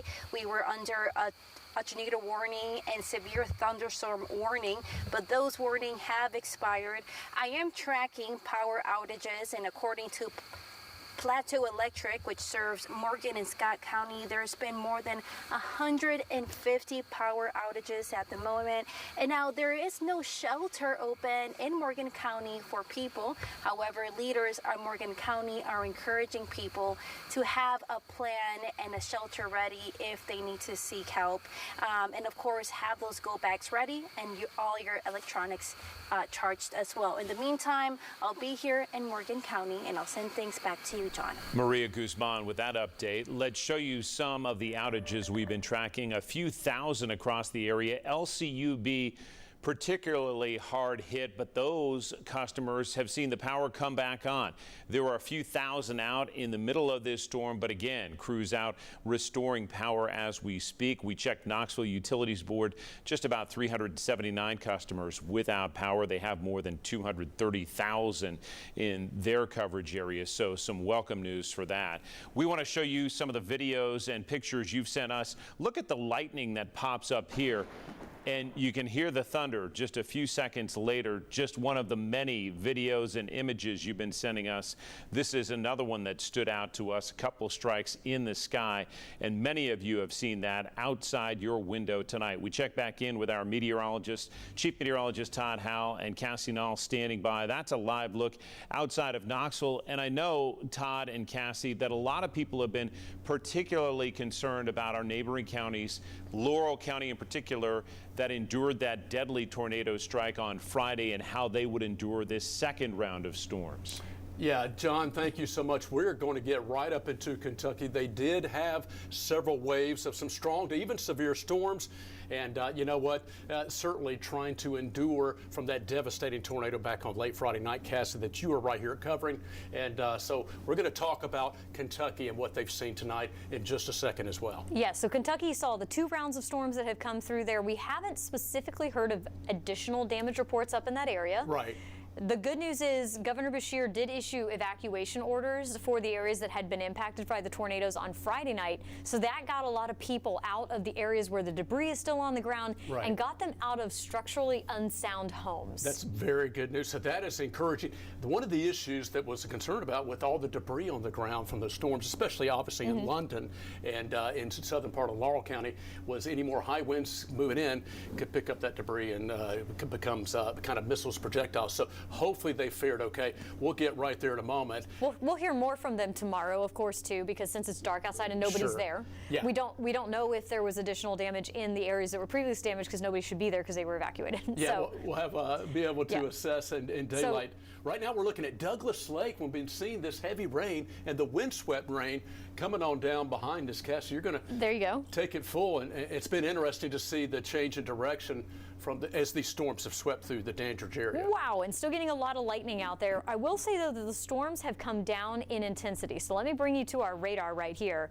This is the big picture view of that line that marched across our entire viewing area through southeast Kentucky, all across East Tennessee, and now it's about to be moving over the state line into portions of North Carolina. The good news this evening, the tornado watch continues to be trimmed from the west. So at this point, only the counties shaded in red are still under the watch. That's technically in effect till 2 a.m. I would not be surprised if we see this dropped before then and somewhat in the near future here. We are still watching one severe thunderstorm warning. Let me move our radar on over here.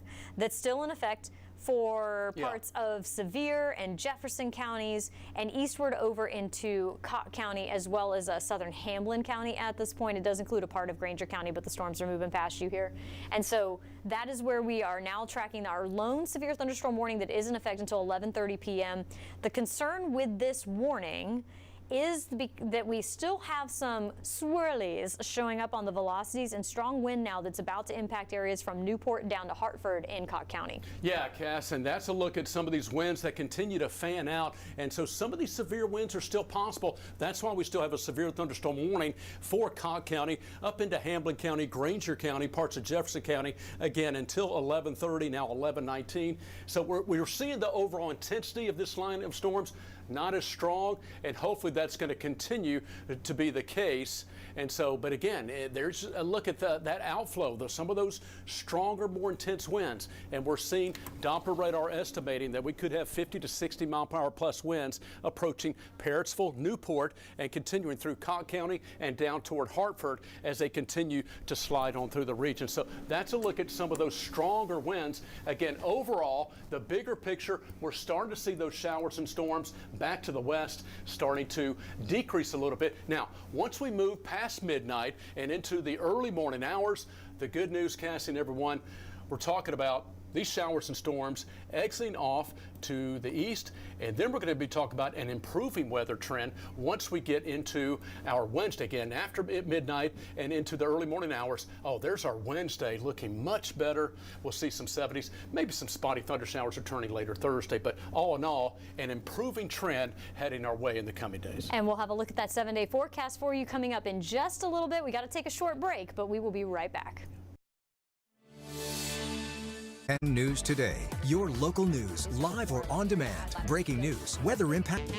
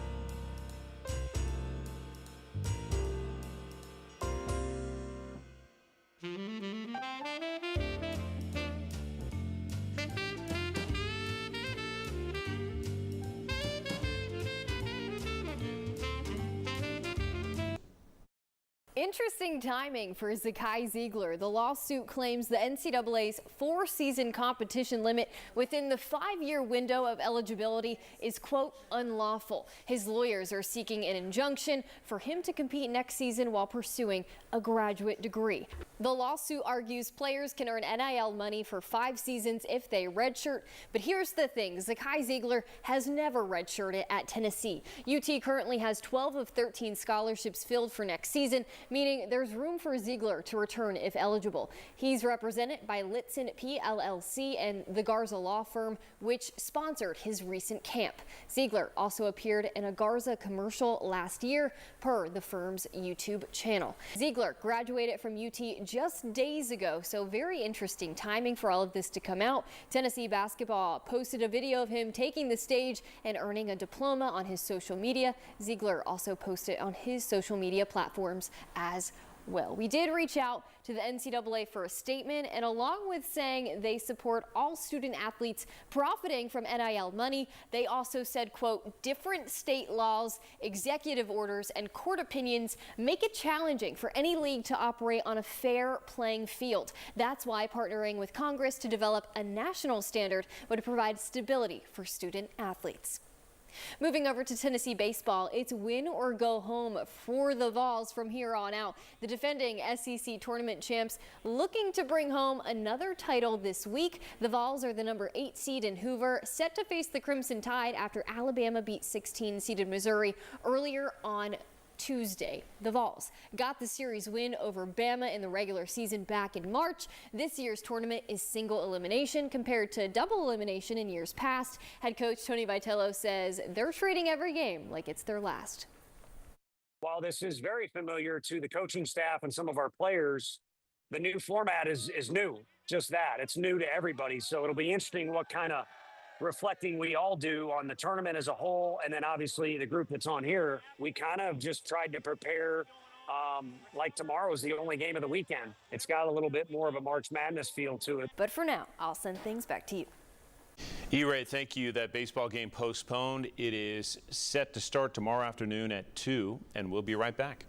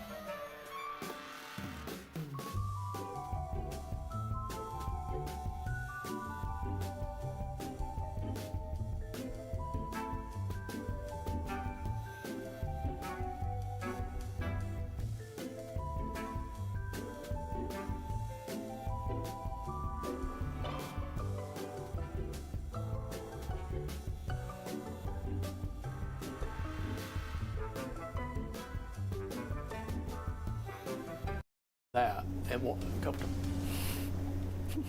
And welcome back. We are continuing to monitor the storms on radar. Cassie, the good news, we're seeing a little bit of a downward weakening trend overall, just in the last probably 30 to 45 minutes. Yes, we have that one final severe thunderstorm warning that's still in effect here for our eastern counties. That is going to expire at 11:30. Right. Overall, we're noticing a lot less lightning, a lot less in the yellows and oranges here, which means Right. the storms are weakening. We're not done. Yeah.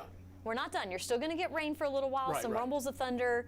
Do not go out on the roads. We have a lot of debris down on the roads, some power outages and some flooding. But the main thing here that's going to be important is that we are going to be seeing this tapering off in the next several hours. We can sleep better tonight. The timing's good, and it's going to be improving. We've got a breezy, milder day tomorrow, but drying out. Maybe some spotty storms Thursday. Look at the cooler temperatures heading into the weekend. We'll keep an eye on those potential storms later Sunday into Memorial Day Monday, but at least improving over the next few days. And cooler as well, John. Yeah. We've got britches winter as we go into Memorial Day weekend. A lot of people will take it. Cassie, Todd, thanks so much for your coverage tonight, and we will be back on the air at 4:30 for 10 News Today. Continue with us on WBIR Plus. Download on your TV and watch for free.